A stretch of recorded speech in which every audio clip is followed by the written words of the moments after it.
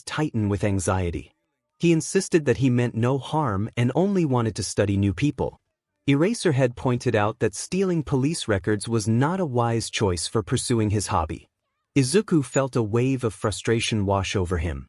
How had Eraserhead managed to take the drive from his pocket without him noticing? He fumbled with the sleeves of his hoodie, admitting that he had intended to visit a library before an unexpected mugging disrupted his plans. Eraserhead reminded him that he didn't have to intervene in the situation.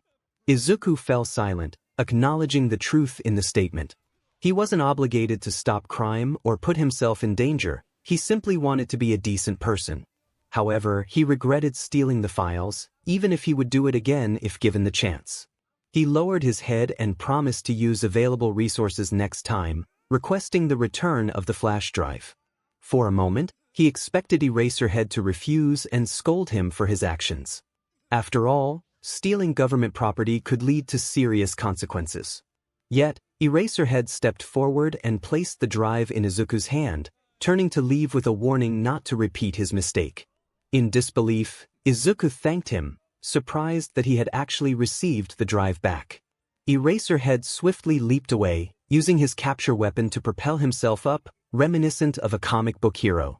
As the underground hero vanished into the night, Izuku stood alone in front of an apartment complex that wasn't even his own. Had that really just happened? Everything felt surreal, like a fever dream. The glass doors behind him slid open, revealing the owner's concerned expression. She asked why he was out so late in the cold. After reassuring her that he was fine, Izuku tucked the flash drive back into his pocket, hoping it would stay there this time, and quickly said goodbye. It took him another 5 minutes to reach his actual home, and by the time he climbed the many flights of stairs to his top-floor apartment, he was trembling with nerves. He realized he needed to be more cautious. Eraserhead could have arrested him, and he doubted he could have escaped from someone like him. He kicked open the mahogany door and slammed the flash drive onto his makeshift desk, muttering about its worth and blaming it for drawing the attention of a pro hero. Izuku slumped into his chair and glanced at the clock. It was late, or early, depending on one's perspective. He knew sleep would elude him after the day's events, so he logged onto his battered, battery-run computer to sift through the files. He had only a few hours until daylight, enough time to keep himself occupied with some instant coffee. That was the only food he had in the apartment, aside from a few packs of instant ramen noodles, and he didn't even have a way to heat water for it. He sighed, realizing he truly needed help. Despite how thrilling it looked in movies, using a parachute was never as enjoyable as it seemed. However, when one finds themselves over 2,000 feet in the sky inside a burning helicopter with an inexperienced pilot and a large bomb, they must make the best of the situation. Izuku had never been fond of explosives, especially those that threatened to obliterate him on live television. He had once again found himself in a precarious situation after following a group of thieves his client had warned him about days earlier. They had assured him it would be simple. He would infiltrate the location, set it ablaze. After all, he had a penchant for arson, retrieve the drags, and save the day for the third time in as many days. Yet, the universe seemed to conspire against Izuku. He could never take the straightforward route. The thieves turned out to be notorious gang leaders he had previously incarcerated, leaving him shocked as he recognized their faces within a base filled with weapons, drags, and a helicopter. His excitement was short-lived, however, as one of the henchmen struck him in the knees with a crowbar upon his entrance, leaving him with a limp. It was truly unfortunate that he had not intended to board the helicopter, but when a small henchman entered with an armful of weapons, he felt he had no choice.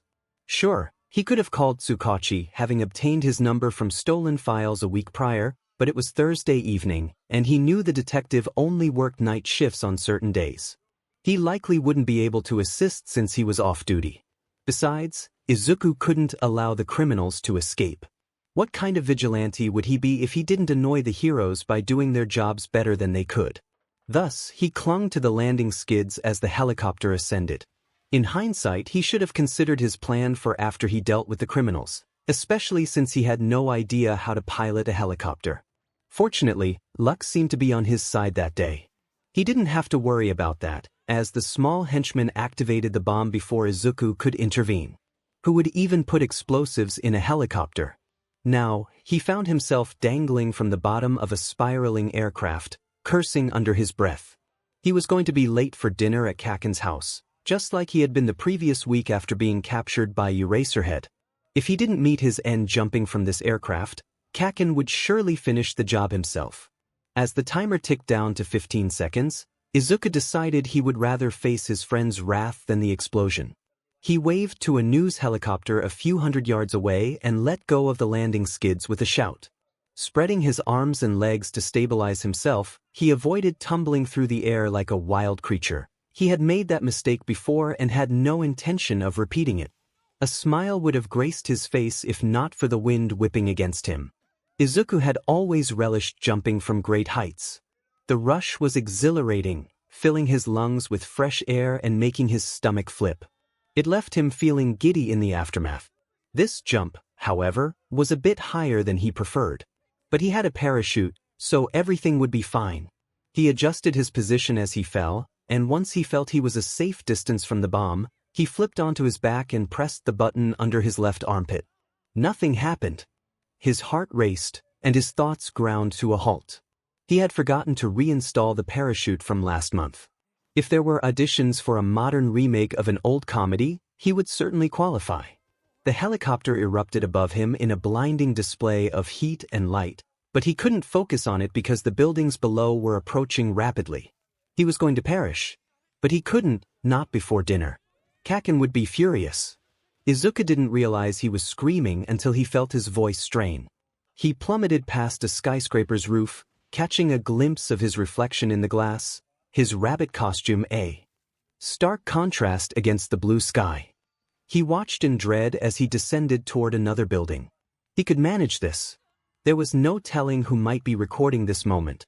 The media was likely capturing it all, so he needed to avoid using one of his more flashy abilities.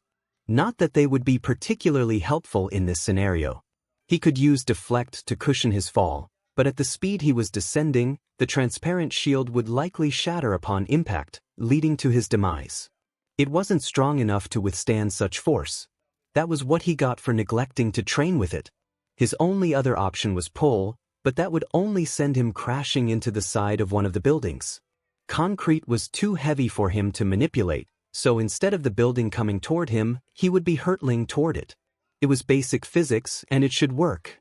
He just needed to wait a little longer for one of the lower floors. If he acted too soon, a hero might come to his rescue and trap him in one of the upper levels. The closer he was to the ground, the better. As he flew past the roof of a smaller hotel, he extended his arm, letting pull manifest in his palm. The momentum was overwhelming, and his arm nearly dislocated as he shot toward the building. This was going to hurt. In mere seconds, he crashed through the window, yelping in pain as his injured leg and arm were jolted again. He landed on a lower level, the polished tile of the hotel room littered with shattered glass. He sprawled against it, barely registering the screams to his right.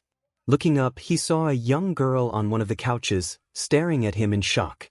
She clutched a small dog, which was barking and wriggling to escape her grasp, likely wanting to bite him. Time to make a hasty exit. Izuku struggled to his feet, raising his hands in a gesture of surrender before stumbling toward the door past the girl. He was trying to think clearly, but his body still felt numb.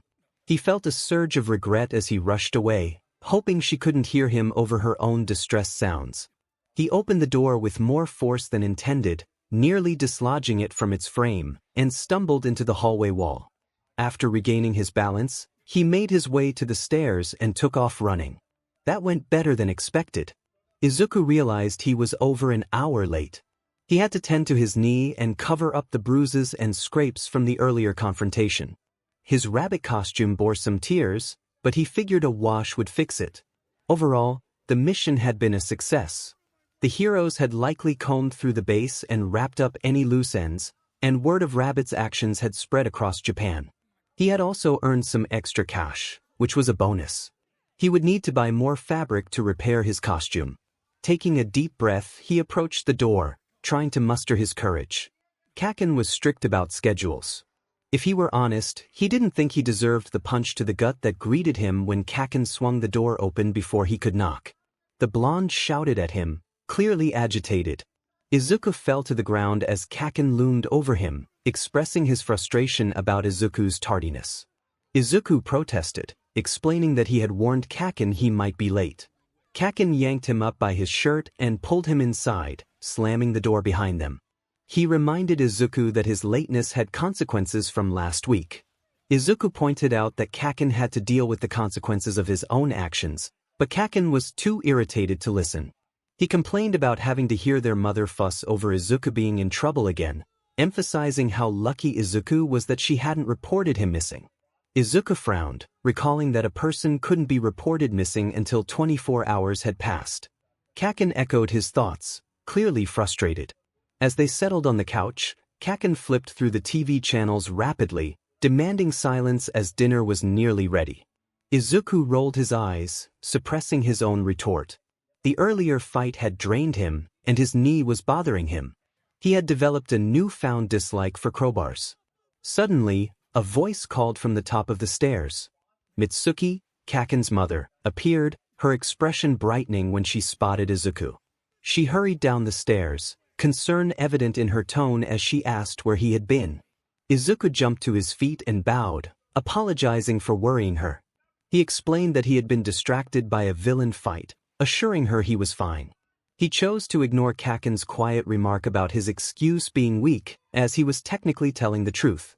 Mitsuki, thankfully unaware of Kaken's comment, enveloped Izuku in a warm hug, swinging him side to side in her typical affectionate manner. She then turned to Kaken, reminding him to keep quiet since his father had a migraine. Kaken snapped back, expressing his annoyance, and the two began bickering loudly, enough to disturb the neighbors. Izuku sighed, accustomed to their dynamic. Despite the chaos, he found comfort in it. He decided to head to the kitchen to help with dinner. Although he didn't cook often these days due to budget constraints and laziness, he was familiar with the kitchen. Cooking had been a way to pass the time during his solitary years, and he enjoyed it, especially since it allowed him to experiment. Tonight, it seemed Mitsuki was preparing katsudon, and the sight of the pork and eggs made his stomach growl.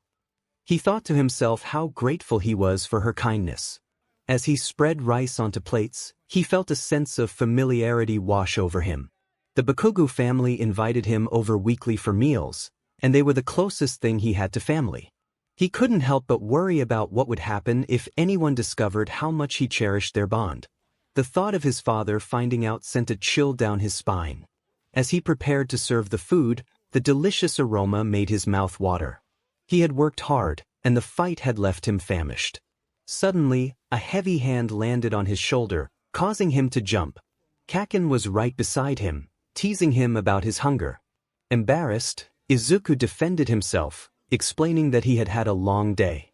𝗂𝐽's expression shifted to one of suspicion, and Izuku felt a wave of nervousness wash over him. 𝗂𝐽 crossed his arms, demanding to know where Izuku had really been, insisting he not lie. Izuku attempted to explain again, but 𝗂𝐽 pressed him for the truth, his frustration palpable. Despite the tension, Izuku knew 𝗂𝐽 would never truly hurt him. Izuku felt a twinge of anxiety as he noticed 𝗂𝐽's intense gaze. He bit his lip, his eyes darting toward the doorway, aware that Aunt Mitsuki could appear at any moment. He decided to delay his explanation, thinking it might be best to wait. 𝗂𝐽, however, was not in a patient mood. He insisted that Izuku share what was bothering him, threatening to unleash his explosive powers if he didn't comply. Izuku thought to himself that it was too late for him to worry about that. He had already faced enough danger that day. He decided to lighten the mood instead, teasing 𝗂𝐽 about his apparent concern. 𝗂𝐽's response was immediate, with sparks of energy crackling from his palms, prompting Izuku to quickly assure him that he would explain. With a scowl, 𝗂𝐽 leaned back, demanding a good reason for his worry. After finishing the table setting, Izuku led 𝗂𝐽 to the living room, eager to keep an eye out for Mitsuki. He was too anxious to sit still and began to recount his earlier encounter with a client who had informed him about a new drag operation in a nearby city. 𝗂𝐽 urged him to get to the point, clearly impatient. Izuku explained that he had attempted to gather information on the suspects but had found nothing concrete. He had ventured into their hideout earlier that day, hoping to take them down, but it had proven to be more challenging than he anticipated. He hesitated, realizing he was about to reveal something significant, but his attention was suddenly captured by a news broadcast on the television. 𝗂𝐽 followed his gaze, and they both watched in disbelief as footage of a recent incident played out. A helicopter spiraled toward the ground, and a figure was seen letting go just before a massive explosion erupted. Izuku felt a knot tighten in his stomach, knowing this was not the moment he wanted to relive. The atmosphere grew tense, and Izuku glanced at 𝗂𝐽, who was visibly upset. Just then, Mitsuki's voice rang out from the top of the stairs, calling them to dinner. Izuku exchanged a nervous look with 𝗂𝐽, trying to reassure him that it wasn't what it seemed. 𝗂𝐽's grin was sharp, and Izuku felt a wave of dread wash over him. The dinner that followed was surprisingly delicious, with Izuku savoring each bite of the tender pork and perfectly balanced flavors. He expressed his gratitude to Mitsuki, who smiled warmly in response, though she seemed to be in a hurry to discuss something with her husband. 𝗂𝐽, however, had a different agenda. He made a pointed comment about how everything tasted better when one hadn't eaten in days, casting a fiery glance at Izuku. Izuku quickly intervened, lying to the adults about 𝗂𝐽's remark, hoping to defuse the situation. Mitsuki narrowed her eyes suspiciously but eventually returned to her conversation, allowing Izuku to breathe a sigh of relief. 𝗂𝐽 continued to glare at him, and Izuku kicked him under the table, hoping to silence him. He couldn't understand why 𝗂𝐽 would want to expose his struggles with food. Izuku focused on his meal, determined to finish quickly before it got cold. He polished off his plate and leaned back, still feeling hungry but hesitant to take more. Mitsuki and Masaru were still eating slowly, and 𝗂𝐽 unexpectedly scooped food from the serving pan onto Izuku's plate without a word. Izuku shot him a grateful glance, still feeling a bit annoyed but appreciative of the gesture.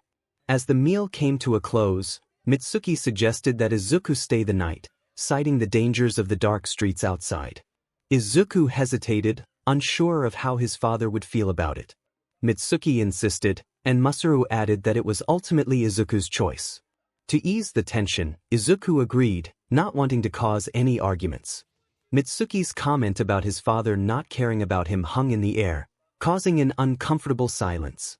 Kaken's expression shifted as he assessed Izuku's reaction, while Masaru struggled to defend against Mitsuki's blunt words. Izuku felt a pang of guilt for being the center of their disagreement, wishing to avoid conflict but knowing it was a frequent occurrence. He understands that it isn't entirely his fault, but still. Izuku waved his hands in front of him as if to fan away the metaphorical flames, capturing the attention of both adults. He reassured them that it was fine, noting that his dad could be a bit of a JRK sometimes, but he didn't think it would be an issue this time. Mitsuki's expression brightened instantly. She stood up to gather the plates, announcing that dessert was in the oven and instructing him to stay put while she fetched it. She left the dining room quickly, and Masaru leaned over the table, apologizing for the earlier tension. He explained that they both knew how Mitsuki could be.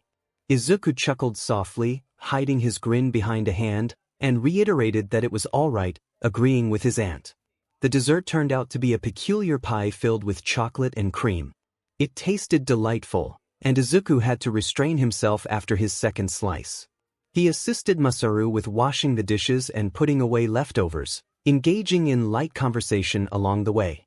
Speaking with the older Bakugos was always calming for him. Masaru was the complete opposite of Mitsuki and Kaken, which had surprised Izuku when he first met him years ago. It was hard to believe that such a quiet man had married such a fiery woman. Masaru was like a steady river, while Mitsuki was a raging inferno. However, after spending so much time with him, Izuku realized that they complemented each other in their unique ways.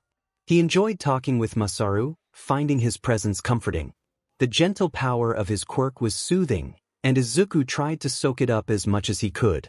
Once everything was cleaned up, Masaru ruffled Izuku's hair affectionately before joining Mitsuki in the living room. That simple gesture felt nice. Izuku climbed the stairs to Kaken's bedroom after wishing the couple a good night, a skip in his step. However, his happiness faded the moment he opened the door. Kaken tackled him, and Izuku instinctively spun around to throw him over his hip. Kaken grabbed his arm, pulling him down and pressing his face into the carpet. He declared that he was going to defeat Izuku. Izuku gasped, feeling a twinge of discomfort from the movement. He protested that he was injured, but Kaken was relentless, insisting that he deserved to be taken down for his earlier actions. Izuku whined, trying to explain that it wasn't his fault, but a firmer press to the ground silenced him, leaving him huffing in frustration. He could sense Kaken's grin as he spoke, demanding that Izuku admit he had lost. Any other time, Izuku might have pushed back, trying to provoke Kaken into another playful fight. But right now, all he wanted was to sleep. He reluctantly conceded that Kaken had won. Kaken feigned disappointment, insisting he hadn't heard the admission clearly. Izuku threw Kaken off him and sat up against the bed, asking if that satisfied him. Kaken confirmed that it did, and Izuku began adjusting the wrappings on his knee, feeling Kaken's intense gaze on him. He tried to ignore it, putting his hair into a small bun for distraction, but it didn't help. When his skin began to itch uncomfortably, he looked up to see Kaken's concerned expression. Kaken asked if he was all right, clearly not referring to his injuries. Izuku felt a wave of relaxation wash over him as he assured Kaken that he didn't mind when Mitsuki talked about his father and that he wouldn't break down at the mention of his name. Kaken expressed confusion as to why Izuku wouldn't just tell them about his situation. Izuku frowned, explaining that revealing his father's identity as a feared villain wouldn't go over well. Kaken rolled his eyes, clarifying that he meant Izuku's homelessness. He argued that it would be easier for Izuku if he just opened up. Izuku stood up, retrieving the emergency nightclothes Kaken kept under the bed for sleepovers. He questioned if that was what Kaken wanted, to be sent to an orphanage or worse. Kaken insisted they would take him in, recalling how Mitsuki had said she would adopt him in a heartbeat if given the chance. Izuku's voice tightened as he interrupted, explaining that he was already too close to them and couldn't risk putting them in danger. Kaken snorted, calling Izuku hypocritical and suggesting he could just. Izuku interrupted again, pleading for Kaken to drop the subject. After a moment of hesitation, Kaken complied, knowing how much Izuku struggled with the topic of his father. The last time they had argued about it, Izuku had nearly broken down. Kaken begrudgingly agreed to drop it but insisted that Izuku tell him what had happened earlier that day in detail. So, Izuku recounted the information he had received, explaining how the targets were supposed to be petty thugs, but that had turned out to be a lie. He described how he had narrowly avoided serious injury and how he had executed a flawless takedown of the entire base, leaving it in ashes, and how he had hitched a ride with a helicopter that had made the news. Kaken laughed and reacted at the right moments, slowly easing Izuku's tension. However, Izuku frowned when he reached a certain part of the story, explaining that the helicopter had exploded with the villains still inside. They had been unconscious, but still. Kaken dismissed it, saying it was unfortunate but not regrettable. Izuku protested, reminding him that they were still people who might have families waiting for them. Kaken remained steadfast, arguing that Izuku had done their families a favor and that he wouldn't feel bad for lowlifes who got what they deserved. Izuku studied Kaken's expression, trying to determine if he was joking. Finally he sighed, calling Kaken insufferable. Kaken told him to go to sleep, reminding him that it was already past 9. He flopped onto the bed and turned on the fan, kicking off his slippers in the process. Izuku smirked to himself as he settled on his side of the mattress, teasing Kaken for acting tough while still going to bed at 9 like a child. Kaken retaliated by kicking him in the stomach, sending him tumbling onto the carpet. Izuku giggled as he landed face down, thinking that he deserved that. He didn't bother getting back up, preferring the floor to the softness of a bed. Izuku lay on his back, gazing at the ceiling while Kaken's soft breathing created a soothing background noise beside him. A blanket and pillow were tossed his way, and he expressed his gratitude, though he received no response. Overall, today had been a good day. A warm, hearty dinner was the cherry on top, as it always was. Cooking fascinated him, and today had deepened his appreciation for it. He considered picking it up again. He used to cook frequently, but now he prioritized other tasks over meals. He crafted his own gadgets and saved the money he earned for essentials like his phone bill, knowing he needed technology to create his support items. Speaking of which, he needed to make more of his pink sludge bombs. He rarely felt hungry, so why waste food if he didn't need it? It was better to save his resources for more important things. But that wasn't the main point. He felt satisfied and content after completing another mission. It had been more challenging than he anticipated, but he had succeeded, pocketing a significant amount of money the gang had hidden away. Now, all Izuku wanted was to rest. However, his mind had other plans. He didn't manage to fall asleep until the moon hung low in the sky and the first light of morning began to filter through the window. When Kaken got up for school, Izuku pretended he hadn't been awake all night. He hadn't intended to stay up. Insomnia had a way of sneaking up on him. Aizawa Shoyuta was feeling overwhelmed. His day had started off well. He woke up at a decent hour, enjoyed his favorite coffee, had breakfast with his loud husband, and then headed off to work. Although he had expelled his entire homeroom class a few months ago, he still had other lessons to teach at UA. 𝗎𝗍 didn't allow his teachers to slack off, even when they technically didn't have a class. Everything had begun smoothly. He felt relaxed and content, perhaps too content, which made him suspicious. Good days like this were rare, especially on a weekday when he had to work. Around lunchtime, he received a call, and just by glancing at the caller ID, he knew his instincts had been right. The underground hero sighed and set down his chopsticks, wondering if he would ever finish his teriyaki. Tsukachi's voice came through, light-hearted yet serious. Shoyuta could sense trouble brewing. He picked at his food, aware of Hizashi and Namuri watching him intently. Tsukachi asked if he could come to the station again, needing only a few minutes of Shuta's time. Shoyuta agreed to check with 𝗎𝗍 about leaving early after his last lesson. Tsukachi mentioned the news from the previous night, and Shoyuta snorted in response, acknowledging that it was the talk of the town. The vigilante known as Rabbit had once again embarrassed the pro-heroes by dismantling a drag ring that local authorities had struggled to even locate. Shoyuta hadn't watched the live coverage as he was preparing for his patrol, but Hizashi had recorded it for him. Every news outlet had been replaying the scene of Rabbit leaping from a helicopter every few minutes, which was becoming quite tiresome. 𝗬𝗏𝗁 then mentioned it was time to start the process they had been planning for a while. 𝗎𝗎𝘠𝗀 had been tracking Rabbit for weeks, trying to determine the Vigilante's patrol patterns. So far, he hadn't gathered much. Rabbit was elusive and seemed aware of being followed, disappearing without a trace after only a few minutes of being tailed. 𝗎𝗎𝘠𝘁 couldn't help but feel a bit impressed. 𝗬𝗏𝗁 asked if 𝗎𝗎𝘠𝘁 could be at the station in a few hours, and 𝗎𝗎𝘠𝘁 confirmed he would make it happen. After hanging up, he sighed deeply and prepared to speak with the principal, knowing he would likely regret this decision. Hizashi inquired if he was going to the station, and 𝗎𝗎𝘠𝘁 nodded while grabbing his scarf. He asked if he could take the car, as Hizashi would have to walk home. Hizashi agreed and mentioned he needed to buy more cat food before lunch ended. Yawning, 𝗎𝗎𝘠𝘁 nodded and picked up his sleeping bag from the corner by the door, feeling the onset of a headache. He headed to his office to gather materials for his next class, confident that Nizu would allow him to leave early. As he passed the teacher's lounge, he chose to ignore Hizashi's laughter as he playfully scolded Namuri for taking the rest of his teriyaki. He would get her back tomorrow. Izuku despised bullies. Most people did. It took a special kind of person to support bullying, especially against those who didn't deserve it. This understanding made it easy for Izuku to confront the mean-spirited.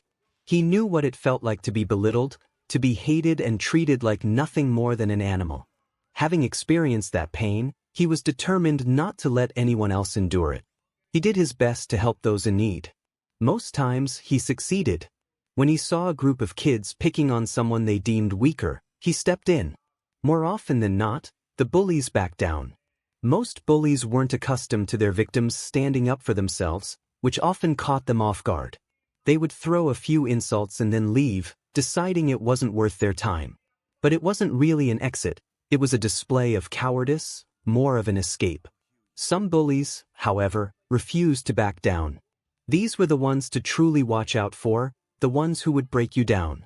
They would highlight the things you despised most about yourself, exposing them for everyone to see. It was harsh and wrong, but it happened.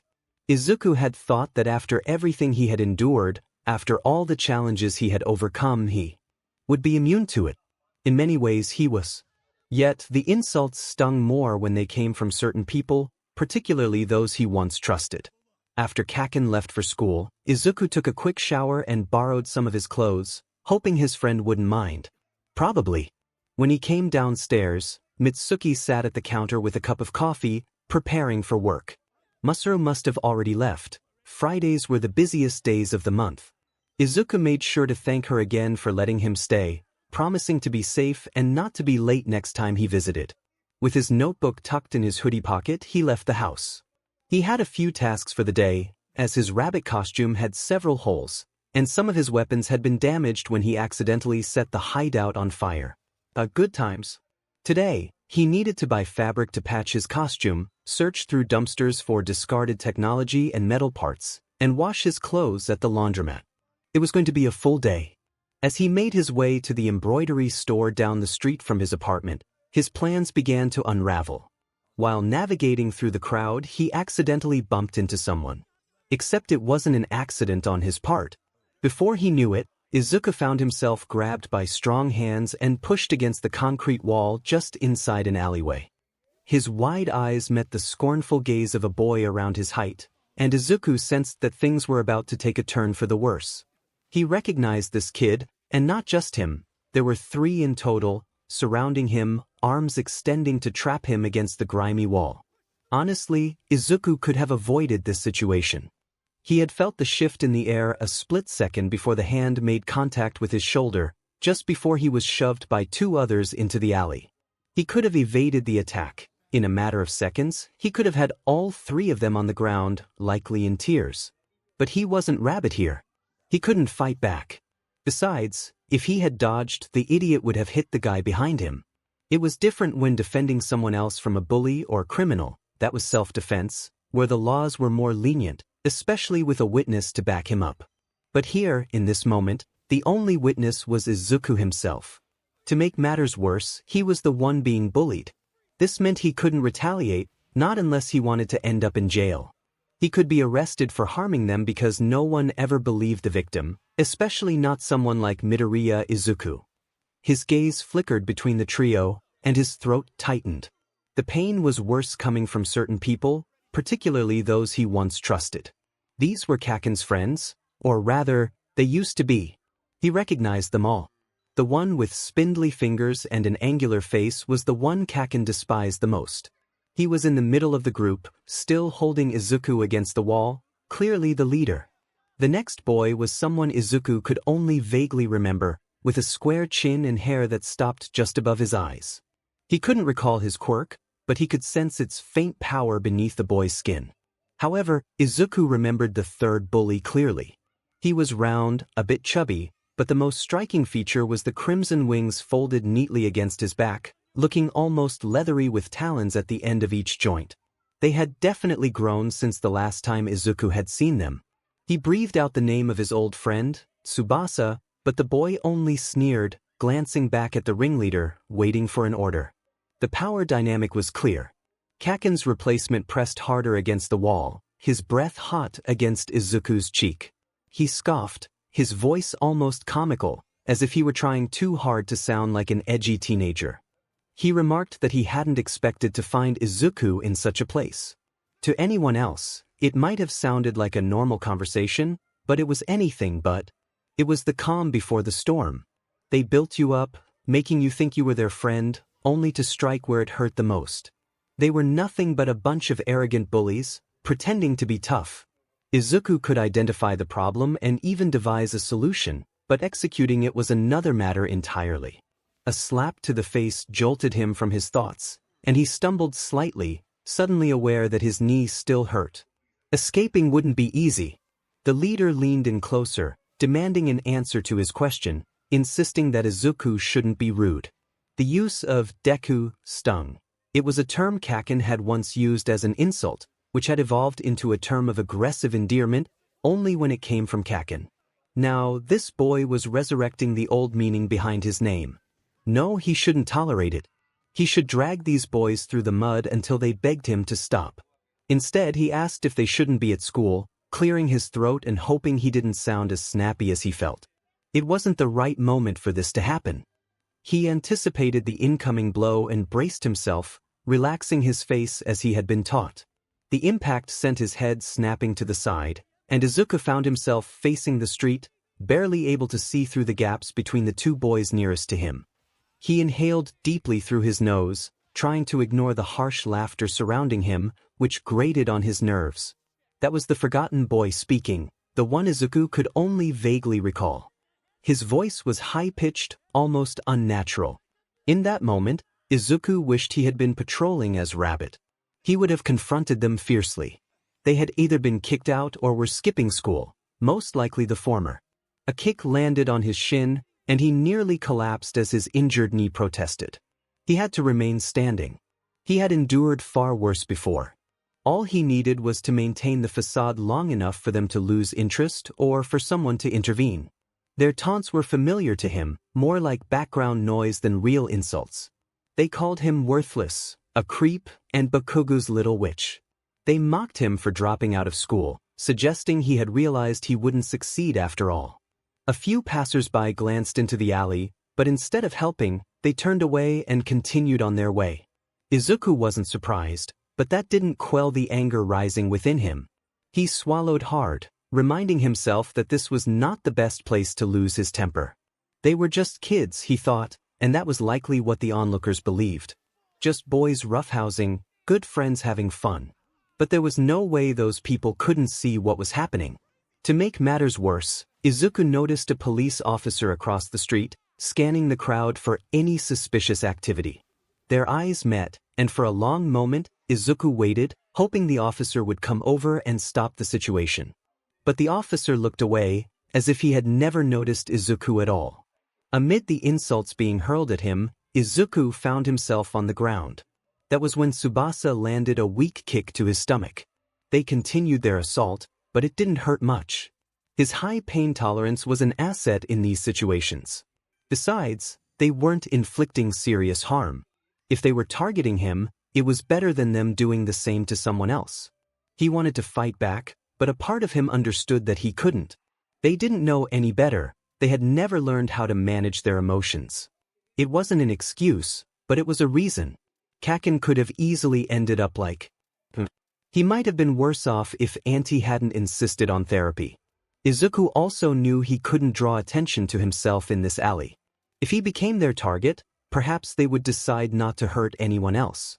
He could be that sacrifice. He fantasized about defeating them and turning them over to the police. Oh, how Tsukachi would love to deal with bullies. But he knew he would likely end up in trouble himself. There was no evidence of what was happening, and even lie detectors could be unreliable in court. The only option left was to fight back just enough to keep them entertained and off someone else's case. He could humor them a little. After all, this was good practice for him. As a steel-toed boot aimed for his nose, he instinctively grabbed it, twisting the leg and ankle so the attacker stumbled. The ringleader fell beside him, shouting louder, which was exactly what Izuku wanted. Even after all this time, the trio remained predictable. They would undoubtedly take the bait he laid out for them. It wasn't until he felt fingers reaching into his hoodie pocket that he truly startled. His analysis notebook, filled with his notes on recent heroes and villains, was snatched away and thrown into a puddle next to a dumpster. Were they serious? He was cut off as Tsubasa's fist flew toward him, but quicker than lightning, Izuku seized Tsubasa's wrist and yanked him forward. Tsubasa crashed into the wall, crying out in pain and slumping to the side. Oops. So much for holding back. The forgotten boy gasped and took a step back, clearly the weakest link. Izuku had sensed he would falter as soon as one of his friends went down. He sprang to his feet, heading for his notebook, only for the ringleader to grab the back of his hoodie and swing him around. He reminded himself not to hurt him. Izuku ducked under the ringleader's fist and kneed the other boy in the stomach, causing him to stumble away. Tsubasa had already recovered, now holding the notebook with a furious expression. He tried to reason with Tsubasa, hands raised in a placating gesture, asking for his notebook back. A rush of wind signaled the third boy's approach, and Izuku braced himself as he was slapped. He tasted BLD in his mouth but gritted his teeth, momentarily dazed. The ringleader was now blocking him, while Tsubasa stood triumphantly in front of him, wings spread wide. He needed his notebook back, and it seemed they were determined to make him fight for it. They wanted him to retaliate, likely hoping he would get arrested. At this point, he decided to let go of his reservations. He needed that notebook back, no matter the cost. He had invested too much time in it, and his own analysis was contained within. Crouching lower, fists clenched, he prepared for a fight, noticing the trio tense in anticipation. They would go for the first strike, at least the ringleader would. Tsubasa would likely follow, and the third one would have no choice but to. The ringleader rushed forward, fingers outstretched for an unknown purpose, when a loud voice echoed from the entrance of the alleyway, halting them in their tracks. The intruder, a tall and lanky man with hair pulled back into a half-bun, caught Izuku's attention. The man's hair was a striking shade of yellow, but it was his red rectangular glasses that framed a pair of piercing green eyes that intrigued Izuku the most. Those eyes seemed familiar, and the voice had a certain resonance that tugged at his memory. And was he carrying a bag of cat food? Izuku opened his mouth to respond, but the ringleader spoke first, claiming they were just having some fun. His high-pitched voice rang out, and Izuku found the lie so transparent that he almost laughed. He would have been much more convincing if he had spoken instead. The mystery man frowned slightly, walking casually toward them while still holding the cat food. He directed his attention to Tsubasa, asking about the notebook in the boy's hands. Under the adult's knowing gaze, Tsubasa faltered and sheepishly shoved the journal back into Izuku's chest, his wings fluttering nervously. They were just playing a game of catch, he claimed. Izuku held his notebook tightly, determined to keep it safe from any puddles. The mystery man stopped a few feet away, his frown deepening as he questioned the boys about their game. It felt more like an order, and Izuku was struck again by the sensation that he recognized this man. The intruder, more like a savior, pointed back toward the mouth of the alley, encouraging the boys to scramble away. They kept a safe distance from him as they fled, and the forgotten boy, closest to Izuku, shot him a scathing look, suggesting he should jump off a skyscraper to escape his pathetic existence. Izuku had anticipated such a taunt, but hearing those familiar words made him feel nauseous. He thought bitterly that if the forgotten boy believed he would have a better Quirk in his next life, he should take a leap off the roof. The memory left a foul taste in his mouth, and he quickly shook it off. The forgotten boy's laughter echoed as he disappeared, leaving Izuku alone with the mystery man in the alley. Izuku flipped through the pages of his notebook, frustration boiling within him. All his notes were ruined, the pages soaked and barely legible. His drawings and theories, all his hard work, destroyed. He could probably salvage some of it, but the mere thought of having to do so only fueled his anger. A hand landed on his shoulder, and the mystery man asked if he was all right. Izuku snapped the notebook shut and shoved it into his hoodie pocket, glancing up at the taller man. He assured him he was fine, grateful for the intervention. The man, with a cheerful demeanor, expressed his willingness to help and inquired if the bullies often behaved that way. Izuku hesitated, unsure how to respond. He finally admitted that they just liked to play rough sometimes, hoping it sounded believable despite the recent incident. The man's expression shifted as he noticed a cut above Izuku's eye. He reached into his back pocket and handed Izuku a bandage adorned with a small cat print. Izuku wondered why someone would carry a bandage with them, contemplating if the man might be a doctor. He wiped the trickle of blood from his forehead with his sleeve, thanking the man again as he applied the bandage. An awkward silence settled as the stranger studied him, prompting Izuku to blurt out that he had to leave or he would be late. Without waiting for a response, he dashed out of the alley and into the bustling crowd. The man's presence had exuded a strange, calming aura that felt oddly comforting. Yet, Izuku couldn't shake the feeling that he knew him from somewhere. Perhaps he was a cop or even a hero. His thoughts were muddled from the bully's insults, leaving little room for clarity. Ignoring the stares and judgmental glances from passers-by, Izuku continued on his way to the embroidery store, which closed early. He needed to hurry. After that, he would finish his other plans. It would take a few hours, but if he played his cards right, he could return to Tony's for free breadsticks again. Despite the rough start to his day, he thought optimistically that things could only get better from there. Meanwhile, 𝗓𝗪𝗓 stared at the text 𝗬𝗁𝐻𝗃 had received from Rabbit, disappointment evident on his face. He had been let off work early, only to find himself dealing with this unexpected situation.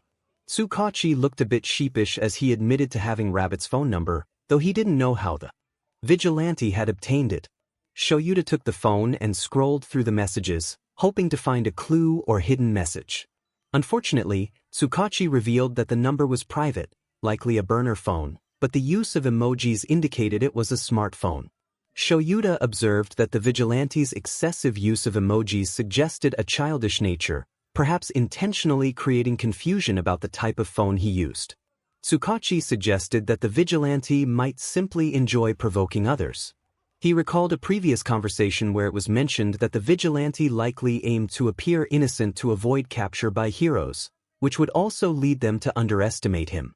𝗓𝗪𝗓 returned the phone with a frustrated huff after reading the latest message again, which boldly declared survival. The timing of the message, sent early in the morning, was intriguing, especially following a series of texts from 𝗬𝗁𝐻𝗃 expressing concern for the vigilante's well-being after his latest risky endeavor. 𝗓𝗪𝗓 inquired whether the vigilante might be injured, noting the brief interval between the incident and the response. 𝗬𝗁𝐻𝗃 stood up and dragged a video file onto the holographic whiteboard, expanding it to reveal the final moments of a warehouse confrontation. The footage indicated that the vigilante had not sustained serious injuries, with only a minor blow to the knee that did not appear to have caused any significant damage.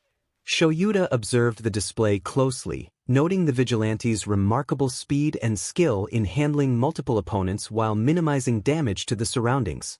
However, the situation took a turn when flames began to emerge beside the vigilante, spreading across the dry wood of the warehouse. 𝗓𝗪𝗓 speculated that this could be a fire-related quirk, as he did not see any tools being used. 𝗬𝗁𝐻𝗃 countered, recalling that previous encounters indicated the vigilante possessed a homemade flamethrower, making it difficult to trace its purchase history.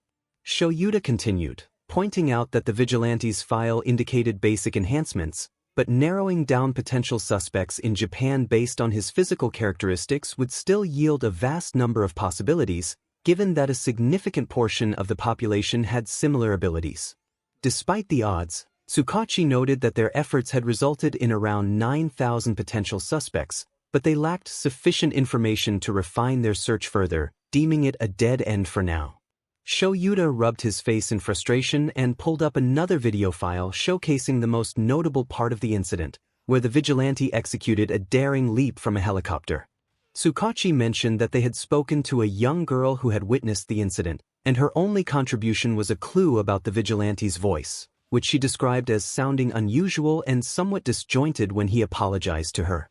𝗧𝗪𝘠𝗀 considered this, pondering the possibility of a voice changer, suspecting that the vigilante likely crafted it himself, just as he had with the flamethrower.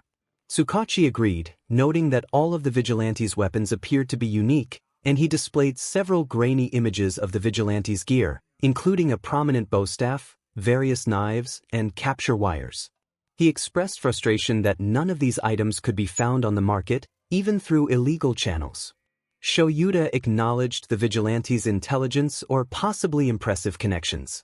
𝗧𝗏𝗁 added that there was a chance the vigilante used contacts, although they had no evidence to support this theory. He hoped 𝗧𝗪𝘠𝗀 could gather more information from the vigilante. 𝗧𝗪𝘠𝗀 turned to 𝗧𝗏𝗁, feeling weary. He questioned whether 𝗧𝗏𝗁 wanted him to initiate Phase 2. 𝗧𝗏𝗁 hesitated before suggesting that capturing the vigilante might not be the best approach just yet. Instead, he proposed that 𝗧𝗪𝘠𝗀 simply speak to him about their offer, hoping it might lead to a change of heart. 𝗧𝗪𝘠𝗀 snorted at the idea, feeling certain that the vigilante was aware of his surveillance and would likely react defensively. 𝗧𝗏𝗁, however, maintained an optimistic attitude, suggesting that the only way to gauge the vigilante's response was to try. With a long sigh, 𝗧𝗪𝘠𝗀 resigned himself to the task, expressing his intention to attempt a conversation in the coming days.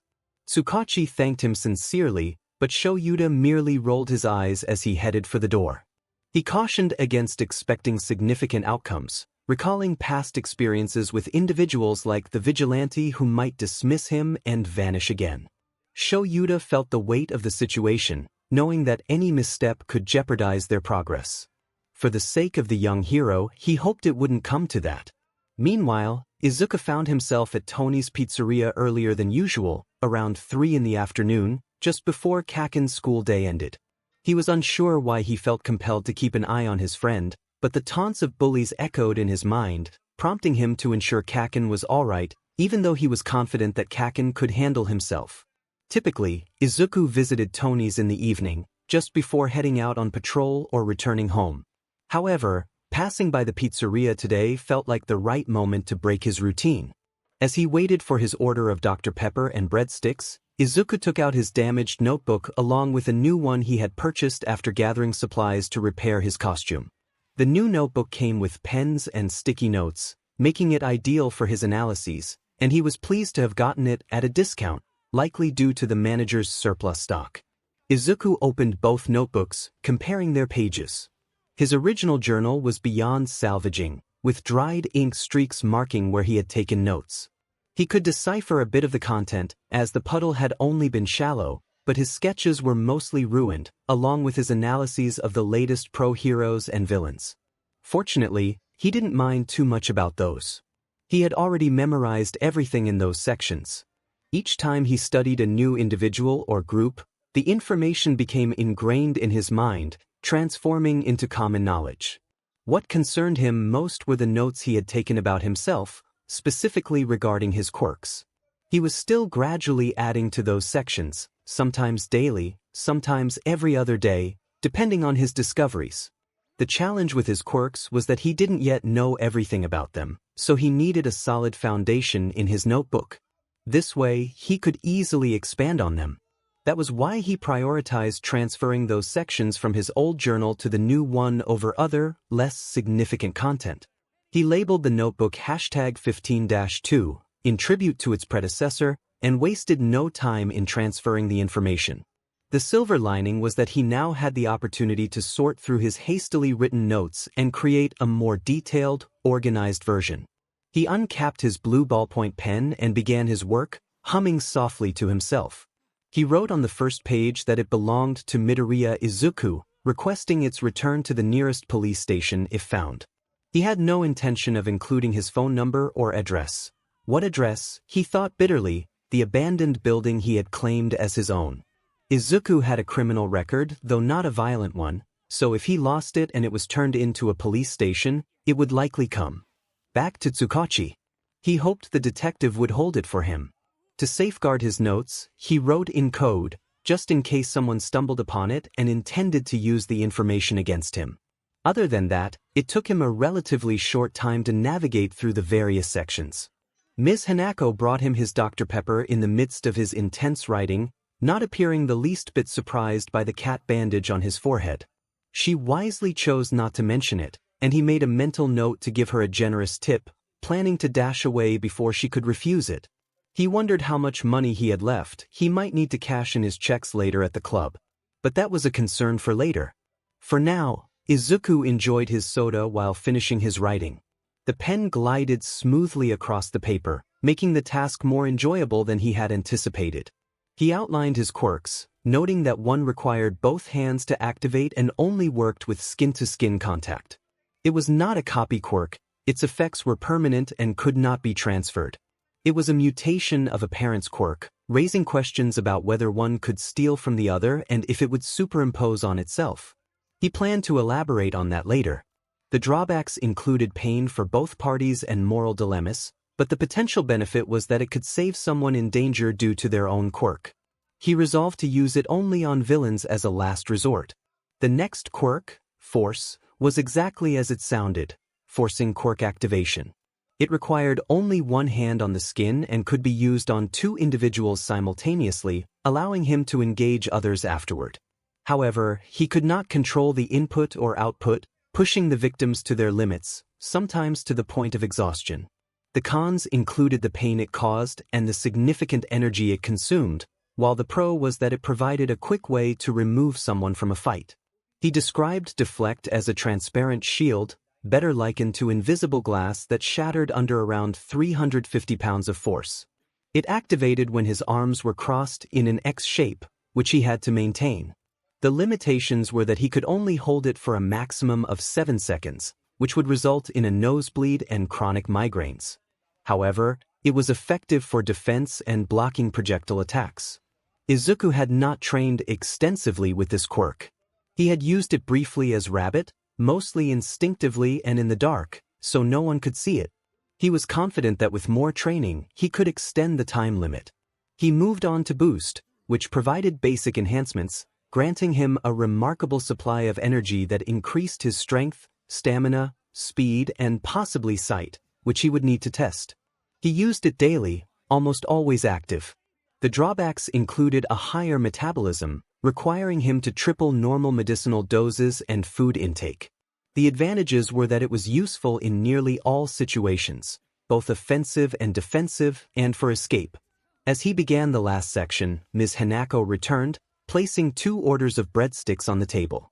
She apologized for the wait, explaining that Oba had burned the first batch, which should have been impossible with their setup.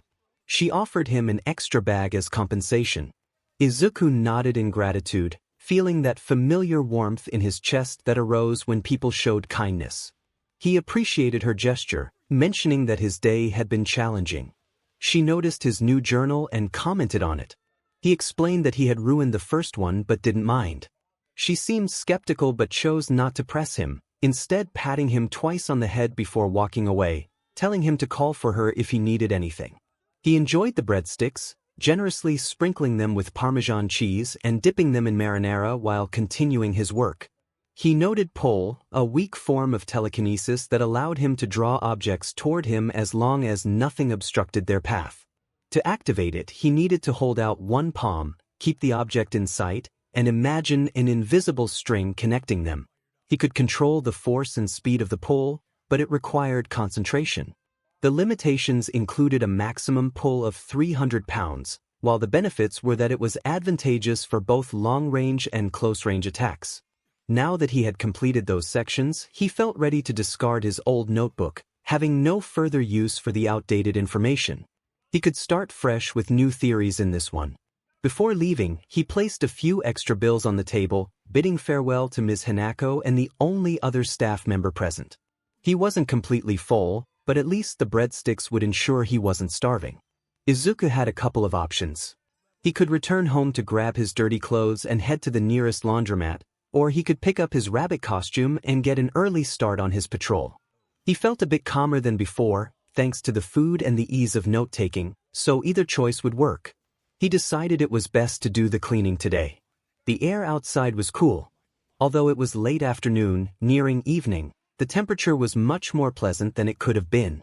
The streets were alive with people, some dressed in suits while others wore casual clothing. Izuku noticed a few heroes among the crowd, appearing to be off duty. He planned to stop by his house, drop off his shopping, and grab his laundry to take care of it. As he navigated through the throngs of people, he received some curious glances, but it didn't bother him. He was accustomed to it. It was slightly annoying, but there wasn't much he could do. Izuku took out his notebook and jotted down observations as he walked. He passed a few undercover officers and heroes, which provided him with excellent practice for analyzing people quickly before they vanished from sight. It had become more of a hobby than anything else. Reflecting on it, he realized his note-taking might come off as a bit obsessive. He decided to take the tunnel he sometimes used on his way to his building. It offered him more privacy than the usual streets and helped him brainstorm ideas for weapons and support gear. The bridge was quiet at this time, no cars or pedestrians passing by. It was a nice change. This was where Izuku made his first mistake. He let his guard down. He became so engrossed in sketching a prototype of a bow staff that could also function as a katana that he didn't notice the disturbance behind him until it was too late. A shift in the air accompanied by a strange noise caught his attention, and when he turned around, he froze at the sight before him. A large, slimy creature was emerging from the sewer, seemingly conjuring more of its sludge from thin air. Izuku quickly deduced that this must be a quirk, indicating that he was facing a villain. His assumption was confirmed when a face emerged from the sludge, complete with sharp, jagged teeth that sent chills down his spine. The creature ominously declared that Izuku would make a perfect skin suit for it to hide in. In the blink of an eye, Izuku barely managed to dodge a swipe from the sludge. However, before he could catch his breath, tendrils of the slime shot out and wrapped around him with lightning speed. He was being pulled in, quickly enveloped by the green and brown substance, and his notebook and bag of supplies slipped from his grasp, landing out of sight. What was happening? Izuku felt as though he were floating, his body suspended by the disgusting sludge that slid down his throat like cold lava. He gagged, desperately trying to draw in air, but it was futile. The substance clogged his senses, and he felt as if he were drowning, yet oddly weightless. He could barely make out the villain's taunts, which included comments about needing to leave soon and not expecting to find him in town. Izuku wished he could ask who this villain was. He was choking, and although it felt slow and surreal, the burning in his lungs made him feel as if he were on the brink of death.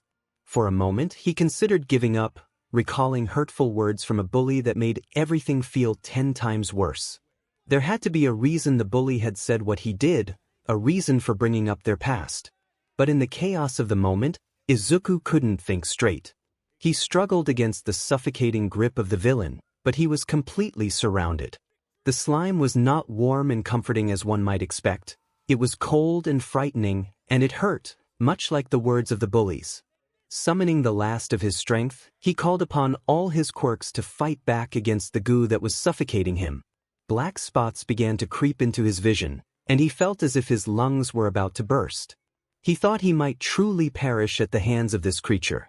Just when he believed it was all over, that he would become a suit for this villain, the cold suddenly vanished, and he was dropped to the ground. His vision blurred, and he swore he saw stars behind his eyelids as he lay on the grass, motionless. He didn't bother to get up. His body was already working to restore its energy, and he couldn't afford to delay that. Perhaps he should take a nap. It might seem odd, considering he was in the middle of a pathway, but he had slept in worse places before. Suddenly, he felt a hand gently slapping his cheek, a rapid and persistent motion. A hushed voice reached his ears, sounding a bit rough. It urged him to wake up. Izuku blinked against the sunlight, focusing on the shadowed figure above him. He frowned, wondering who had disturbed his rest. The figure exclaimed with relief that they thought they had lost him. As Izuku's vision cleared, he let out a startled gasp. There was no way All Might was standing just a few feet away from him. His first thought was disbelief, followed by a rush of excitement. Izuku knew exactly who this man was. He would have to be living under a rock not to know. All Might was the symbol of peace, the embodiment of justice. But Izuku also understood the implications of being near him, especially in relation to his father. He knew everything that the hero represented. This meant he should leave. He shouldn't be here. If his father found out he had come within even a mile of All Might, there would be consequences. But it had been 4 years. Izuku needed to stop worrying about Hisashi and what he would think. The man probably wouldn't even find out. Though deep down, Izuku had his doubts. All Might observed Izuku's movements and noted that the boy was still screeching. Suddenly, Izuku stopped, his fear transforming into excitement. He had met 2 of his idols in just a couple of weeks, and the thrill was overwhelming. Izuku quickly scanned the ground, searching for his notebook and pen. He needed an autograph. As he grabbed his discarded journal, he noticed it had already been opened to a page. A delighted scream escaped him as he saw All Might's signature sprawled across 2 pages in black ink, something he had never imagined he would possess. He expressed his gratitude, but as he looked up, he saw All Might walking away, tightening the lid of a bottle tucked into his cargo briefs. It seemed the hero was containing a villain inside. All Might announced that he had to leave, crouching as if preparing to leap away. Izuku realized he had to ask him something urgently. Without thinking about the consequences, he grabbed onto All Might's breathe leg, and in an instant, the world around him became a blur. All Might's voice, nearly drowned out by the wind, reached Izuku's ears as he tried to dislodge him. Izuku clung tighter, feeling the rush of the air against his face. He was flying, and the thought of letting go terrified him. After a moment, All Might acknowledged the situation, realizing the gravity of their predicament. They landed on a rooftop, and Izuku, still shaking, turned to the hero, who was attempting to escape once more. Desperate, Izuku pleaded for All Might to answer his question. Suddenly, a cloud of smoke enveloped them, revealing a tall, lanky man with blonde hair and piercing eyes. This was not the All Might he knew, but rather his deflated form. Izuku thought of him as Small Might, recognizing that the hero's time limit was decreasing with each passing day. It was clear that All Might would not willingly reveal his secret, and this must have been an unfortunate accident.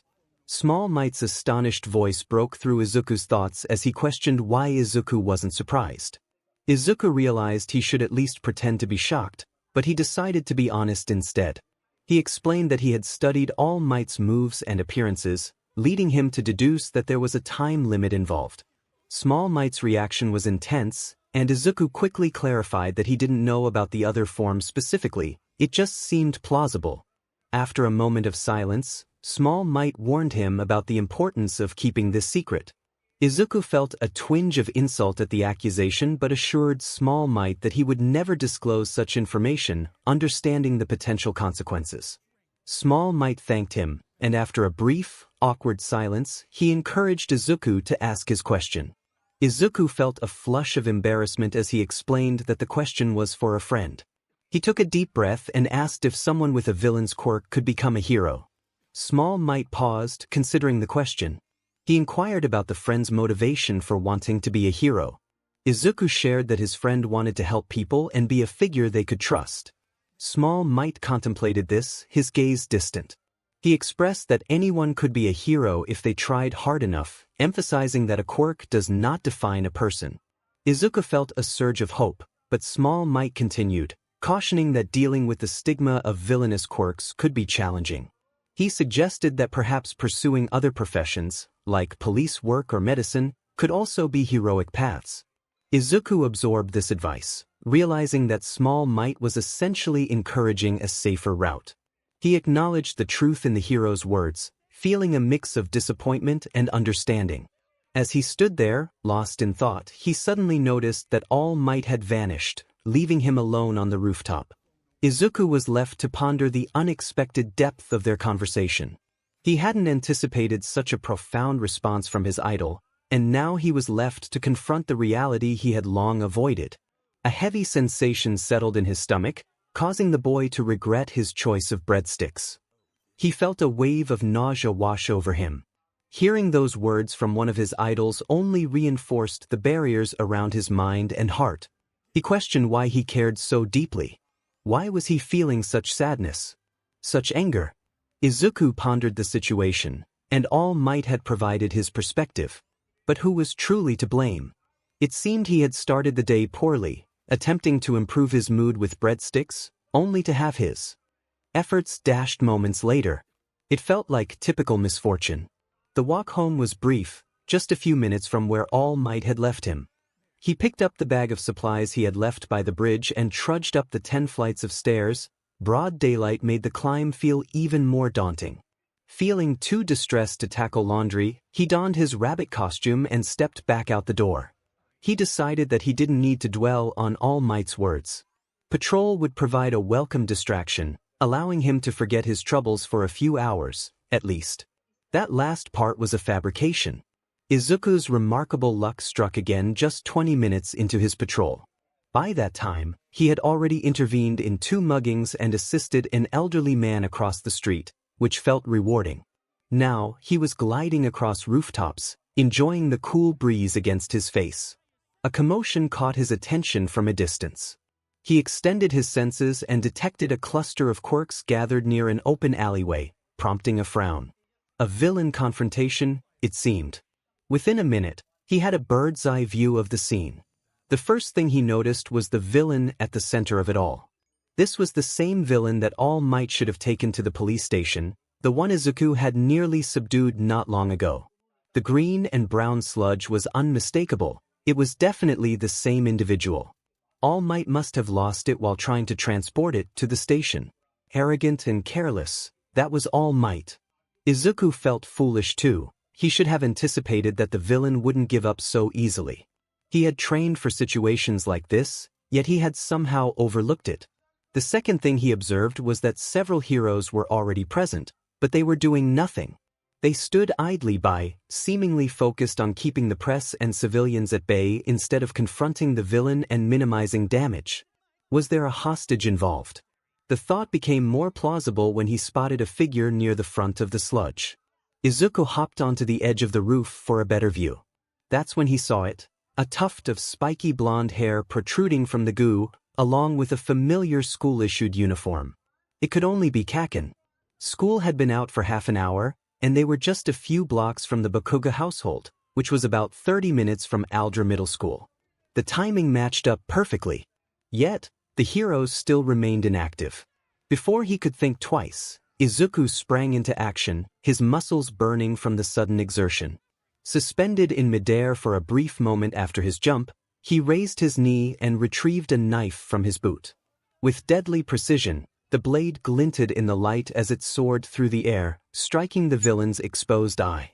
The sludge receded momentarily, allowing Izuku to see more of 𝗂𝐿's body. He brought his leg down on a piece of the sludge, tearing off a large chunk and sending it flying away from the villain's grasp. He hit the ground running, reaching for his friend's hand. Wide, panicked crimson eyes met his, and Izuku pulled. 𝗂𝐿 was almost free from the sludge, with only his leg and torso still trapped. Izuku drew back with a shout and aimed another kick at the villain's face, pushing the knife deeper into its eye. The screech that followed grated on his ears, but he felt a small sense of satisfaction at the sound. He used his quirk on 𝗂𝐿 once more, knowing that his back would obscure his movements from the cameras. 𝗂𝐿 was jerked forward slightly, and he unleashed a few powerful explosions to break free. What could he do? Izuku fumbled for a small grenade on his belt, nearly dropping it as he pulled the pin and threw it toward the far side of the villain, as far from 𝗂𝐿 as possible. This grenade was different from his usual ones. It was designed for tougher opponents. It was also his last one, and he had invested a lot of effort into making it. The sludge absorbed the grenade immediately, just as Izuku had hoped. He could see the moment the villain realized its mistake, letting out a frantic yell. But it was too late, as the sludge imploded, effectively destroying the base and causing much of the goo to dissipate. Thank goodness for science. 𝗂𝐭𝐴 slipped free, stumbling to the ground and coughing up dark liquid. Izuku rushed forward to drag him away, only to be startled by a furious roar. The sludge had expanded to twice its original size, looming over the two boys menacingly. Desperation and fear overwhelmed him, and Izuku crouched down, crossing his arms in front of him. Deflect came to him instinctively, and he braced for the impact, waiting for the sludge to engulf them both. He became aware of the heroes and crowd screaming something behind him, though he had not noticed them until now. The blow never came. The ground trembled beneath him. Izuku didn't dare release his quirk as a large shadow loomed over them, and a familiar, booming voice rang out, announcing a powerful attack. All Might. Izuku experienced a striking sense of déjà vu as the sludge villain suddenly exploded into countless pieces. Instinctively, he grabbed 𝗂𝐭𝐴 to shield him from the blast. The shockwave was immense, and chunks of sludge hit Izuku like a heavy blow. They both landed with a thud on the concrete, rolling forward a few feet. Izuku covered 𝗂𝐭𝐴 with his body until the chaos subsided, sighing in relief at the realization that 𝗂𝐭𝐴 was safe, not harmed. He flopped onto his back, still a bit dazed. He had been wrong, All Might. He did need him, and he felt an overwhelming gratitude. His moment of euphoria was interrupted when 𝗂𝐭𝐴 punched him in the shoulder, demanding to know why he had acted so recklessly. Izuku sat up and chuckled, ensuring his mask and hood were still in place. He didn't want an unexpected reveal. He quietly expressed his relief that 𝗂𝐭𝐴 was still alive. 𝗂𝐭𝐴, still fuming, reached for him again, but Izuku dodged and quickly got to his feet. The explosive teen would have pursued him if a hero hadn't rushed in to guide him toward the nearest medic. The crowd began to gather around 𝗂𝐭𝐴, praising him for his bravery and composure during the ordeal. At least they were finally taking action. Better late than never. Izuku looked around and noticed that All Might had already handed the villain over to the police. The hero was now responding to questions from the press, awkwardly rubbing the back of his neck. It was time for Izuku to leave. He picked up his discarded knife from the ground and wiped the remaining sludge off his costume, knowing he would wash it later. Just as he was about to depart, a hero called out to him from beside a police officer, stepping forward with evident hesitation. The hero seemed reluctant to confront the boy after his recent actions but was also unwilling to let him go. Izuku brandished his knife, his voice cold as his righteous anger surged back. He questioned whether they were all blind. The atmosphere froze. The chatter from the heroes and press ceased as everyone turned to stare at the vigilante. Izuku gestured with his blade toward the man now restrained in the police car, emphasizing that the villain had been suffocating. He expressed his frustration that they had done nothing while a child was in danger. Breathing heavily, he noticed cameras focusing on him, reporters extending their microphones. All Might had vanished from view, but Izuku could still sense his quirk nearby.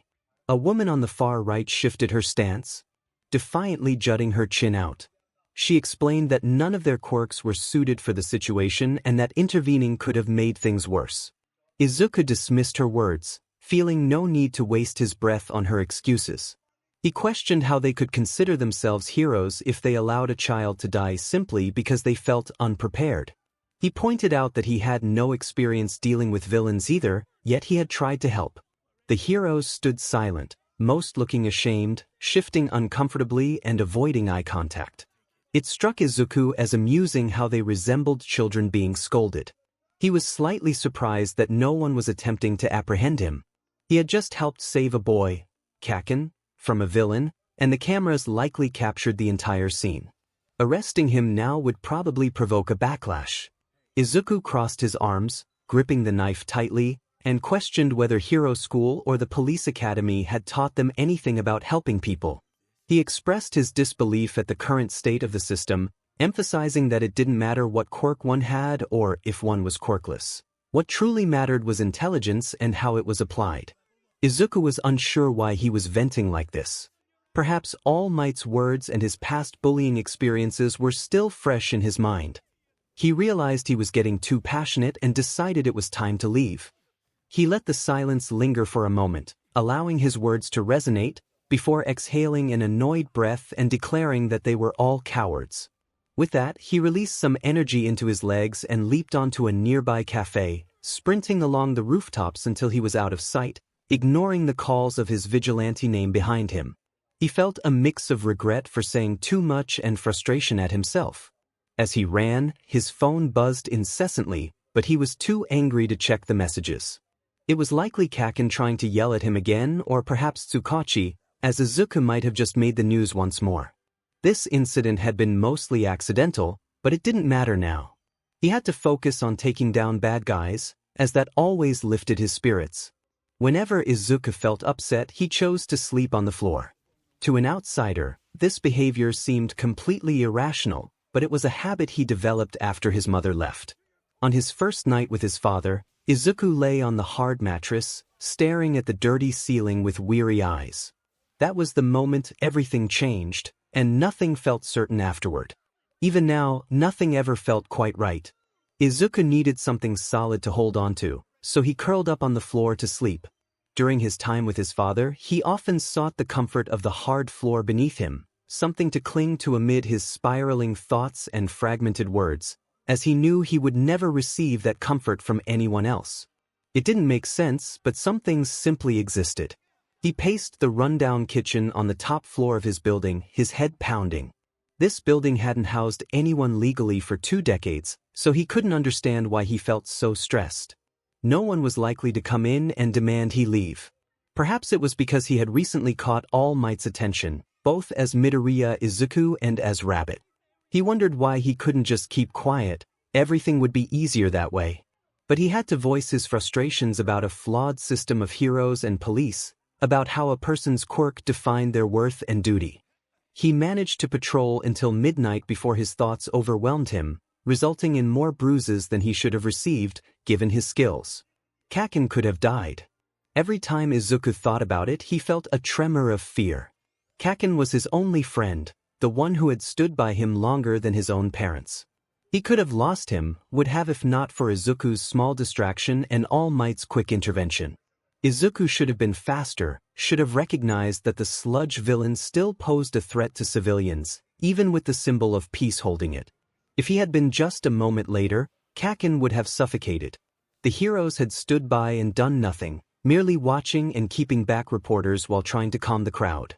This would have angered Izuku less if 𝗂𝐭 hadn't been in immediate danger with no one willing to help. It would be foolish to blame those heroes directly. Instead, Izuku directed his frustration at the system that allowed such situations to occur. He expressed his discontent in front of everyone and the cameras once again, aware that if he didn't leave soon, the heroes would try to capture him. He regretted not leaving when All Might resolved the situation. He should have vanished as soon as he confirmed 𝗂𝐭 was okay. But he hadn't, and now there was nothing he could do. His alter ego was trending on 4 different social media platforms, placing him in the public eye. Izuku couldn't determine if this was good or bad. He had kept his identity a secret by avoiding cameras.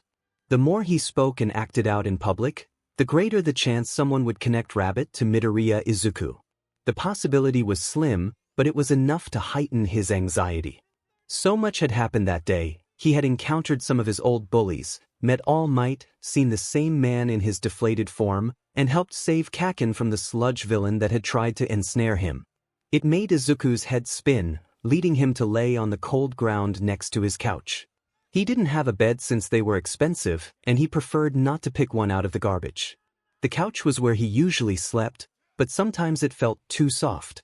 Today was one of those days when he needed something firm beneath him. He probably wouldn't be able to fall asleep, but that was the least of his concerns. A slight, gnawing pain in his stomach suddenly surfaced. He realized he hadn't eaten since those breadsticks, which barely filled him up. He should probably make some instant ramen, even if it would be cold. Perhaps he could add iced coffee to give it more flavor, distracting him from the fact that it was cold. Maybe he would consider it when he felt more awake. He gazed at the dusty ceiling, contemplating how the day could have been better. The only highlight had been the food. He voiced his frustration aloud, feeling the silence envelop him like a blanket. Izuku closed his eyes, pretending to sleep until morning, hoping that tomorrow would be a little brighter. Izuku felt like an oxymoron. He stole but also stopped others from stealing. He broke into places but prevented muggings and robberies. He hurt people, yet he stopped others from causing harm. The individuals he hurt were not good people, but he understood that didn't justify his actions. Despite this, he felt compelled to do what was right. He also needed food and money, which his clients provided when he completed his jobs. Sometimes, survival required breaking the law and testing Detective Tsukachi's patience, which he found to be an added bonus. He would do anything, commit any crime, no matter how small, if it meant he could survive another day. If he lived, he could help others. That was simply how being homeless worked. Occasionally, Izuku got lucky. Some people were so grateful to him as Rabbit that they offered him money or food if they could spare it. Initially, this made him uncomfortable. He had become a vigilante to help others, never expecting anything in return, except perhaps a clearer conscience to help him sleep at. But then the heroes began to take an interest in him, and the game changed significantly. He could no longer stay in one place for more than a couple of days for fear of being caught by one of the pros. He could no longer patrol the city at his leisure. He had nearly been caught by the police more than once, and he bore the scars from his close calls. Now he had to quickly navigate his routes, reviewing them multiple times to compensate for his earlier haste. At least Izuku could act as a vigilante. If he couldn't be a hero, that was the next best thing. Yet, this made him feel like a hypocrite. He took, and being a vigilante was the only way he knew to give back. The anger he felt toward villains and people in general often threatened to overwhelm him, so he donned his mask and did what he did best. He charged toward danger, ready for a confrontation. Tonight was no different. He received a tip from one of his contacts about a large human trafficking operation occurring downtown. It was said that around 30 kids, aged 11 to 19, would be involved. It sounded straightforward, familiar even. Naturally, he should have anticipated that life would throw him a curveball. After narrowly escaping an explosion by jumping from a helicopter and saving Kaken from a bizarre sludge villain, he now faced the daunting task of dismantling a trafficking ring surrounded by an excessive number of guards. Izuku was nothing if not stealthy. He pressed himself against the wall, blending into the shadows, grateful that the dark green of his suit provided him with that advantage. He barely breathed, becoming one with his surroundings. Below him, harsh voices overlapped as they spoke. They were communicating in English, which Izuku appreciated, as his father had ensured he learned it among other languages. "Where is he?" one voice demanded. "He said he's running late. Don't get worked up," another replied. Izuku smirked to himself, inching along the wall to hear them better. 4 men stood directly below him, encircled and dressed in suits that looked cheap. They likely weren't too important or were merely hired guns. This made things a bit more challenging but also more exciting. So far, there was no sign of the hostages, or victims as he thought of them. With so many involved, they shouldn't be hard to find. They were likely in a side room, waiting for the rest of the participants, probably guarded as well. The guns slung over the men's backs indicated they meant business. Izuku wasn't sure if this was the dealing part of the operation or the viewing part, where potential buyers would inspect the victims before making decisions. If it was merely a pickup, then the mercenaries were there to ensure everything went smoothly, which complicated matters. His time frame would be limited, and there was a chance that a third party might arrive, as the buyers would likely have their own bodyguards. He glanced down again and noticed more figures emerging from a side hallway. The abandoned warehouse was dimly lit, illuminated only by a few strategically placed lamps and candles. The light was just enough for him to make out their faces. "It starts in 10 minutes. He should be here by now since he's the one running it," one of them exclaimed. Izuku found the situation amusing, contemplating dropping down beside them for a laugh but ultimately decided against it. He would save that for later. "Watch your mouth. If he hears you say that," another warned. The first speaker turned on his friend, gesturing with his weapon. "He'll what? Sell me. That's all he's good for." Izuku would have loved to hear more of their banter, but he had kids to find. The mention of 10 minutes meant he had less time to secure the victims and start their escape. 10 minutes was a tight deadline, but he had accomplished similar tasks in less time before, though not with this many people to evacuate. He couldn't wait to tell Kakin about this. He would be furious. Izuku balanced on the beam he was crouching on and quietly shuffled forward into the ventilation system. It was just big enough for him to squeeze through, and the temperature was bearable. He wasn't particularly comfortable in enclosed spaces, especially ones he wasn't familiar with, but as long as he had an exit, he would manage. He was doing this to help the kids trapped in this terrible situation. His watch indicated it was 5 minutes until 10, so he needed to hurry if he wanted to finish before 11. He had promised Kakin he would accompany him to the mall the next day, so he needed to leave enough time to complete his other tasks as well. Stopping by a hatch, he peered down into an empty hallway. There was no noise, so he continued, committing the location to memory. It had been several days since the Sludge villain incident, and since then he had saved his friend and vented to the press about the shortcomings of heroes. It wasn't his finest moment, but it was certainly one of his boldest. His patrols had been relatively calm, providing him with a brief respite from the chaos he had recently faced. However, he could still feel eyes watching him, drawing closer with each passing day. It was only a matter of time before whoever was following him decided to confront him. Izuku had a strong suspicion about who it might be. Static crackled below him, prompting him to pause and peek through the nearest vent hatch in curiosity.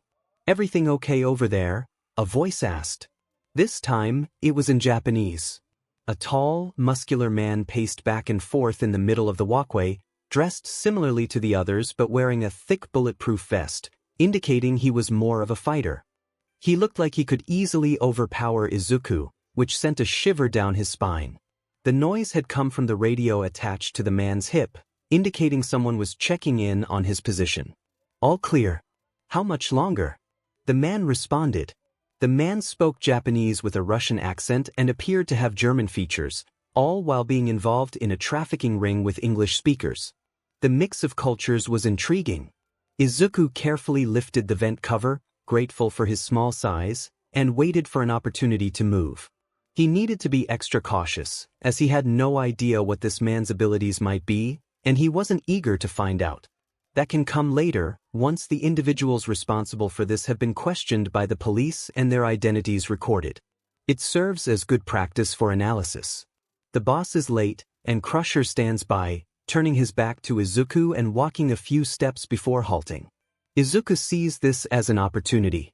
The voices in his head remain silent for once, and he drops down quietly, moving stealthily until he is right behind the man. He surprises Crusher, who spins around with wide eyes, instinctively reaching for his weapon. Izuku doesn't allow him to finish his thought. He pulls back his fist and delivers a powerful blow to Crusher's face. The impact is so strong that the man collapses to the ground, unconscious. A trickle of blood escapes from Crusher's nose, and Izuku frowns. Was it excessive? Perhaps. Was it necessary? Definitely. He crouches down and retrieves the gun from the man's grip, quickly examining it to identify its type. It feels heavy, though not as heavy as he anticipated. He recognizes the tranquilizer darts inside. This confirms that Crusher is one of the keepers, responsible for ensuring the kids behave. That means the others must be nearby. Izuku slings the gun over his shoulder and pushes Crusher aside, hoping no one will discover him and raise the alarm. He hurries down the dim hallway, glancing around corners and opening doors as he passes. Time is running short. He nearly collides with a woman rushing by, and instinctively drops to the ground, sliding forward and knocking her off balance. She fires a tranquilizer dart, which narrowly misses him and shatters against the floor. Now positioned behind the kneeling agent, Izuku readies his own gun, aiming 2 darts at her, preferring to avoid a full confrontation. He is already moving to continue his search when her radio crackles to life, asking about the noise. Nova, he thinks, intrigued by the nickname. She must possess a force quirk or perhaps a fire quirk. This reminds him that he is entering the situation without full knowledge. Normally, he would have already researched the participants and their abilities, crafting a plan suited to his mission. But now, he realizes he might need backup. The radio crackles again, calling for Nova. It's time to leave. Izuku searches his pockets for his phone and quickly sends a text to a certain detective with the address of the warehouse. After a moment of thought, he adds the number 30 to clarify his urgency, hoping the detective understands. He includes a single emoji, a clown face. Clenching his teeth, he takes off, extending his senses as far as they will reach.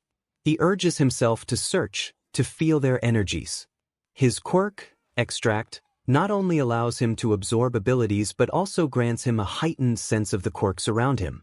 In some cases, he can identify individuals based on the energy their powers emit. However, the splitting headache that often accompanies this ability usually prevents him from using it to its full extent.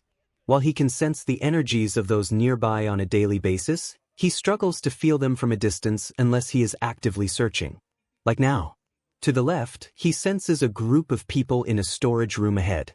Izuku rounds the corner, easily taking down the two guards closest to him while dodging a bullet that grazes his ear.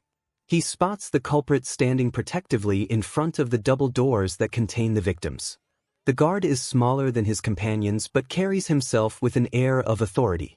"Leave now if you know what's good for you," the guard warns, speaking in Japanese. Izuku leaps onto the wall and bounces off, launching himself at the guard like a feral cat. He attempts to take a breath before his attack but finds that air is being pulled from his lungs, causing discomfort. This man must possess an impressive quirk, either a breathtaking ability or one that manipulates air. Either way, it needs to end quickly, or Izuku won't be able to finish this mission. He falters midair, twisting away from a bullet aimed at his head, and delivers a powerful kick to the guard, sending them both crashing through the doors.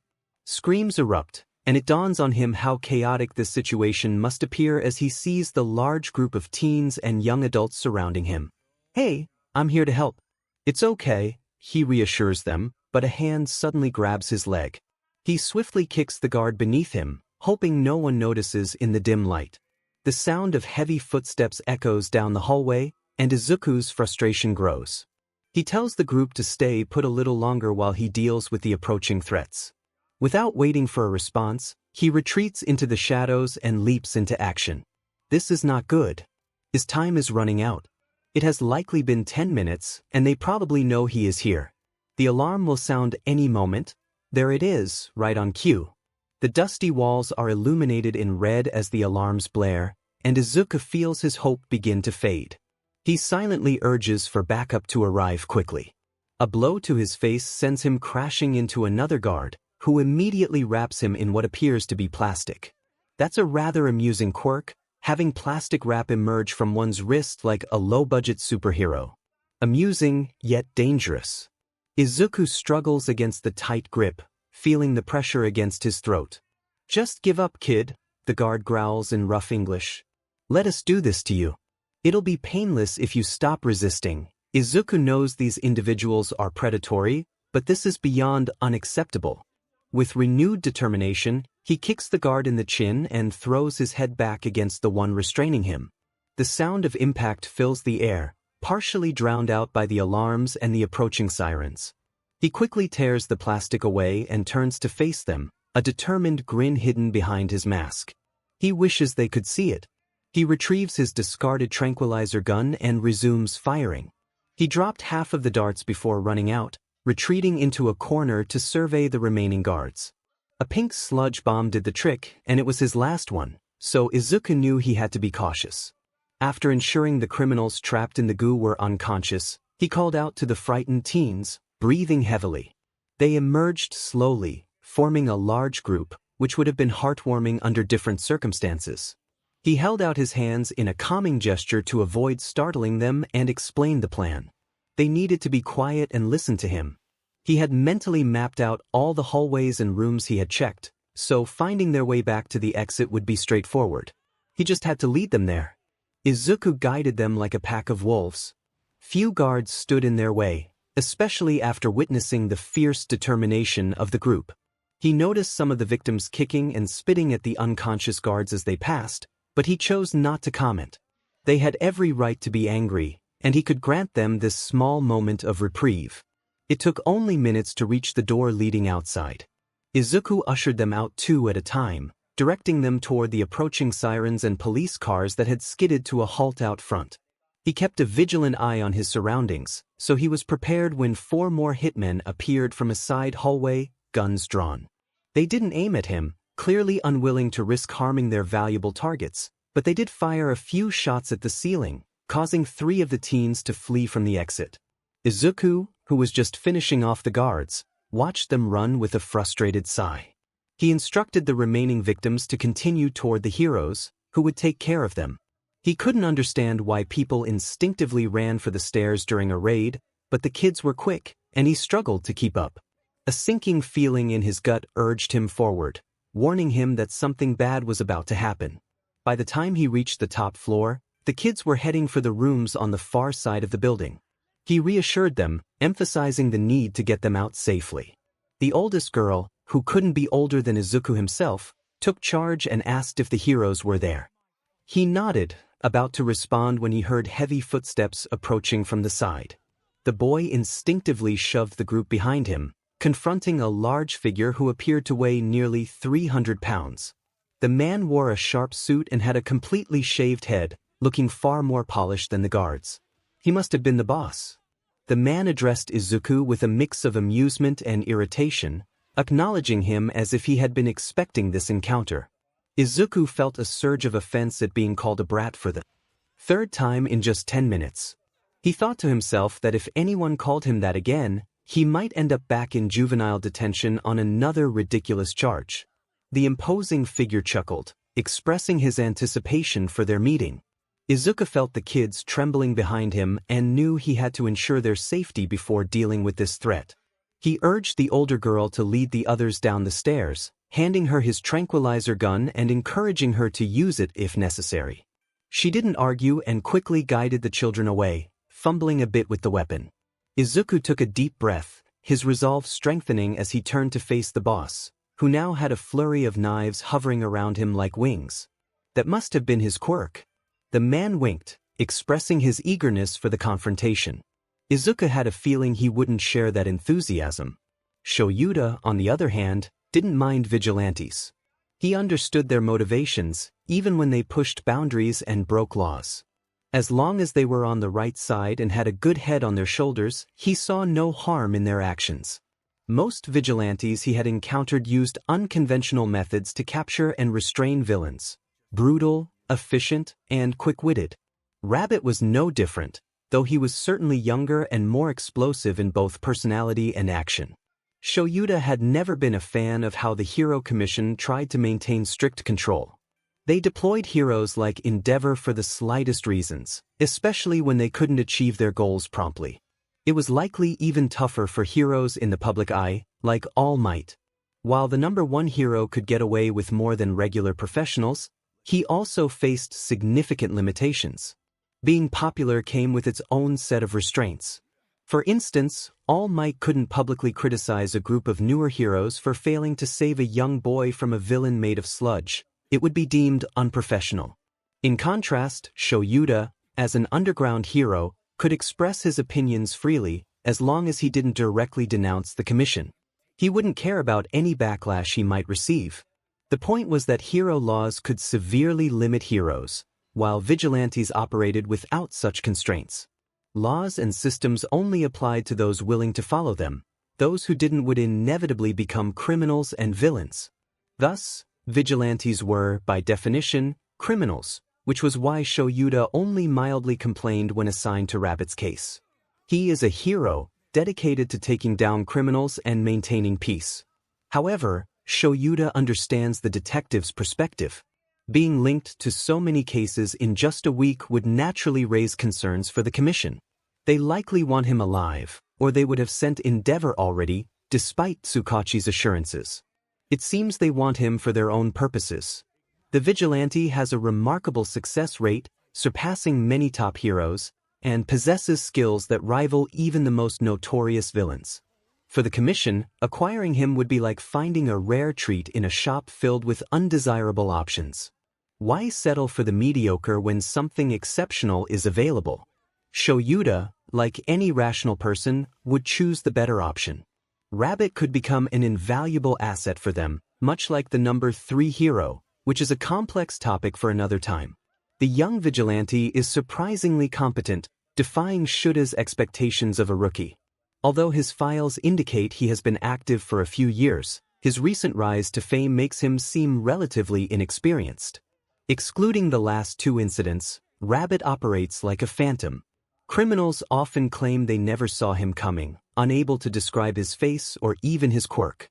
All they mention is that he is short, witty, and incredibly fast. This supports the theory that he possesses an enhancement quirk, explaining how he has managed to evade heroes, even 𝗬𝗪𝘅, who struggles to keep pace with him.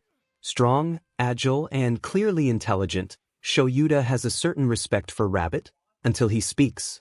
The words that sometimes escape his lips can make even 𝗬𝗪𝘅 wince, revealing his youth. 𝗬𝗪𝘅 feels conflicted about this. He has never held strong opinions about teenagers. He teaches them, but he has also expelled many over the years. While he appears indifferent, he cannot help but feel concerned when his students engage in reckless behavior.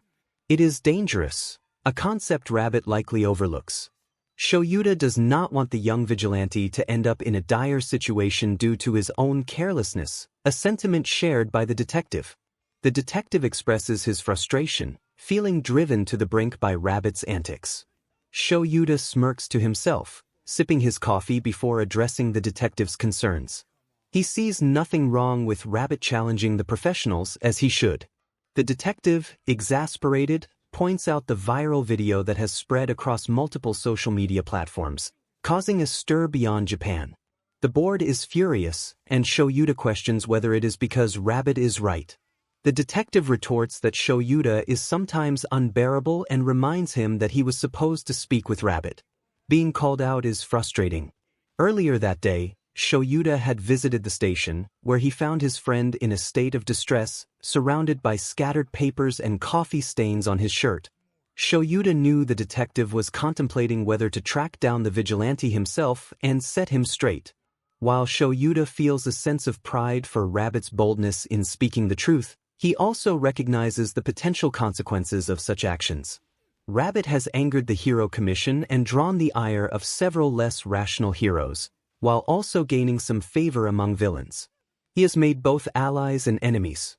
Suddenly, 𝗬𝗪𝘅's phone rings, interrupting his thoughts. He halts on the rooftop where he is patrolling. The detective's hurried voice comes through, and 𝗬𝗪𝘅's demeanor shifts to alertness. Rabbit has sent an address, indicating he is confronting a trafficking ring and needs backup. 𝗬𝗪𝘅 quickly asks for details, learning that the detective has dispatched officers to the scene, where they have rescued most of the children but are still hearing gunfire from within the building. After receiving the address, 𝗬𝗪𝘅 takes off, knowing he is only 2 miles away and can reach the location quickly. As he runs, he frowns at the number mentioned in the text, 30 victims. He realizes he must ensure that the police and other heroes are aware of the count to account for everyone. The sound of gunfire grows closer, and several heroes are already evacuating the nearby area due to the raid. 𝗬𝗪𝘅 uses his capture weapon to propel himself forward, reaching the police officers stationed outside. Several ambulances are parked nearby, tending to the rescued victims. He informs the officers of the estimated number of victims and inquires how many they have counted. The nearest hero reports 27, noting they have yet to check the upper floor. 𝗬𝗪𝘅 decides to investigate while instructing them to call for firefighters, anticipating that Rabbit's presence may lead to further complications.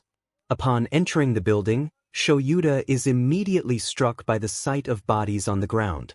Paramedics rush past him to attend to the unconscious criminals, and thankfully, none appear to be dead. Gunfire echoes from above, and 𝗬𝗪𝘅 narrows his eyes, adjusting to the dim light as he prepares to assess the situation. The alarms continued to blare, intensifying the discomfort in his dry eyes. Acknowledging the paramedics with a nod, 𝗬𝗪𝘅 made his way toward the stairs on the far side of the room. The warehouse was expansive, and he had to take large strides to avoid tripping over the criminals sprawled on the ground. Upon closer inspection, he noticed the darts embedded in their skin, tranquilizers. That clarified a lot. He ascended the stairs 2 at a time, only to encounter a small group of children halfway up. They recoiled in fear, and a girl stepped forward, positioning herself protectively in front of the two boys behind her. It seemed they had been attempting to descend when 𝗎𝗎𝘅 inadvertently blocked their path. The children appeared unharmed, though visibly shaken, and the older girl held a gun with trembling hands. 𝗎𝗎𝘅 raised his arms in a calming gesture, remaining on the steps. He softly explained that he was a professional hero, making eye contact to ensure she understood. He needed to know if anyone else was above them. The girl hesitantly nodded, indicating that only the hero and the boss were up there. Did she mean Rabbit? 𝗎𝗎𝘅 acknowledged her with a nod. He instructed the three children to follow him carefully, then reached for the gun with deliberate movements, gently taking it from the girl and tossing it aside. He began to ask if any of them were injured when an explosion suddenly rocked the building. Instinctively, he pulled the three kids close and leaped over the side of the stairs as flames engulfed the upper level. Using his capture weapon, he secured the children against him and rushed toward the exit, the heat spurring him on. Rabbit was definitely present. There had been 27 outside. These must be the last three. 𝗎𝗎𝘅 intended to assist Rabbit after ensuring the kids were safely delivered to the police and paramedics. The girl offered him a shaky thank you, and he responded with a curt nod before turning back to the blazing building. The bottom floor appeared clear of criminals, so the situation was improving. The heroes were nearly finished dragging the guards out to safety. He paused to offer assistance, but after being waved off, he ascended back to the top. Gunshots rang out, accompanied by rising heat and shouted voices. He sprinted up the long metal stairs and witnessed bodies being dropped from the railings on the uppermost floor. There were no heroes or police present at that height, indicating it must be Rabbit. The vigilante seemed to be managing well on his own, but 𝗎𝗎𝘅 felt compelled to help. He needed to see it for himself. This event might provide answers to 𝗬𝗎's ongoing dilemma of needing to apprehend the vigilante. The files 𝗬𝗁𝐻𝗄 had given him offered little insight into the individual he was pursuing, prompting 𝗎𝗎𝘅 to investigate everything he could about the teenager, even tracking his frequent patrol routes and timings. Rabbit appeared to be a generally good person, but 𝗎𝗎𝘅 knew that behind the mask, he could be entirely different. He had never heard the vigilante speak, except in recordings, which could easily have been altered with a homemade voice changer. There was little known about Rabbit's true identity due to how well he concealed it. 𝗎𝗎𝘅 had only caught glimpses of him during previous attempts to follow, but he had always been too slow to capture him. The evidence suggested that Rabbit was a cheerful, rebellious vigilante unafraid to voice his opinions and act on what he believed to be right. He was also remarkably intelligent and skilled. 𝗎𝗎𝘅 realized he might be in over his head. His thoughts were abruptly interrupted when he spotted a dark green figure illuminated by the flames behind him, heading for the window after seemingly catching his breath. This was his chance. 𝗬𝗁𝐻𝗄 wanted him to engage with the kid, and that was exactly what he intended to do. Izuku hadn't intended to get shot. The big bad guy had triggered an explosion just before their confrontation began, drawing all of his focus during the fight. In his eagerness to confront the boss, he had let his guard down, unaware of the guard lurking nearby until it was too late. Izuku had seen the flash of light reflecting off the gun's barrel but had assumed it was a tranquilizer gun due to the dim lighting. With his enhanced metabolism, he was confident that a tranquilizer wouldn't affect him, and he didn't want to risk anyone else getting hurt. Therefore, he hadn't dodged, instead parrying another attack from the big bad guy and taking the dart in his abdomen. He hadn't expected the intense pain that followed or that the bullet would be a hollow point. Now, he had several small pieces of metal lodged inside him, and it was far from pleasant. He quickly yanked the gun away from his opponent, darting forward to sweep the man's legs out from under him before tossing him over the ledge of the top floor. Let the heroes handle him. They were like sharks, always hungry for a fight. Another knife flew toward him, which Izuku blocked with one of his own, seizing the discarded blade and throwing both at the big bad guy. The man ducked just in time, providing Izuku with the distraction he needed. He lunged forward, foot extended, but his ankle was caught, and he was thrown to the ground, losing his breath in an instant. The big bad guy loomed over him, drawing another knife with his quirk. Izuku rolled to the side, narrowly avoiding the blade as it embedded itself into the wood beneath him. That could have been disastrous. He quickly wrapped his legs around the man's throat, drawing in as much air as he could before making his move. This was the moment to strike. He lunged forward, delivering a punch to the man's temple. The big bad guy swayed, and Izuku didn't wait to see if he was still conscious. He released his grip and rolled away, watching as the man collapsed to the floor. Was he out? Izuku hoped so. Feeling triumphant, he turned his attention to the broken window. He had to escape. There were too many heroes around. They would handle everything else. Izuku barely had any energy left. He needed to conserve it for his escape. The bullet wound in his abdomen was demanding attention, and soon. But then an angry roar erupted behind him, disrupting his plans. Izuku moved, but not quickly enough, as he was body slammed to the ground and thrown into the flames. It seemed the villain had not been as unconscious as he had believed. The man threatened him, vowing to end his life. Desperate to escape the fire, Izuku attempted to jump free, but the man was determined to wrestle him within the flames. This time, Izuku was prepared, delivering a powerful kick to the man's stomach, causing him to stumble. Seizing the opportunity, Izuku grabbed the man's shoulder with one hand and his head with the other, using the last of his strength to twist him around and slam him into the wall. The crackling flames drowned out the man's cries, and Izuku noticed a knife appear shakily beside him. He slammed the man into the wall even harder, not stopping until the grip on the blade was released, sending it clattering to the ground. The villain must be truly unconscious now. Izuku stepped back, allowing the man to slump to the floor in a battered heap. It was messier than he had intended, but it was the man's fault for being so strong. Suddenly, heat licked at Izuku's breathed legs, and he remembered that fire was indeed very hot. Grabbing the criminal by the back of his vest, Izuku dragged him away from the flames before heaving him over the railings, dropping him to the base level like an anchor. Shouts erupted from below, likely the pro heroes giving instructions and counting bodies.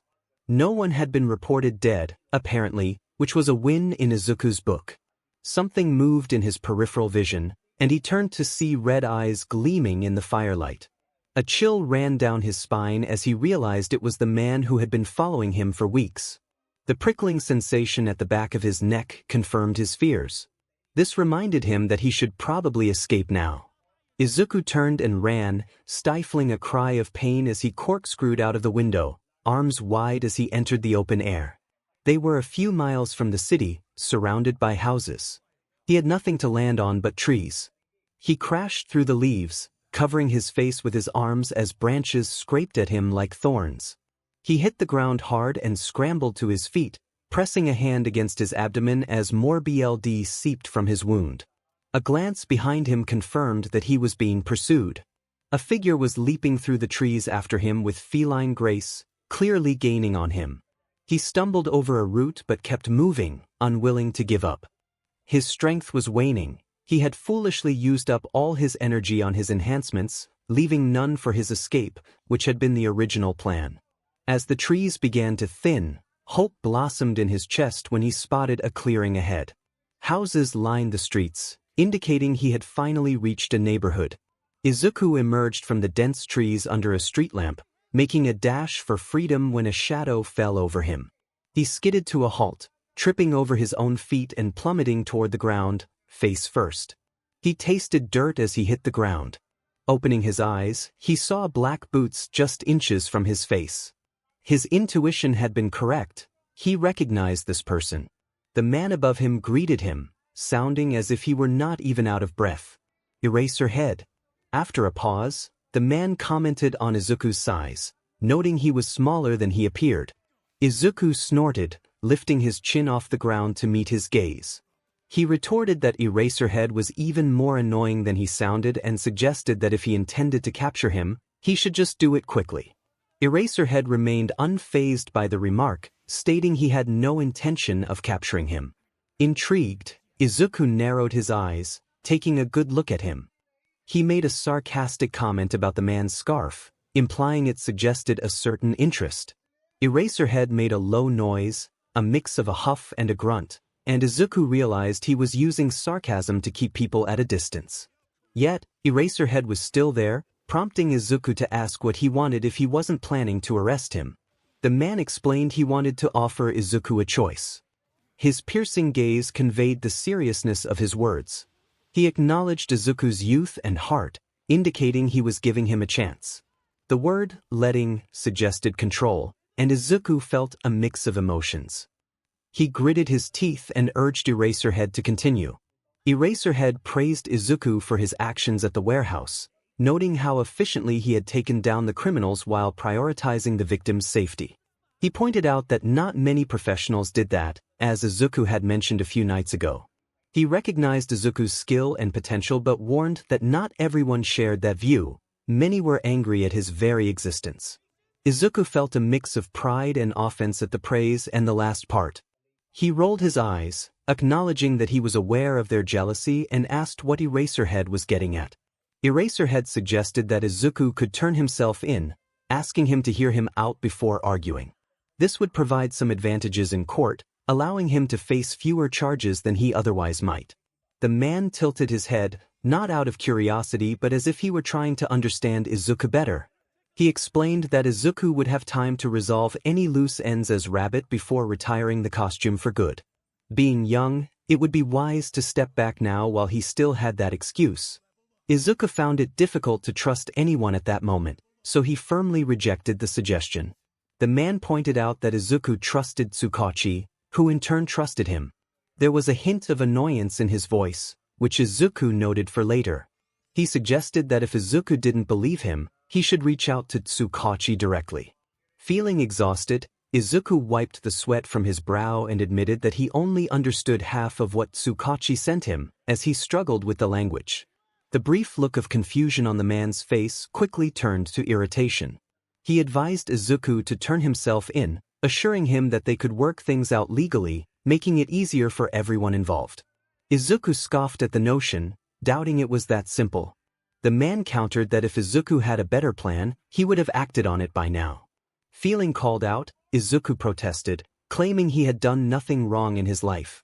The underground hero ignored his outburst and returned to the matter at hand, stating that Izuku had 1 week to make a decision. Curiosity piqued, Izuku asked what would happen if he chose not to comply. The man ominously warned him that he would regret not listening the first time, framing it as a warning rather than a threat. As he walked away, hands in his pockets, he urged Izuku not to disappoint him, expressing confidence in his intelligence and their ability to help him out of this predicament. Izuku frowned at the man's tired tone, sensing a hint of sadness in his words. He was confused about the entire situation. Before he could stop himself, he called out, asking for an autograph, but the hero had already vanished into the forest. Izuku sighed, realizing that the underground hero likely wouldn't have given him one anyway. Looking up at the stars one last time, he forced himself to rise. He couldn't afford to wait, especially with a gunshot wound to tend to. He didn't want to bleed out before his planned trip to the mall with Kaken. Infections were hardly festive. His mind was racing. He was relieved that the mission had been successful, allowing him to collect his payment at the club later, but he was also injured and troubled by the ultimatum given to him. He was unsure of what to think, especially with the bullet lodged in his abdomen. The worst part was that he couldn't discern if the underground hero had been truthful about his willingness to help. As they browsed the mall, Kaken pointed out a shirt, claiming it wasn't new. Izuku was surprised he hadn't seen it before, to which Kaken retorted that he was too preoccupied with his injuries to notice the latest hero merchandise. Izuku playfully glared at his friend, feeling slightly hurt by the accusation. Kaken grumbled, shoving his hands into his pockets as he approached the shirt Izuku had pointed out. Izuku insisted he was fine and that getting shot hadn't been intentional. Kaken expressed his frustration, dragging Izuku into the store by his hoodie, exasperated that he couldn't leave Izuku alone without him getting hurt. Izuku joked that Death was tired of him and had threatened to file a restraining order if he showed up again. Kaken raised a hand in mock threat, and Izuku dodged with a smirk. They were on the top level of the mall, browsing stores and teasing various products while picking up small items. The mall was bustling, and Izuku could tell business was thriving as summer approached. The cool breeze provided an excuse for people to wear long breaths and sleeves. Izuku wore one of 𝗂𝐿's hoodies, having arrived in black jeans and a neon yellow shirt that read, "I'm dead inside," in a flowery font, featuring a sparkly humpback whale. He was proud of the shirt, having snagged it for a few dollars at a thrift shop. 𝗂𝐿, however, had not shared his enthusiasm, insisting Izuku cover it up before leaving, claiming he wouldn't be seen with someone in such a hideous shirt. Now, wearing 𝗂𝐿's red hoodie, which complemented his jeans and was quite comfortable, Izuku was determined not to return it. 𝗂𝐿 gestured at the shirt Izuku had pointed out, confirming it was indeed released a few months ago. Izuku acknowledged 𝗂𝐿 was right, noting the tag state. He insisted it still looked nice, admiring the Ingenium logo on the front. Although it was slightly outdated, it was on sale, and he considered purchasing it. With only a few bills left, he knew he couldn't buy much, but he planned to cash in his checks from recent gigs later that day. After all, he had helped those kids escape a terrible situation, so the money felt like a bonus rather than a necessity. 𝗂𝐿 complained that Izuku already owned 2 Ingenium shirts, demanding he choose something else or risk being left behind. Izuku rolled his eyes, surprised that 𝗂𝐿 even remembered those shirts. Years ago, Izuku recalled a moment from the past. He believed his memory was sharper than his friends, challenging 𝗂𝐿 to name something he had forgotten. 𝗂𝐿 smirked, claiming he had intentionally left Izuku behind in the parking lot during their recent adventure at the amusement park. Their time at the mall flew by in a whirlwind of playful banter, although 𝗂𝐿 seemed to harbor some lingering irritation.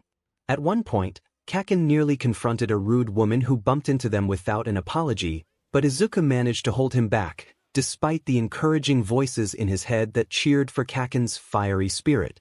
With several bags filled with clothes and accessories in hand, the two friends decided to take a break on a bench in the mall's bustling center. The open air felt refreshing, allowing them a moment of relaxation. 𝗂𝐿 was absorbed in his phone, scrolling through news and social media, while Izuku observed the people around him, notebook in hand, analyzing their actions and interactions. He had always been attentive, often teased by 𝗂𝐿 for being overly observant, though he only followed people when he had a reason. Suddenly, a thought crossed Izuku's mind. There was a fountain nearby. The idea struck him out of nowhere, and he found himself contemplating jumping into it. Despite the pain from his bandaged torso, he felt a strange urge to act on this impulse. In a moment of reckless decision-making, Izuku removed his hoodie, revealing a shirt that drew 𝗂𝐿's disapproving glare. 𝗂𝐿 expressed his disbelief, reminding Izuku of his recent injury and the questionable choice of jumping into water. Izuku shrugged off the concern, insisting he was going to do it anyway. 𝗂𝐿, frustrated, questioned how Izuku had managed to remove the bullet from his wound. Izuku felt a twinge of embarrassment but remained resolute in his decision. He was determined to jump into the fountain, and nothing would deter him. With a burst of energy, Izuku dashed toward the fountain, leaping off the edge and executing a belly flop into the water. Gasps and laughter erupted from onlookers as water splashed everywhere. He reveled in the moment until he heard shouts from mall security. Realizing he needed to escape, he scrambled back to the edge, slipping as he landed on the tiled floor, which stung but only added to the thrill of the chase. Laughter followed him as he dashed past 𝗂𝐿, grabbing his belongings and urging his friend to run. They sped away from the scene, Izuku playfully shouting a chant that 𝗂𝐿 refused to repeat, despite the fun of the moment. They ducked into a small restaurant at the far end of the mall, believing they had evaded the security officers. 𝗂𝐿 insisted Izuku put his hoodie back on, a promise of retribution lingering in the air as they sat at a table. Izuku joked about friendship being dead, which only made 𝗂𝐿's eye twitch in annoyance. Their banter was interrupted by a cheerful waitress approaching their table. 𝗂𝐿 ordered his meal with a surprising politeness, while Izuku, caught off guard by the menu, decided to order the same as his friend. 𝗂𝐿 shot him an irritated look but said nothing. As the waitress left, Izuku suddenly realized he might not have enough money for the meal. 𝗂𝐿 dismissed his concern, insisting that Izuku owed him for the embarrassment of jumping into the fountain. Izuku felt a pang of guilt. While 𝗂𝐿's family wasn't wealthy, they were certainly better off than him. As the water from the fountain began to dry, Izuku shifted uncomfortably, feeling the sting of his wound. He hoped he hadn't damaged his stitches, but a quick check revealed that his bandages remained clean and intact. He sighed in relief, leaning back in his chair. 𝗂𝐭𝐻 seemed to be observing him closely, narrowing his eyes. He asked if it hurt. Izuku replied that it only stung a little, joking that liquor worked wonders. 𝗂𝐭𝐻 stared at him with an unreadable expression, prompting Izuku to shake his head and clarify that he hadn't drunk much, just a sip to see what it would do. In reality, it hadn't done much at all, except perhaps lift his spirits slightly. One sip wouldn't make anyone tipsy, but he still felt sore, and jumping into the fountain had only intensified the dull ache in his lower abdomen. 𝗂𝐭𝐻, after thanking the waitress who brought their food, asked if Izuku planned to go out as rabbit before he healed. Izuku assured him that he wouldn't. He might be foolish, but he wasn't reckless. 𝗂𝐭𝐻 didn't respond, and Izuku began to enjoy his teriyaki. The portion was generous, and he appreciated the taste of affordable food from small, tucked-away restaurants. With his fast metabolism, larger servings were a blessing, especially after expending so much energy the previous day. A week to recover didn't seem like such a bad idea. 𝗂𝐭𝐻 always ate slower than Izuku, taking his time to examine the food, mentally critiquing and praising it. It was an interesting dynamic. While Izuku analyzed people, 𝗂𝐭𝐻 focused on food. 𝗂𝐭𝐻 commented that the hobo ninja sounded unpleasant. Izuku frowned, curious about who he meant. 𝗂𝐭𝐻 impatiently gestured with his chopsticks, referring to the eraser thing he chewed on top of his pencils. This made Izuku laugh in surprise, realizing he meant Eraserhead. 𝗂𝐭𝐻 insisted that Eraserhead was acting like a pretentious 𝗬𝙪𝙢𝐻. Izuku found himself feeling a surge of courage, pointing out that 𝗂𝐭𝐻 was being judgmental. 𝗂𝐭𝐻 smirked, acknowledging the similarity between them, but added that at least Izuku still followed him around. Izuku felt conflicted. Despite Eraserhead's prickly demeanor, he was just doing his job and had given Izuku a chance to tie up loose ends. It was a generous act, and part of Izuku wanted to defend him.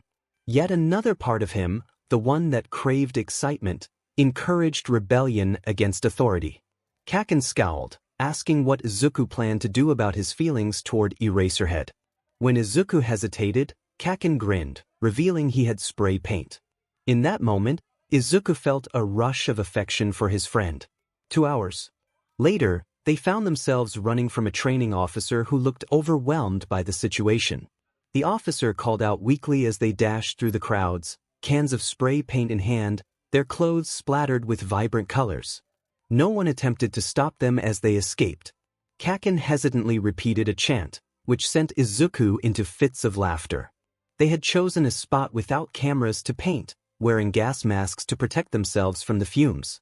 Eventually, they slowed down, realizing the officer had likely given up the chase. Izuku reminded himself that he was only breathing due to his injury. 𝗂𝐭𝐻 declared he was heading home, dismissing Izuku with a wave and reminding him to stay safe. Izuku nodded, returning the borrowed gas mask before starting his walk back to the edge of the city. He had left his bags at his building before they began their escapade. Pulling out his phone, he searched for his newest contact. Initially hesitant, he felt more confident after their adventure. He sent a quick message to the man, trying to sound ominous and hoping to evoke a reaction. He added a playful Lenny face, believing it would enhance the message. With that, he decided to wait for a response, though he wasn't particularly good at being patient. The beach was quiet at this time of day, just before evening. Most people were either leaving work or finishing last-minute shopping. Dagobah Beach had seen fewer visitors lately, as it was littered with trash. Once pristine, the beach had accumulated debris over the years, leading to its decline in popularity. Ms. Hanako had shared stories about its former glory, reminiscing about dates spent there when it was a bustling tourist spot. In honor of Ms. Hanako and her partner, Izuku had taken to picking up bits of trash whenever he passed by. Though he only stayed for about 10 minutes at a time, his small efforts had begun to add up.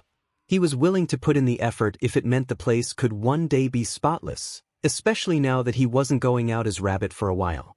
With more time on his hands, he focused on cleaning. As the sun dipped low in the sky, he decided he had done enough for the day. He had worked for half an hour longer than usual, clearing a small portion of the beach. Just a few square yards by the edge, but it brought him a bit of happiness. Turning around, he longed for the comfort of his hard couch, but he suddenly stopped in his tracks. The air felt strange. Someone was nearby. He extended his senses and detected a strong quirk nearby, coming from someone sitting on the hill near the pavilion, either on or near the steps. The presence felt familiar. Peeking around the corner and up into the pavilion, he was taken aback. It was All Might. The hero was in his smaller form, yet it was unmistakably him. He sat on one of the steps, absorbed in his phone, seemingly unaware of his presence. However, All Might must have sensed his gaze as he abruptly looked up, his eyes widening upon seeing him. No. He hoped the hero would walk away. Instead, All Might stood up and transformed into his larger form, striding over with a broad grin. He marveled at how someone could smile so much and for so long. His respect for All Might surged. The hero exclaimed that he had been searching for him all over the city, expressing relief at finding him here. Izuku thought to himself that he never expected to see All Might in this place either. Rather than voicing his thoughts, he rubbed the back of his neck, hoping to appear nervous. He genuinely felt anxious, wondering why the #1 hero was interested in him. It couldn't be because of Rabbit, otherwise he wouldn't be smiling like that. He mentioned that he had only started coming to the beach a few months ago to help clean it up.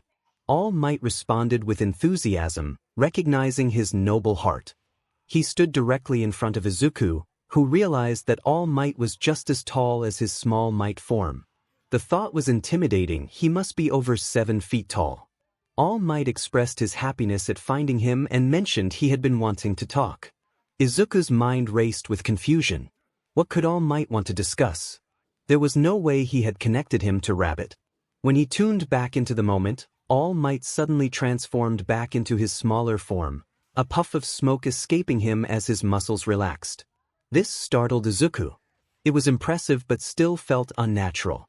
All Might began to apologize, admitting he had been wrong to say that Izuku's friend shouldn't be a hero due to their quirk.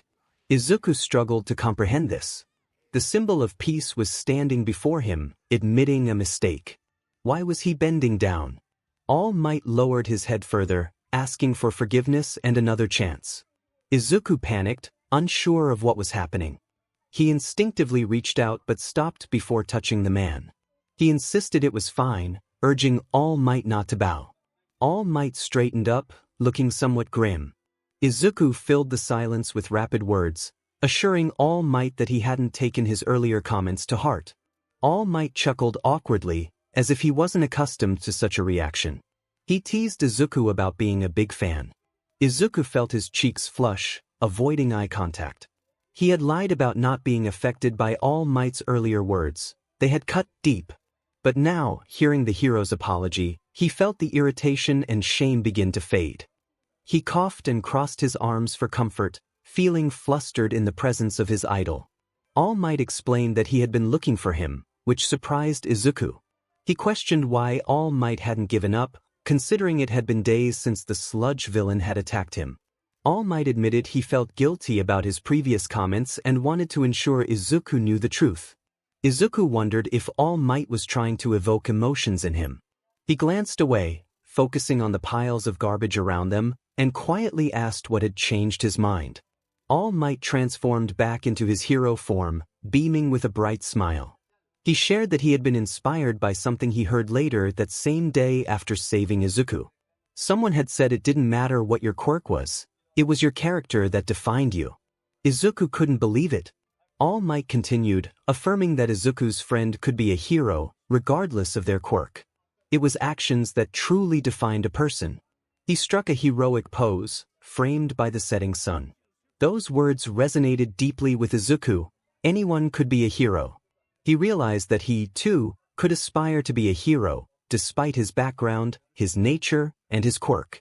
It was what he had always wanted to hear, a dream he had kept tucked away in the back of his mind. 𝗂𝐭 had always insisted that they would become great heroes together. He had even threatened to push Izuku into heroism, but hearing it from someone else felt different. 𝗂𝐭 had known him his whole life. His opinion might be biased. For All Might to say that Izuku could be a hero, even with a quirk like his, was almost enough to bring him to tears. All Might suddenly focused on the ground, addressing Izuku by name. Izuku introduced himself, stating his full name, hoping to make a good impression. All Might's face lit up with a smile as he leaned down to meet Izuku's gaze, asking if he would like to train with him. Izuku felt as if his mind had short-circuited. The idea of training with All Might was overwhelming. When All Might posed the life-changing question of whether Izuku wanted to be a hero, Izuku found himself at a crossroads. He had always dreamed of being a hero, but doubts crept in. Could he truly aspire to that? Unsure of how to respond, Izuku hesitated, finally admitting that he wasn't sure if he wanted to be a hero, at least not at that moment. For a fleeting instant, he noticed a flicker of disappointment in All Might's expression, but it quickly transformed back into his usual exuberance. All Might reassured him that the training was not solely for becoming a hero, it was also about helping him become the best version of himself. He added, with a hint of hope, that if Izuku changed his mind about heroism, that would be wonderful too. Despite his internal doubts, Izuku found himself nodding in agreement. All Might enthusiastically declared that they could meet every morning for training. He proposed using Izuku's method of cleaning the beach to help strengthen his body, urging him to be ready for the challenge ahead. The pace of the conversation was dizzying for Izuku, who was still trying to process the fact that he would be training with All Might. As All Might spoke about diets and training routines, Izuku struggled to keep up. He was astonished that this was actually happening. 5-year-old Izuku would have been in disbelief, and even Kaken would have been taken aback. One thing that struck Izuku was that All Might never mentioned One for All or its history during their discussion. He had expected that topic to come up, especially since he had just confessed his uncertainty about wanting to be a hero. It left Izuku wondering why All Might was so determined to train him after such a brief encounter. Izuku felt unworthy of All Might's attention. He was just a kid who had nearly been harmed by a villain and had been saved by the hero himself. All Might likely rescued countless people daily, so why was he focused on Izuku? He grappled with feelings of inadequacy, believing he did not deserve to stand beside All Might or accept this training, especially considering his father's actions. All Might appeared excited as he spoke, shifting between his heroic form and his regular appearance, occasionally wiping BLD from his lips. To Izuku, he resembled an oversized golden retriever, and he could see the warmth in All Might's demeanor. Izuku felt guilty for even being there, but he couldn't bring himself to interrupt All Might's hopeful enthusiasm. Despite his reservations, he decided to go along with it, knowing he couldn't change the situation now. Only time would reveal the outcome of this decision. The underground club was precisely what its name suggested. Hidden beneath a law firm, it operated in secrecy. The firm was aware of its existence as they managed it. This club was unique, serving as a gathering place for vigilantes, anti-heroes, and the occasional underground hero. Izuku was grateful that he had never encountered Eraserhead there. He doubted the man even knew about the club, given its discreet nature. The club acted as a common room for those who didn't strictly follow the law but weren't outright villains. It featured drinks, food, a pool table, and card games, resembling a bar more than a traditional club. As Izuku entered, the atmosphere shifted, and the chatter quieted. He noticed that many patrons were smoking, placing bets, or throwing darts, while others engaged in casual conversation. He wasn't in his rabbit costume. Instead, he wore casual attire, a dark green hoodie, black sweatpants, and red and green Converse shoes. His hair was tied back in a ponytail, concealed by his hood, and he still wore his mask and contacts. He liked to think the attention he received was due to his good looks, but he knew it was likely because he was the youngest person in the room. Everyone in the underground recognized his name. Rabbit had gained a sort of celebrity status, much to Izuku's discomfort. It was natural for people to stare before quickly looking away. The club enforced a strict no-fighting policy, meaning anyone wanting to challenge him would have to ask first and take it to the ring in the back. Izuku had participated in many fights before, but it had been months since anyone had genuinely challenged him, aside from the occasional friendly spar. He made his way to the side counter, nodding and waving in greeting to those around him. No one acknowledges him. His friendlier vigilantes and partners seem to be absent. The lady at the front, who has dragon-like horns on her head, greets him. If Izuku recalls correctly, she can produce a toxin from the tips of those horns. She mentions that he is back again. He replies that he is just there to collect his recent earnings. She nods and retrieves a tablet to check his profile, glancing back up after a moment. She tells him to hold on while she gets his items. As she disappears into the back, Izuku whistles while he waits. The club serves as a good place to find clients and unclaimed jobs, most of which pay well. This is part of the reason he was introduced to the place a couple of years ago. He has been benefiting from it ever since, never being picky about the jobs he takes. The club sells weapons, technology, and even valuable information. He takes pride in having contributed to the expansion of their offerings. When she returns with his cash, he pockets it silently. Something on the back wall by the wine catches his eye. He asks about it, and she picks up the object, bringing it over for him to examine. She explains that it is a smoke bomb, recently acquired. Excitedly, he passes it between his hands like a baseball. She mentions that they have only a few left, as they are popular among the other patrons. On impulse, he buys 3 of them. It sounds too cool to resist. Settling at a small table in the corner, he begins to work on the smoke bombs. The lady had said the smoke is white, so he decides to change that. He plans to make one multicolored, like a rainbow, and the other 2 black. The black smoke would be useful for stealth, while the rainbow one would be perfect for causing a stir. He is nearly finished with the second black smoke bomb when his phone buzzes in his hoodie pocket. He realizes that his target has texted back. He checks the conversation with a wide grin, noting the question about how the person obtained his number. He thinks it's amusing that the man is curious about his identity. He decides not to reveal it, believing the man should figure it out himself. He quickly types a response, mentioning that he got the number in the same way he got 𝗬𝗁𝗁𝐿𝐶𝐵's. 5 minutes later, he receives another notification from his phone. It informs him that the number has blocked him, preventing any further communication. Izuku bursts into laughter, drawing nervous glances from those nearby. He finds it ridiculous that the hero thinks that would deter him. He eagerly anticipates the chance to unsettle the man. He has already complained to 𝗬𝗁𝗁𝐿 about his unsatisfactory encounter with Eraserhead, but has yet to receive a reply. This is likely because the detective realizes how foolish it was to send a hero after him. Having finished with the smoke bombs, he prepares to leave. He plans to do his laundry at the laundromat, so he decides to head out. However, one of his clients approaches him, offering another job and persisting even after Izuku mentions he is on a 1-week hiatus.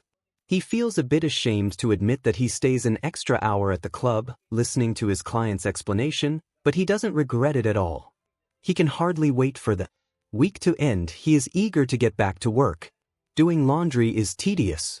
If he had a functioning washing machine and dryer at home, he probably wouldn't mind as much. But here he is, sitting in a laundromat that smells of burnt RBB mixed with an array of laundry detergents. While he takes a bite of his snack, he bobs his head to the music of an old artist, whose name escapes him. The songs resonate differently when slowed down and bass boosted. He remembers to put his rabbit costume in the washer after picking it up from his apartment, along with his smoke bombs. This reminds him that he needs to change his bandages when he gets back. His stitches still need to stay in for a while, but he must reapply the bandages daily to prevent infection. At least, that's what he believes. He hasn't attended medical school. When the washer signals that it's done, he finishes his snack and starts to take everything out, inserting a few coins into the dryer to start it. The new song playing is intriguing. It tells a story about a student confronting a classmate over a crush, yet the artist manages to keep it engaging without being strange. As he steps back, he accidentally bumps into someone. His senses are dulled by the music, which is why he enjoys it in this setting. It serves as an escape. He turns around, removing an earbud, and begins to apologize, but then he freezes. The man standing before him is tall, though not as tall as All Might. He has long blonde hair and green eyes with dark swirls instead of pupils. He wears rectangular glasses, light gray sweatpants, and a plain white shirt that showcases his well-defined muscles. They appear built for speed rather than sheer strength, though it is clear he possesses both. The man reassures him that it's all right, as he didn't see Izuku either. Izuku recognizes him immediately. This is the person who had frightened off the bullies in the alleyway. The voice and hairstyle are unmistakable. He hopes the man will continue on his way to wash the basket of clothes he carries, as this situation is already quite awkward. However, the universe seems to have other plans. The man's eyes light up in recognition, and he removes his headphones, letting them hang around his neck as he sets the basket down beside one of the washers. He greets Izuku enthusiastically, asking how he is doing. Izuku internally curses his luck, feeling the weight of the moment. He certainly attracts trouble, doesn't he? Why can't he just? He referred to him as listener. Listener. Izuku is, to put it simply, a bit oblivious. How has he not figured it out yet? The blonde hair, the vibrant personality, the swirling eyes reminiscent of a cockatoo's. This man had even called him listener back in the alley when he saved him. This is present Mike. Izuku feels a wave of dizziness. First Eraserhead, then All Might, and now present Mike. How deeply is he becoming entangled in this hero world? Is he the main character? He used to listen to Present Mix radio show all the time and had admired him. Still does, actually. The pro hero has been steadily climbing the hero rankings, and Izuku knows that much. However, he hasn't kept up with the man's life recently. He doesn't know where he stands or how his show is doing. This feels surreal. Kiddo. Right? He had asked him a question. Izuku stumbles, stepping back to lean against the washer and dryer, trying to give the man more space. He insists he's fine, claiming he's been doing great. Well, that's good. The hero smiles warmly, and it seems genuine. The cut above your eye healed nicely, right? I'm glad you're okay. He remembered that. Why does Izuku feel so elated about it? Present Mike. Can you sign my notebook, please? You don't have to, I was just wondering. So you do know who I am. He sounds amused. I thought you might with those clothes you're wearing. Izuku suddenly feels self-conscious, even though he knows the voice hero didn't mean it in a negative way. It's odd how he didn't care about his appearance or attitude around All Might or Eraserhead, but when it comes to Present Mike, a hero who loves fashion as much as he loves his voice, everything suddenly feels more significant. Izuku probably looks quite disheveled in his oversized Hawks t-shirt and Ryukyu pajama briefs. He's relieved he didn't wear his edge-shot socks, too. Present Mike tosses his laundry into his own washer, continuing to engage him even with his back slightly turned. Of course, I'll sign your notebook, kiddo. This prompts Izuku to rush back to his seat, pulling the journal from his bag and flipping through the pages in a frenzy. The voice hero gives him a teasing look as Izuku hands him the Ingenium-themed pen. This is really happening. Izuku is practically buzzing with excitement when the man hands the notebook back to him, hugging it to his chest as he bends down low, thanking him profusely. The voice hero responds with a casual, "No problem," before finishing his laundry, already starting to whistle a tune to himself. Izuku feels like he's in heaven and has to force himself out of his daze before he embarrasses himself. He does not want to feel foolish. Melanie Martinez is still playing in one ear, and he pops his earbud back in, replaying the song that had started. It will be about 20 minutes before his laundry is done, so he settles in to do what he does best, analyze. He opens his notebook back to Present Mix page and begins a new analysis. He sketches the man in his hero outfit, having memorized it by now, and jots down additional notes about his style choices. His personality is eccentric. He's known to be a kind, approachable teacher at UA, yet also a formidable pro hero who doubles as a radio host. The man is remarkable, and his intelligence is impressive. Someone pokes him in the shoulder. Izuku jumps, snapping the notebook shut and pulling his earbud out again as he turns to see who it is. Present Mike is looking at him with an outstretched hand, sitting a seat away and appearing a bit concerned. Oh, he must have been trying to get his attention. Sorry. Izuku exclaims, his nails digging into his palms as his cheeks flush a deeper shade of red. What did you say, Present Mike? It's all right, listener. I was just wondering why you're out here so late at night. It is past curfew for kids your age. Curfew. Izuku suddenly remembers that a curfew exists for minors. He often disregards it, having forgotten it even exists. Besides, most of the officers around here know him.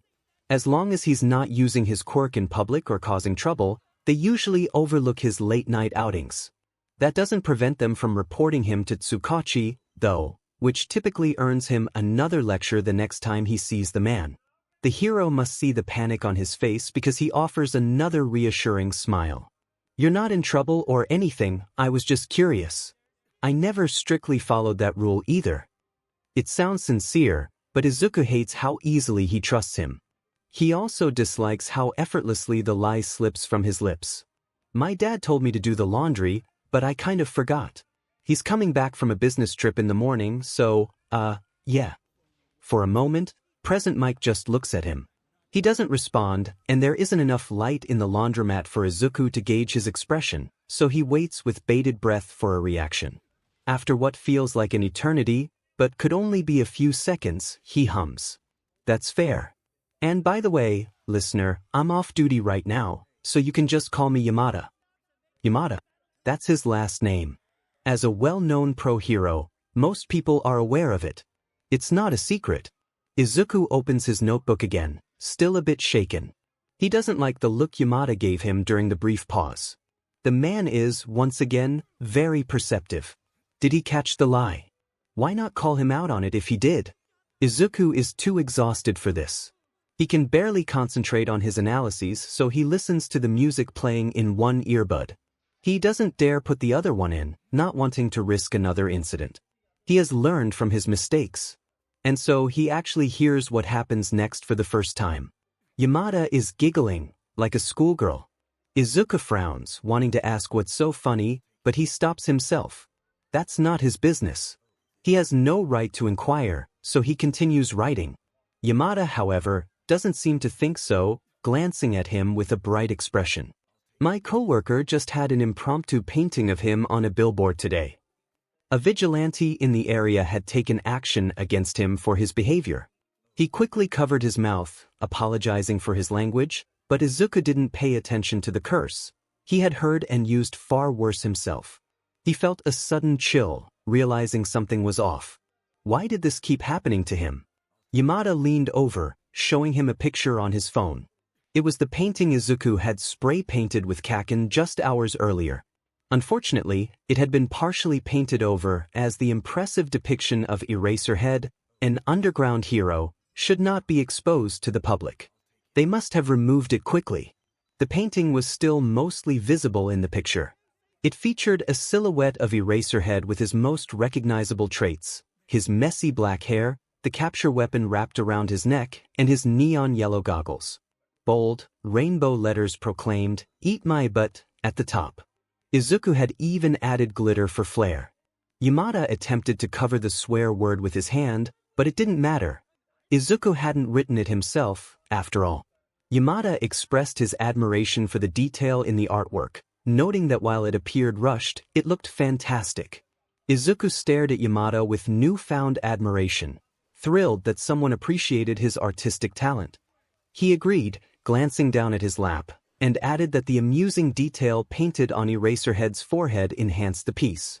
Yamada laughed, and Izuku couldn't help but wonder if the voice hero would still smile at him if he knew the truth. Given Yamada's straightforward nature, he probably would. Izuku joined in the laughter, realizing later that it felt genuine. He stood on the sidewalk, gazing up at Endeavor's agency, fully aware that it was a poor decision. He had known it the moment his client described the job, especially when it involved the number 2 hero. He should have walked away. No amount of money was worth the risk of being caught trying to break into a place that housed Endeavor and his sidekicks. If anything went wrong, he would undoubtedly be outnumbered. Yet, despite his apprehension, Izuku found himself slipping into the alley beside the building, preparing to climb. He felt drawn to this location, knowing the hero who worked here was on par with All Might himself. Sometimes, he pondered whether the symbol of peace would be disappointed in him if he learned about his vigilante counterpart. He also wondered what All Might thought of Rabbit, if he thought of him at all. Recently, he hadn't stood out, aside from the incident with the Sludge villain a couple of weeks ago, so there was no reason for someone as powerful as All Might to notice him. All Might represented justice and hope, serving as a beacon for the people of Japan and beyond. He encouraged everyone to contribute to maintaining peace, regardless of the challenges that came with it. Standing at the base of 𝗵𝗲𝗏's agency, Izuku realized he was doing the exact opposite of what All Might advocated. He was seeking trouble instead of resolving it. While he might justify it as a means of survival, this job was about something deeper, something he couldn't quite define. Izuku pulled his hood over his head, ensuring it wouldn't obstruct his vision, and began his ascent. With the help of his adhesive gloves, he quickly scaled the building and soon found himself on the balcony of the top floor, hidden from public view. This was the same balcony he had seen Endeavor land on countless times after his patrols. It must be the hero's private office, exactly where Izuku needed to be. He adjusted his hood and mask one last time before crossing the ledge to the door. Naturally, it would be locked. Endeavor might be tough, but he wasn't foolish. If Izuku even touched the handle, alarms would blare, and he would be caught before he could react. Fortunately, all the cameras in this part of the building were down for about 10 minutes, completely unrelated to his intentions. He wouldn't dare hack into Endeavor's security systems without a valid reason. Humming to himself, Izuku powered up his leg and kicked the door handle, breaking it off in one swift motion. The pieces fell to the ground, and he let out a relieved breath when no alarms sounded. He nudged the balcony door open and peeked inside. It was a bit odd that no one else was present, but he pressed on. Perhaps this would be easier than he anticipated.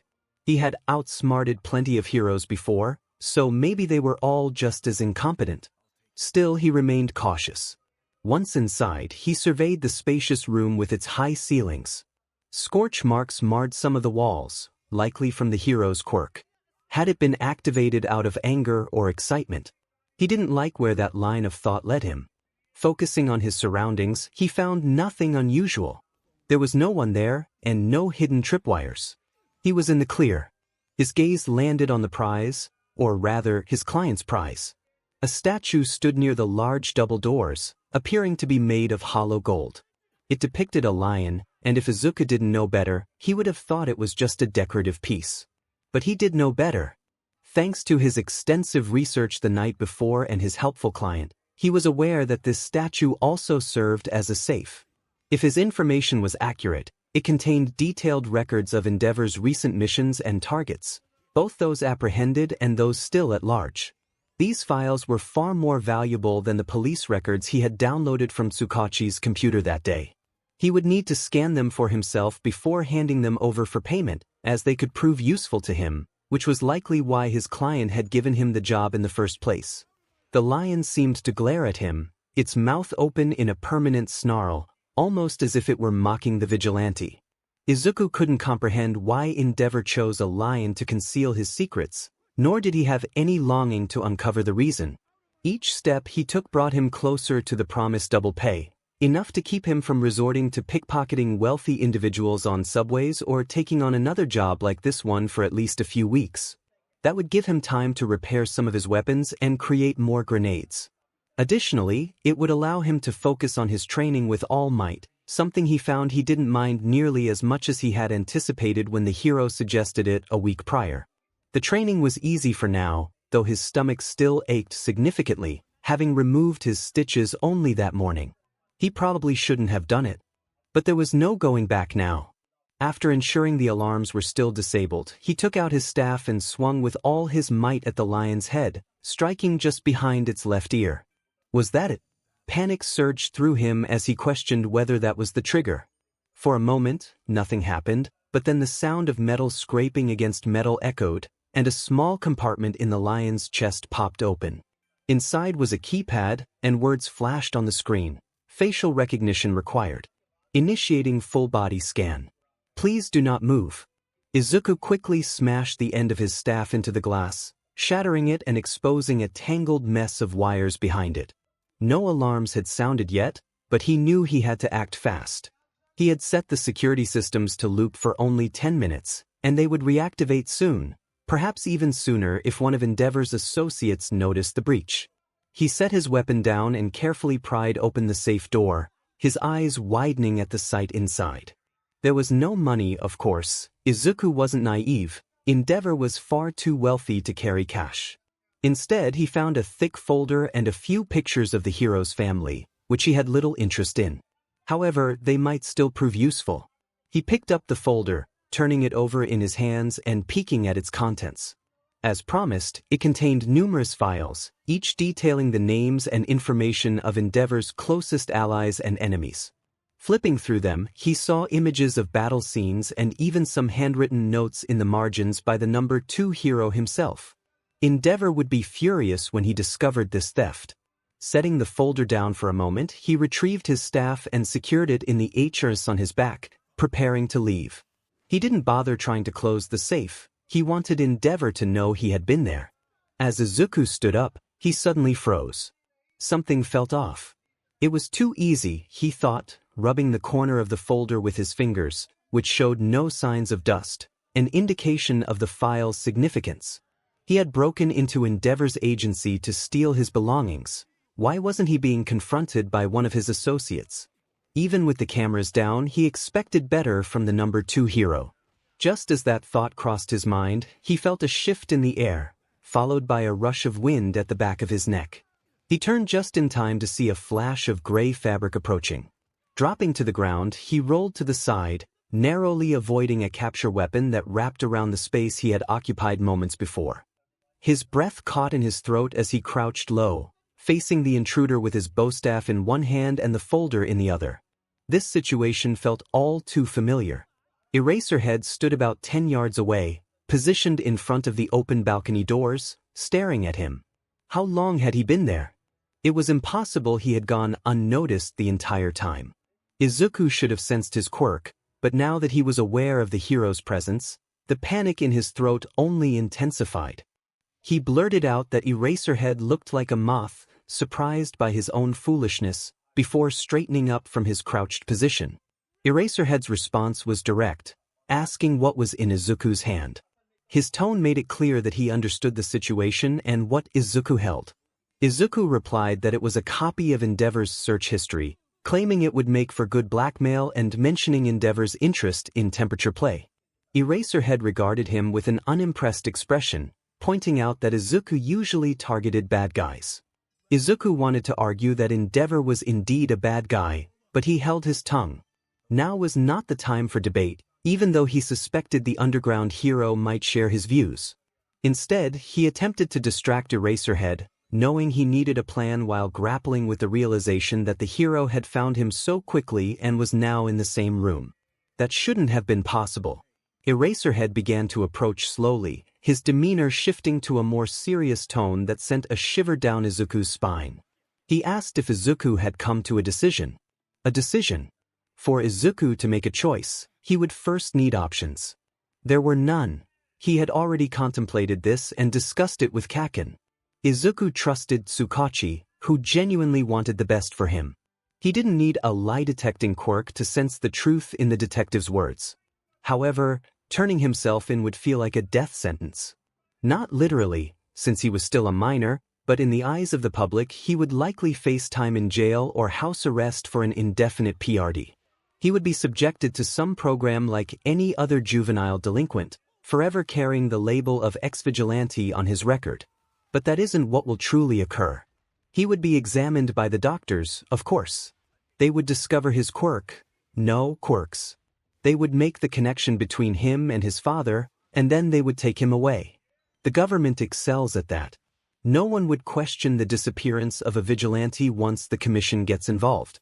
He would then endure a fate worse than death, worse than whatever 𝗬𝗁𝗁 or Eraserhead believes will happen to him if he doesn't turn himself in.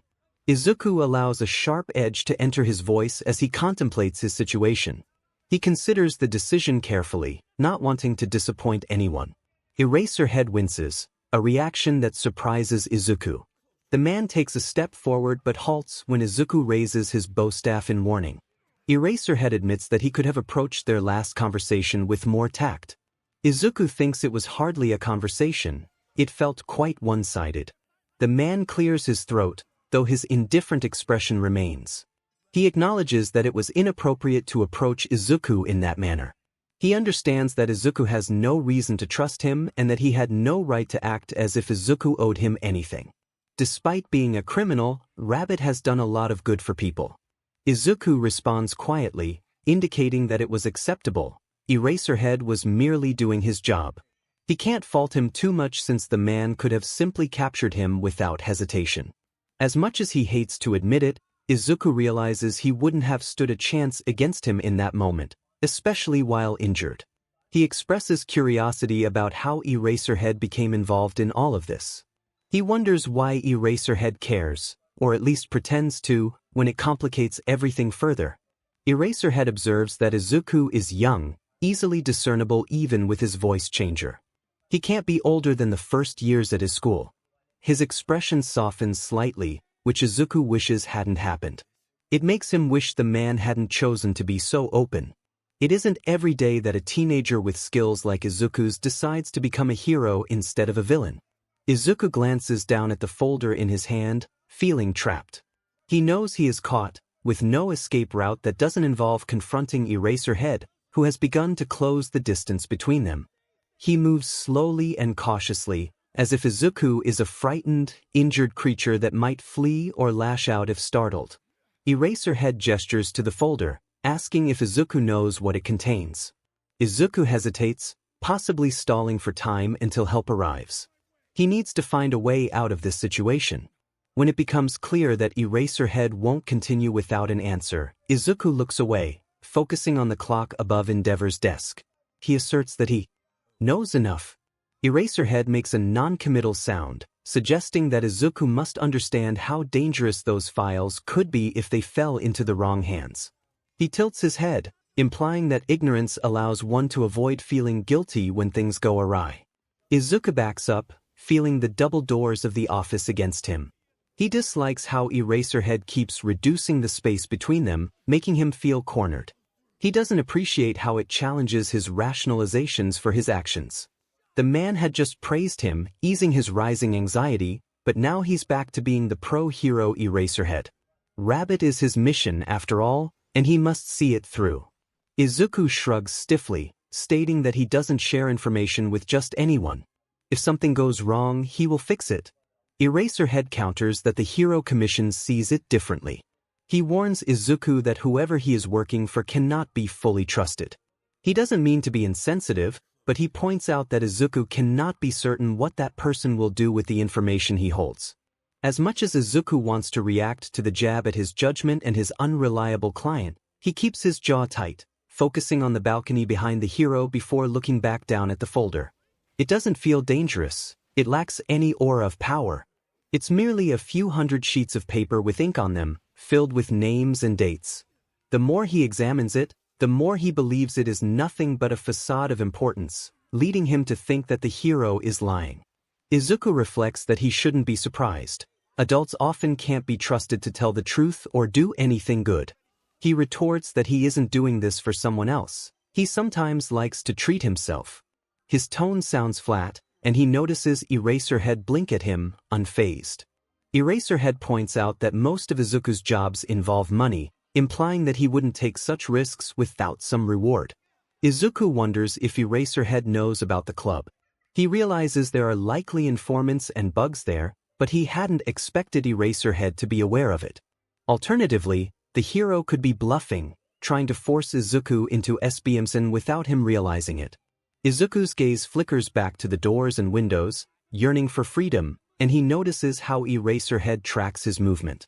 Eraserhead urges him to hand over the folder and do the right thing, suggesting that if not for him or 𝗬𝗁𝗁, then for himself. Izuku questions if he would simply walk out of there. Eraserhead states that he was never going to just walk out, but if Izuku relinquished the valuable piece of government property, he could help him. Once again, the notion of help arises. Eraserhead wants Izuku to trust him, but at that moment, Izuku wishes for nothing more than for the hero to leave him alone. They have already discussed trust, so he wonders why Eraserhead persists. He also questions why Eraserhead is being so gentle about it. The hero maintains a matter-of-fact tone, which intrigues Izuku. The truth is he doesn't know how Eraserhead defines help. Perhaps to him, help means calling the authorities or sending him to a facility for troubled teens. Or maybe Eraserhead's idea of help involves locking him away in a place where he would never see the light of day again. Some people are indeed twisted like that. Some individuals have a talent for manipulating words. Izuku hopes that Eraserhead is not one of those people. He observes the man closely, searching for any signs of deceit, perhaps an eye twitch or a subtle shift in expression. Yet all he receives is a slight raise of Eraserhead's left brow. This could be interpreted as irritation or amusement, but Izuku senses it is something deeper. The hero has been analyzing him since their first conversation. Eraserhead's ability to make Izuku question himself is impressive, almost practiced. Eraserhead's tone remains steady as he steps closer, hands tucked into his pockets. Izuku feels the space around him constrict. The hero states that the files are genuine and that he merely spread the word about their location, anticipating that Izuku would come looking for them. He suggests that if not for himself, then for someone too afraid to infiltrate the number 2 hero's agency. It is strange to Izuku that Eraserhead would say this. He realizes that the hero expected him to find the situation too easy, that he would proceed regardless of the risks. This realization makes Izuku question his own predictability and acknowledge that he has walked right into a trap. His instincts had been right. He should have trusted his gut. Eraserhead offers a promise, urging Izuku to turn himself in, assuring him that he would do everything possible to ensure his safety. He speaks of building trust, even if Izuku does not believe him at that moment. He just needs to meet the hero halfway. For a fleeting moment, Izuku contemplates surrendering. Perhaps Eraserhead could protect him. Maybe his paranoia and anxiety are unfounded, and he could be alright if he laid down his defenses.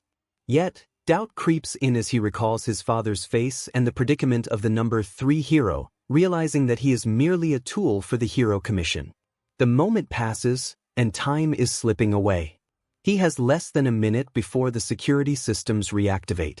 The doors behind him will burst open, and he will undoubtedly be trapped. He must flee.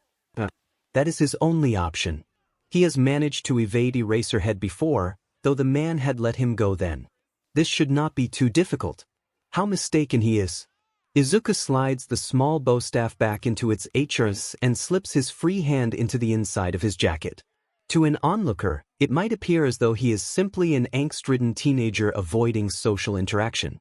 However, the exterior pockets of his jacket are typical, while the inner pockets are designed to conceal his weapons, his creations. A pang of guilt strikes him as he prepares to act. Eraserhead is unaware, and it is not his fault that the world can be cruel. Izuku cannot turn himself in, even with the hero's sincere promise. That is the most troubling aspect of it all. He hopes his regret is evident in his eyes as he meets Eraserhead's intense gaze and attempts a light-hearted laugh.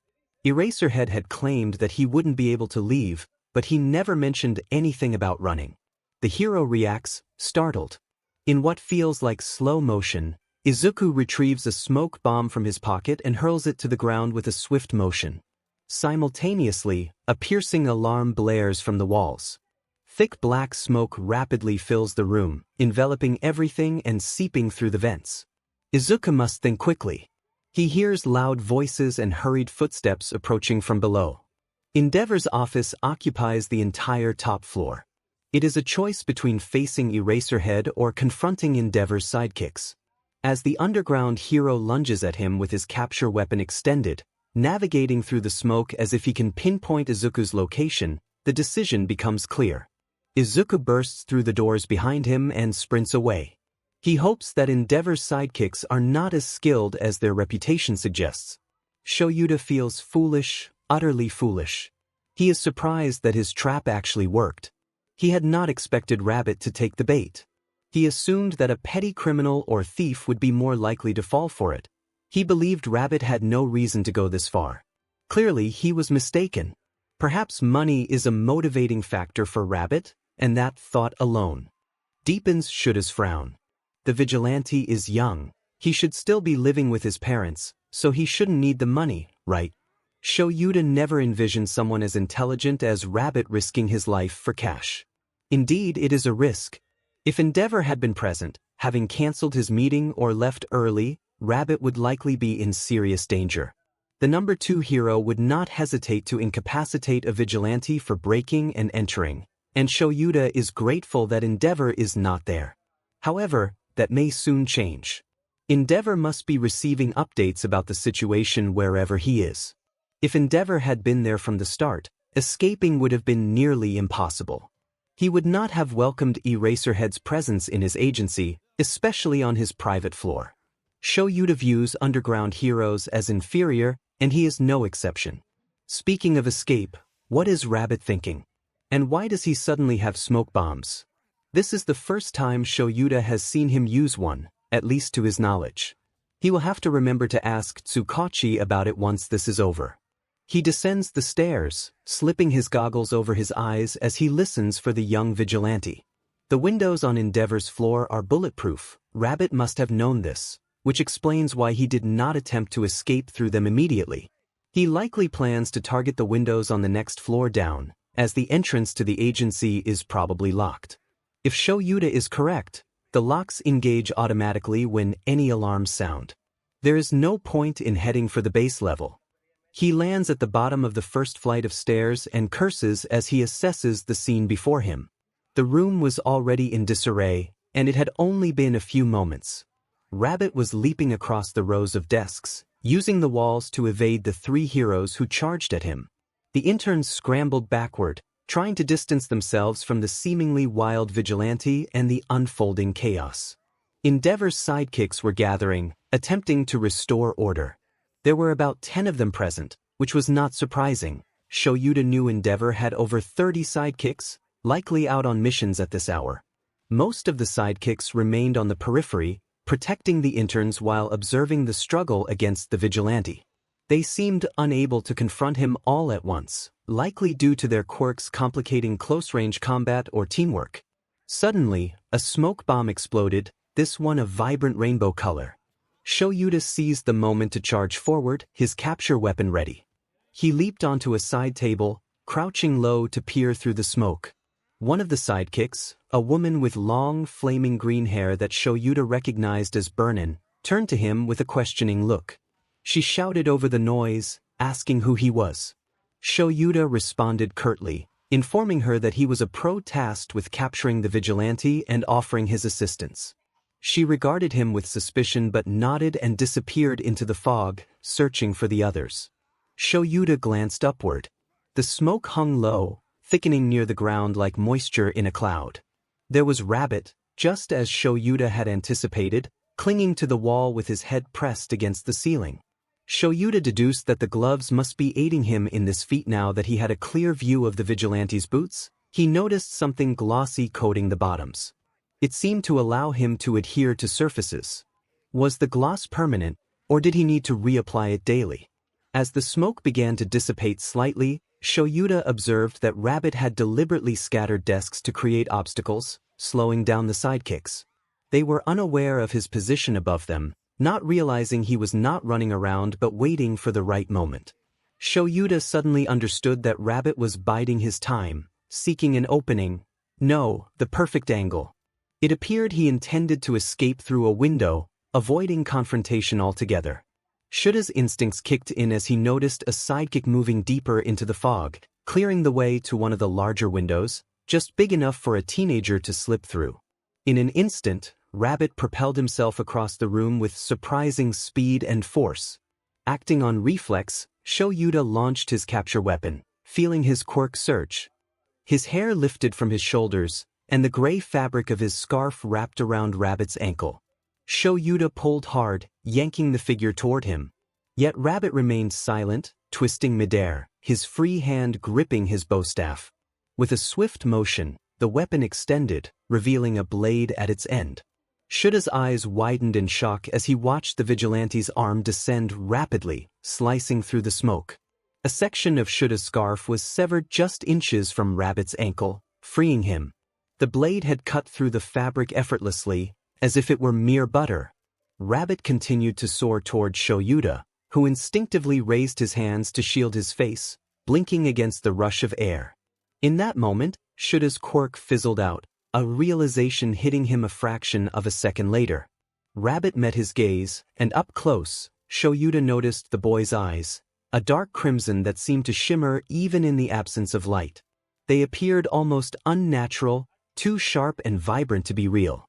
Before 𝗎𝗪𝗓 could react further, Rabbit's boots connected squarely with his chest, sending him sprawling to the ground as the vigilante used him as a springboard. Rabbit shot toward the window like a torpedo, and the sidekicks rushed after him, the fog clearing amidst the commotion. But Rabbit was too fast. The window shattered upon impact, and he vanished through the opening, surrounded by flying glass. 𝗎𝗪𝗓 was already on his feet, racing after him. He had to stop him now, or someone less forgiving would. Burnin looked at him in disbelief, exclaiming that they were on the 5th floor. 𝗎𝗪𝗓 barely registered her words as he leaped out of the window, arms drawn close to avoid hitting the sides. The drop was significant, and he quickly realized she had meant to say they were on the 5th floor. A flash of dark green caught his eye, but he had no time to react as the ground approached rapidly. He braced for impact, rolling as his feet hit the ground. Gasps and screams erupted around him as he looked up to see a crowd gathering at the agency's entrance, drawn in by the alarms. 𝗎𝗪𝗓 pushed through the onlookers, scanning the area where he had last seen the vigilante. Nothing. Frustration boiled within him as he demanded to know where Rabbit had gone, glaring at the crowd. He had little patience for the press, but civilians were even more obstructive when it came to his duties as a hero. A man with cat-like eyes pointed toward a building across the street. 𝗎𝗪𝗓 didn't respond. He took off without hesitation. He sensed that finding Rabbit would be difficult. The boy was elusive. 𝗎𝗪𝗓 felt a wave of frustration wash over him. He had almost captured Rabbit. His weapon had been around him, and yet he had let him slip away. It was his sole responsibility, and he had failed. After an hour of searching the streets, 𝗎𝗪𝗓 finally halted his pursuit when 𝗬𝗁𝗁 called him, reprimanding him for not informing him about the trap set at Endeavor's agency. 𝗬𝗁𝗁 could have provided backup.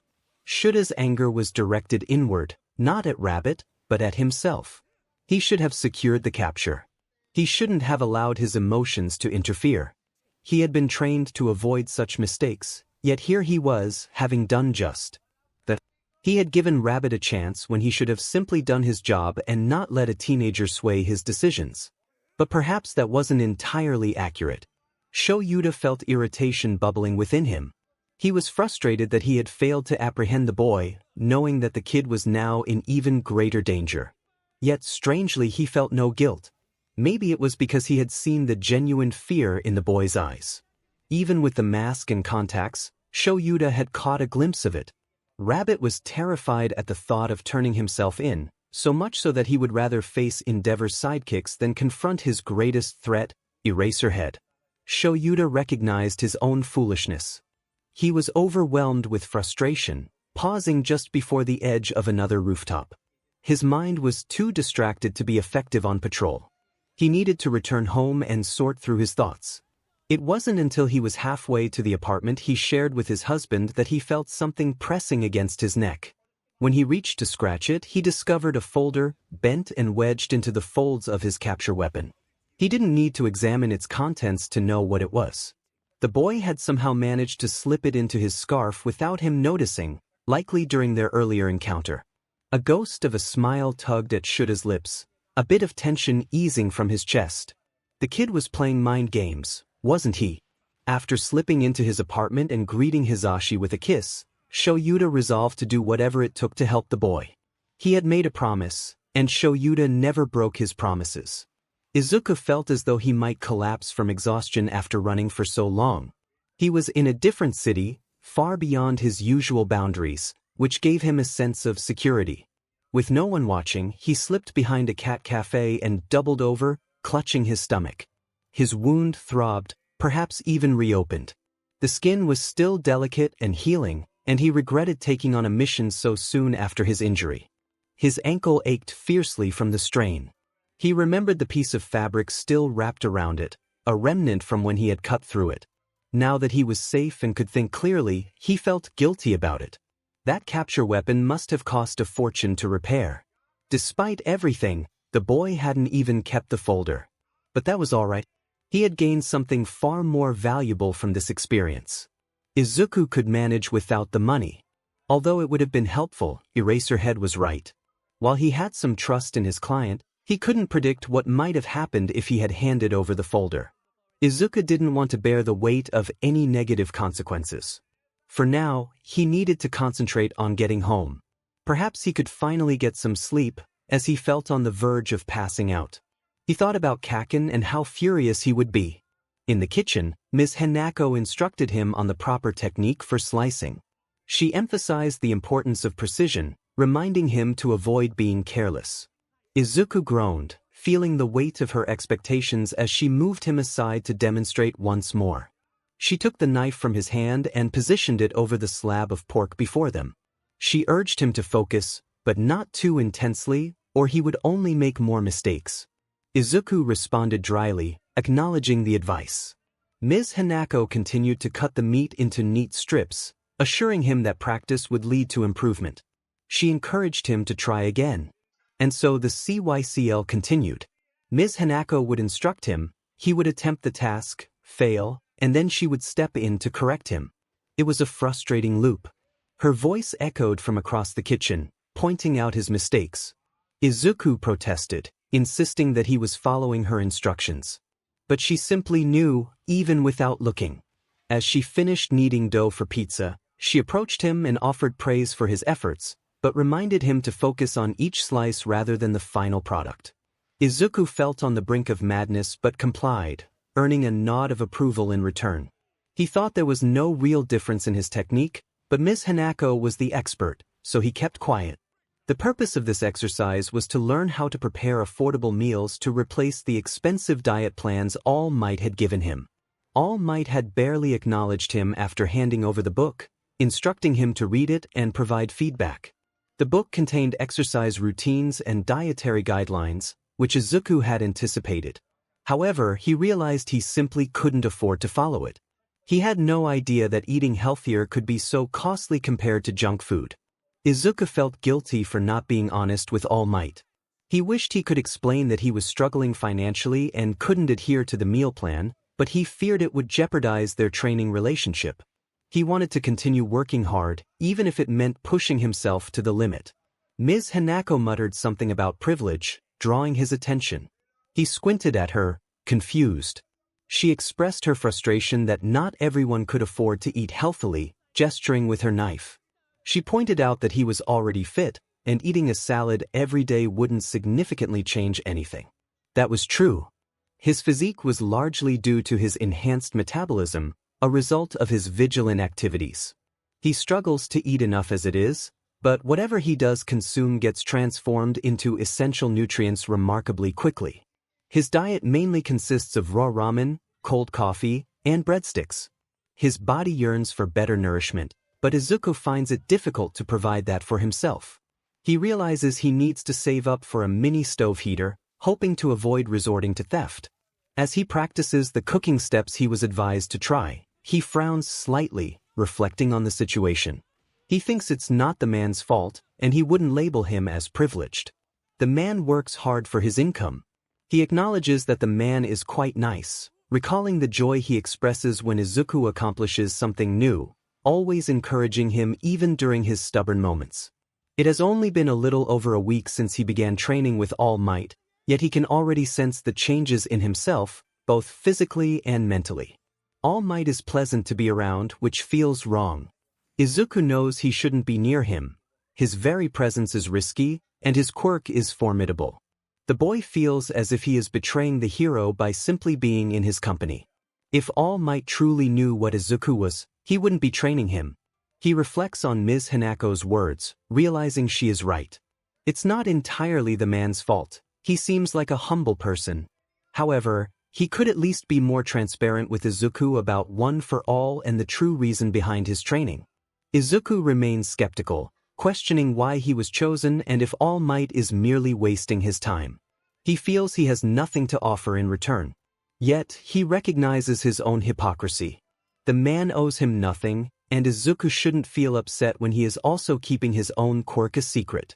Ms. Hanako's voice sharpens as she turns to him with narrowed eyes, reminding him that he hasn't visited her in a long time. She expresses her disappointment about the baked goods she has had to discard due to his absence. Izuku feels a pang of guilt, realizing it has indeed been a while since he last spent time with her outside the restaurant. He apologizes, assuring her that he isn't forgetting. On purpose. She insists she doesn't want to hear excuses and urges him to come over soon, as she feels lonely. Just as he is about to promise her a visit, the bell by the front door rings, indicating someone has entered. Ms. Hanako leaves the kitchen to greet her daughter, Kyoka, telling Izuku to take a break. He hesitates, glancing at the open book on the sidebar filled with various meals, drinks, and shakes that All Might suggested he incorporate into his routine. Many of them are crossed out in red marker by Ms. Hanako, replaced with more affordable options that still provide the necessary nutrition. Proteins are essential, though. Izuku considers the foods he can obtain for just a few bills: older vegetables, discounted canned goods, and fruit that isn't popular this time of year. While it's still more than he can truly afford, he resolves to try. He plans to eat healthier, especially since he needs to build more muscle, even with the help of Boost. He understands that maintaining this effort is crucial. It's not something he can do sporadically when he has extra money. He owes it to All Might to commit fully. He also realizes he needs to save up for household items, like a mini stove heater, preferably battery-operated or solar-powered since his electricity supply is limited. The generator he created only provides enough power for light and a few outlets, not much else. He thinks about needing a new phone. The one he currently has serves both his vigilante persona and personal life, and he feels uneasy about All Might having Rabbit's number, even if he is unaware of it. He plans to play it off as if he has a new number. He is comfortable with Kaken and Auntie having his number, but anyone else is off-limits. Kyoka greets him as she enters, shutting the kitchen door behind her and putting on an apron. She asks if he is there to help today. When Izuku has no patrol or other commitments, he assists Ms. Hanako and her family at the pizzeria. Being a family-run restaurant is challenging, and he is happy to lend a hand. Since it's the weekend, he is free, only training with All Might during weekdays. He appreciates this arrangement, as it allows him to sometimes patrol early to catch criminals off guard. He confirms that he is indeed there to help, closing the book and tidying his area while tying back his hair. Kyoka expresses her happiness to see him, noting it's always nice to have him around. Izuku feels undeserving of the kindness this family shows him. He washes his hands and picks up the dough Ms. Hanako had been working on, spreading it out to achieve the right thickness. This is a task he knows how to do, which feels a bit strange since Italian cooking is often considered more complex than Japanese cooking, at least according to Ms. Hanako. He may not have mastered basic cooking techniques, but he can cook and even bake occasionally. Both Auntie and Ms. Hanako have complimented his skills, even if he doesn't follow the traditional methods. What the correct methods are, he isn't sure. All Izuku cares about is that his food turns out edible, a step above inedible by the end of the process. Izuku inquired about Oba, trying to maintain a polite tone rather than sounding demanding. Kyoka, focused on stirring the tomato sauce, explained that their father had errands to run and wasn't feeling up to coming in. She mentioned that he had been feeling down lately due to the declining business. Izuku frowned slightly as he spread the sauce she handed him over the dough.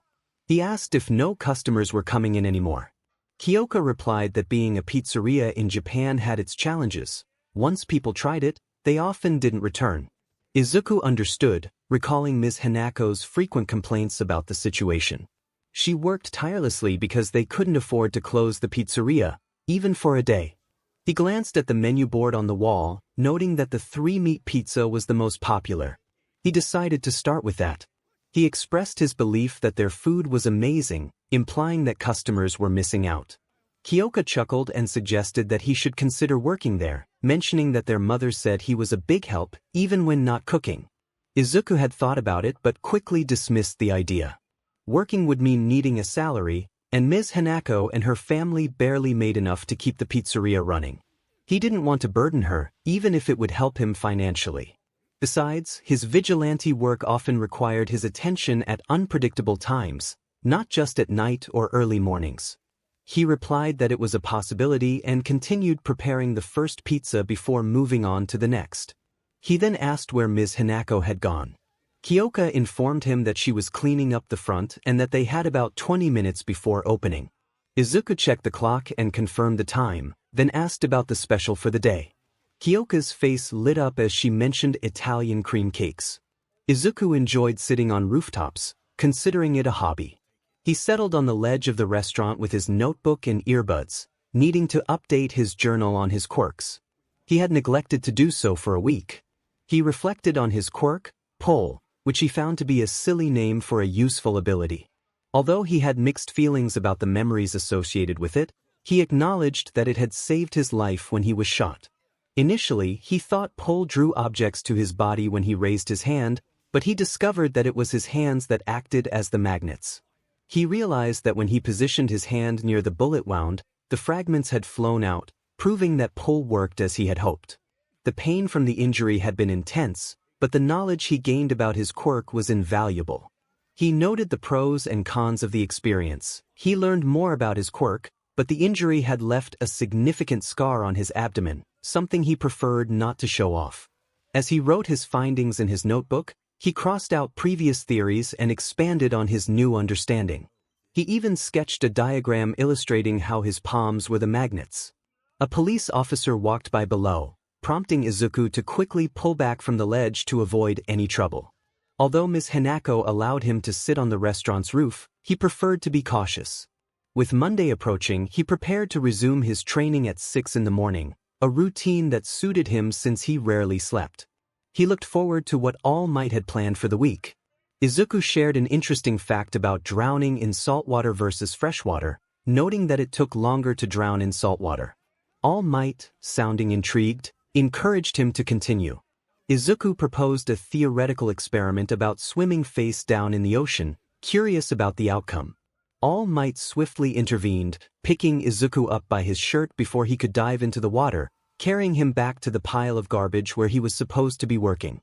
Izuku groaned, expressing his frustration at the mundane task. All Might, unfazed, reminded him that training was essential for becoming stronger and that he needed to focus on building his body and mind before using his quirk. The challenge was set before him, and Izuku felt a wave of uncertainty wash over him. He had not anticipated this task. He wished for an escape, a way out of the situation. Yet, there was a part of him that appreciated the distraction from his usual routine of staring at the ceiling and contemplating life or devising plans to annoy 𝗧𝗏𝗁. Loneliness was not an option he preferred. All Might, ever the enthusiastic mentor, decided to lighten the load. He effortlessly pulled a refrigerator from the pile, letting it crash to the ground with a resounding thud. With a grin, he encouraged Izuku to move it to the garbage bin. Izuku stood frozen for a moment, wishing he could have been beneath the fridge when it fell. All Might made it seem so simple, while he had struggled for what felt like an eternity to free it. His injury, though mostly healed, still throbbed slightly, leaving a scar on his abdomen, a reminder of his past encounters. He reflected on the experience, adding it to his collection of battle scars. He gazed at the large refrigerator, seeking clarification. He wanted to confirm that All Might expected him to move it without using his quirk. All Might's response was enthusiastic, urging him to demonstrate his strength. Izuku's thoughts wandered to a more drastic scenario, wishing for All Might to lift the fridge again and let it land on him. The idea became increasingly appealing. In a burst of energy, All Might leaped onto the fridge, tossing Izuku some ropes to help secure it. He urged Izuku to get started, emphasizing that the fridge would not move itself. Izuku protested, feeling the unfairness of the situation. All Might's weight was considerable, and he was sitting right on top of it. All Might, however, seemed to relish the moment, teasing Izuku about his previous struggles. Izuku felt a flush of embarrassment as All Might took out his phone to capture the moment. He defended himself, explaining that the last car he had pushed lacked tires, making it more challenging than it appeared. Then an idea sparked in his mind, a playful challenge directed at All Might. He suggested that the hero could not move the fridge without using his quirk.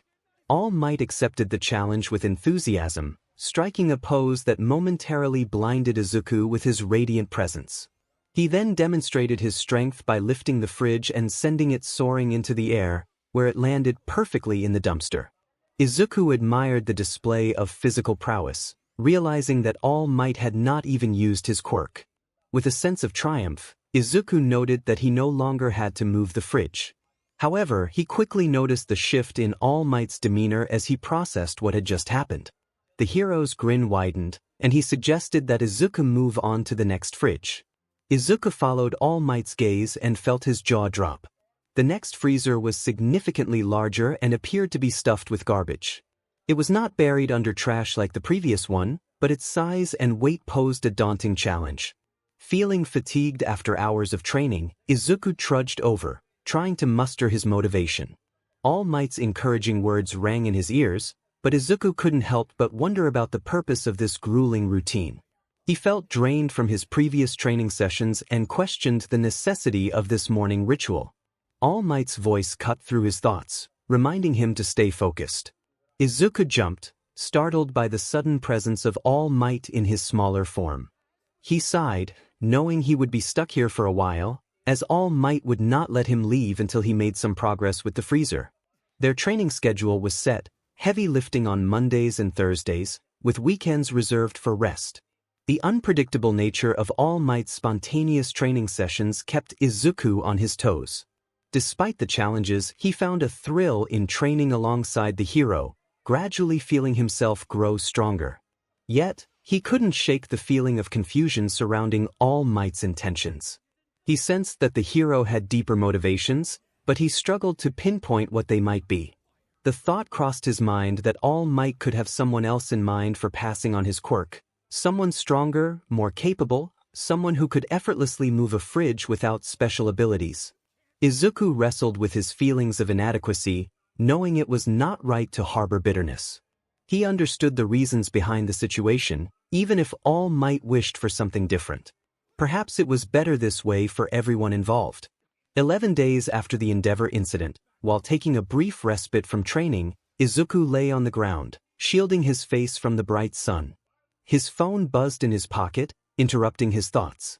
Turning away from the glare, he read the message. "Meet me at this address tomorrow at 10. The sender was familiar, and the unexpected communication surprised him. His mind raced with thoughts. The realization that he had been unblocked by Eraserhead struck him. The implications of this message filled him with curiosity and apprehension. Was this another trap? Izuku felt a mix of excitement and trepidation as he pondered the situation. He quickly glanced at All Might, who was busy arranging a small area on the sand for their sparring session. The sand would make fighting more challenging, and Izuku suspected that was the intention. He pondered when he might ever face a villain on the beach or someone with a sand-related quirk, but he figured it was better to be prepared. Confident that All Might wouldn't approach him from behind, Izuku typed a hesitant message. He inquired about a potential date night, playfully asking if 𝗬𝗁𝗁 would be bringing along some of his secret police friends, daring him to take the plunge. Izuku felt uneasy about Eraserhead texting him out of the blue. Why now? Why not earlier? Or better yet, why not at all? 𝗬𝗁𝗁 had been messaging Rabbit frequently over the past week, even bombarding Izuku's phone the night of the Endeavor incident, checking if he was okay. It was somewhat endearing if he were honest, but that didn't stop him from feeling annoyed with the detective. 𝗬𝗁𝗁 claimed he had no knowledge of Eraserhead's plan until after it unfolded, but Izuku was too frustrated to decide whether to believe him. He reminded himself that he had no right to be angry. He was a vigilante, often viewed as worse than villains because people believed they could evade consequences for their actions. They thought they were above the law, just like criminals. Izuku knew he wasn't. He recognized that he was in many ways a villain and deserved to be treated as such. Yet, he couldn't shake the feeling of betrayal. Detective 𝗬𝗁𝗁 had been the first to investigate Rabbit when the vigilante emerged. Izuku had encountered him several times early on, mostly to ask questions about his quirk and how it functioned. He had received no answers back then, but he hadn't been discouraged. He understood the basic principle of keeping secrets from the enemy, which made it all the more surprising when Eraserhead had answered his questions that night after rescuing a woman. In Eraserhead's defense, Izuku hadn't been Rabbit at that time. He was just a scrawny kid who had helped with a domestic violence case. He may have also taken some files from the police, but he felt that should have been considered his repayment. It had taken Izuku a while to trust 𝗬𝗁𝗁. The detective had never sent heroes after him directly and had never acted in a way that Izuku perceived as threatening. It was as if, dare he think it, the detective had allowed him to slip away a few times. However, that seemed to be changing. Even if 𝗬𝗁𝗁 hadn't known about his colleague's trap, he was likely still in contact with him, sharing notes and possibly revealing rabbit secrets. By extension, he must have been aware that Eraserhead was planning something. It was likely that they had discussed it, which only made matters worse. Izuku realized his grace period was coming to an end. He would need to meet with Eraserhead if he hoped to navigate the situation.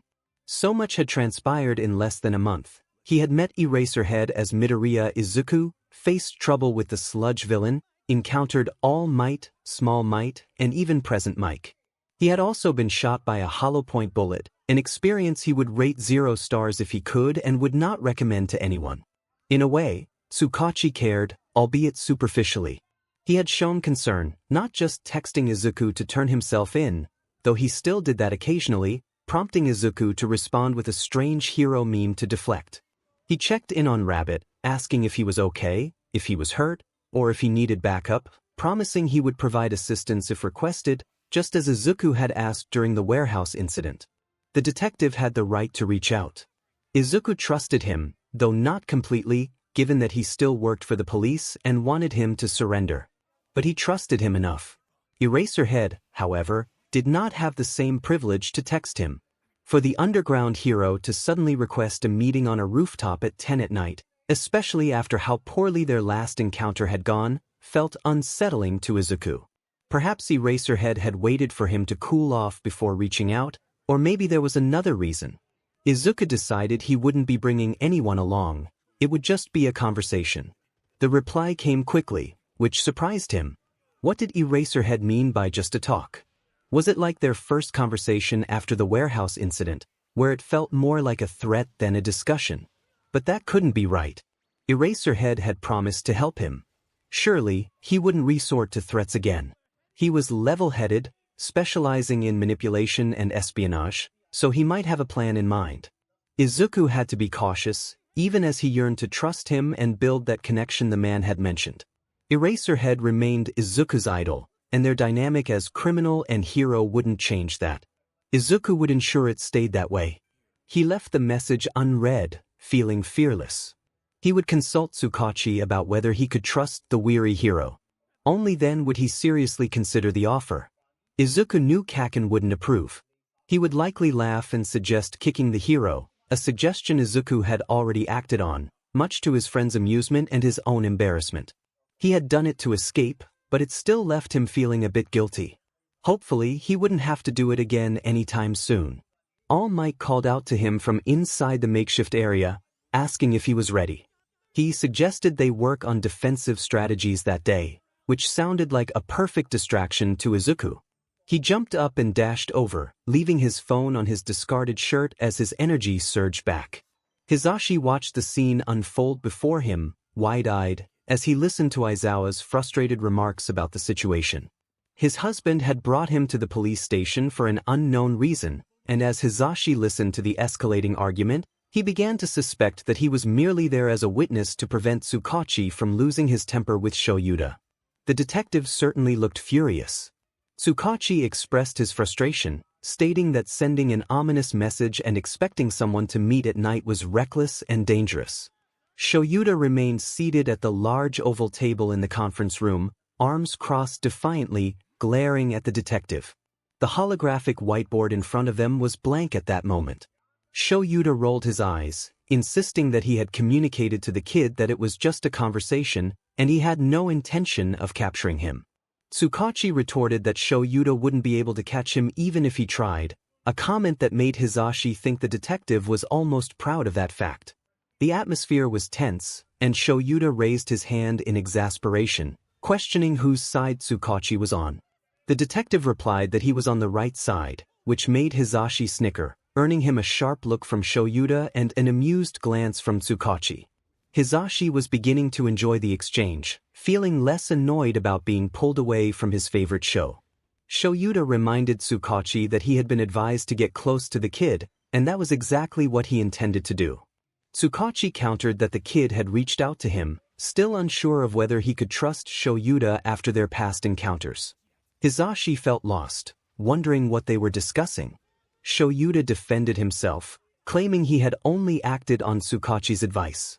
The detective looked taken aback, pointing out that setting a trap for the kid was not what he had meant by building trust and convincing him to turn himself in peacefully. Hizashi chimed in, suggesting that small animals like rabbits were not a far-fetched comparison, which earned him glares from both men. 𝗎𝗎𝗪 continued, explaining that he had only set up the meeting to talk, acknowledging that he had scared the kid off after a previous incident. Images and articles about a certain green vigilante appeared on the screen, and Hizashi leaned in, recognizing some but seeing many new ones. The kid was young and had managed to evade numerous heroes, indicating he was clever. Hizashi mused that under different circumstances, the kid might have made a good hero. 𝗎𝗎𝗪 resolved to meet with the kid that night and see how it went, with plans to proceed from there. After a moment of hesitation, 𝗬𝗁𝗁 agreed, expressing his hope that 𝗎𝗎𝗪 wouldn't make things worse again. As they left, Hizashi playfully gave the detective finger guns before being pulled into the hallway by his husband. Once the door closed, 𝗎𝗎𝗪 immediately kissed Hizashi, who never missed a chance to see his husband blush. However, 𝗎𝗎𝗪 warned him to stop, glancing around the police station to ensure no one was watching. Hizashi, undeterred, suggested he accompany 𝗎𝗎𝗪 for the meeting, intending to keep watch in case things went awry. 𝗎𝗎𝗪 understood Hizashi's concern but insisted that bringing him along would undermine the trust he needed to build with the kid. Hizashi acknowledged this but questioned what 𝗎𝗎𝗪 planned to discuss, noting that small talk wouldn't be effective. 𝗎𝗎𝗪 explained that he would reassure the kid that they were on his side and would no longer attempt to capture him. Hizashi recognized the care 𝗎𝗎𝗪 had for the vigilante, which was evident in his tone. He teased 𝗎𝗎𝗪 about being a softie, noting how the kid had grown on him in such a short time. 𝗎𝗎𝗪 told him to be quiet, but Hizashi leaned over to give him a quick kiss on the nose, and this time, 𝗎𝗎𝗪 didn't pull away. It was their day off, and they had decided to grab a quick breakfast since they hadn't eaten that morning. The couple rarely found time to spend together due to Hizashi's multiple jobs and 𝗬𝗎𝗪's nightly patrols. They both understood the demands of their lives before getting together, but that didn't stop them from wishing for more time together. As Hizashi drove, he let his mind wander, humming along with the radio. He realized it was time to do laundry again. They were running low on clothes, especially 𝗎𝗎𝗪, who wore the same outfit all week.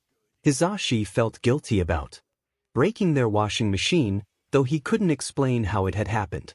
Now, 𝗎𝗎𝗪 had him going to the laundromat until they could afford a new one. It would likely be a few months before they could replace it. While they weren't struggling financially, with 5 jobs between them, buying a new washing machine wasn't a simple decision.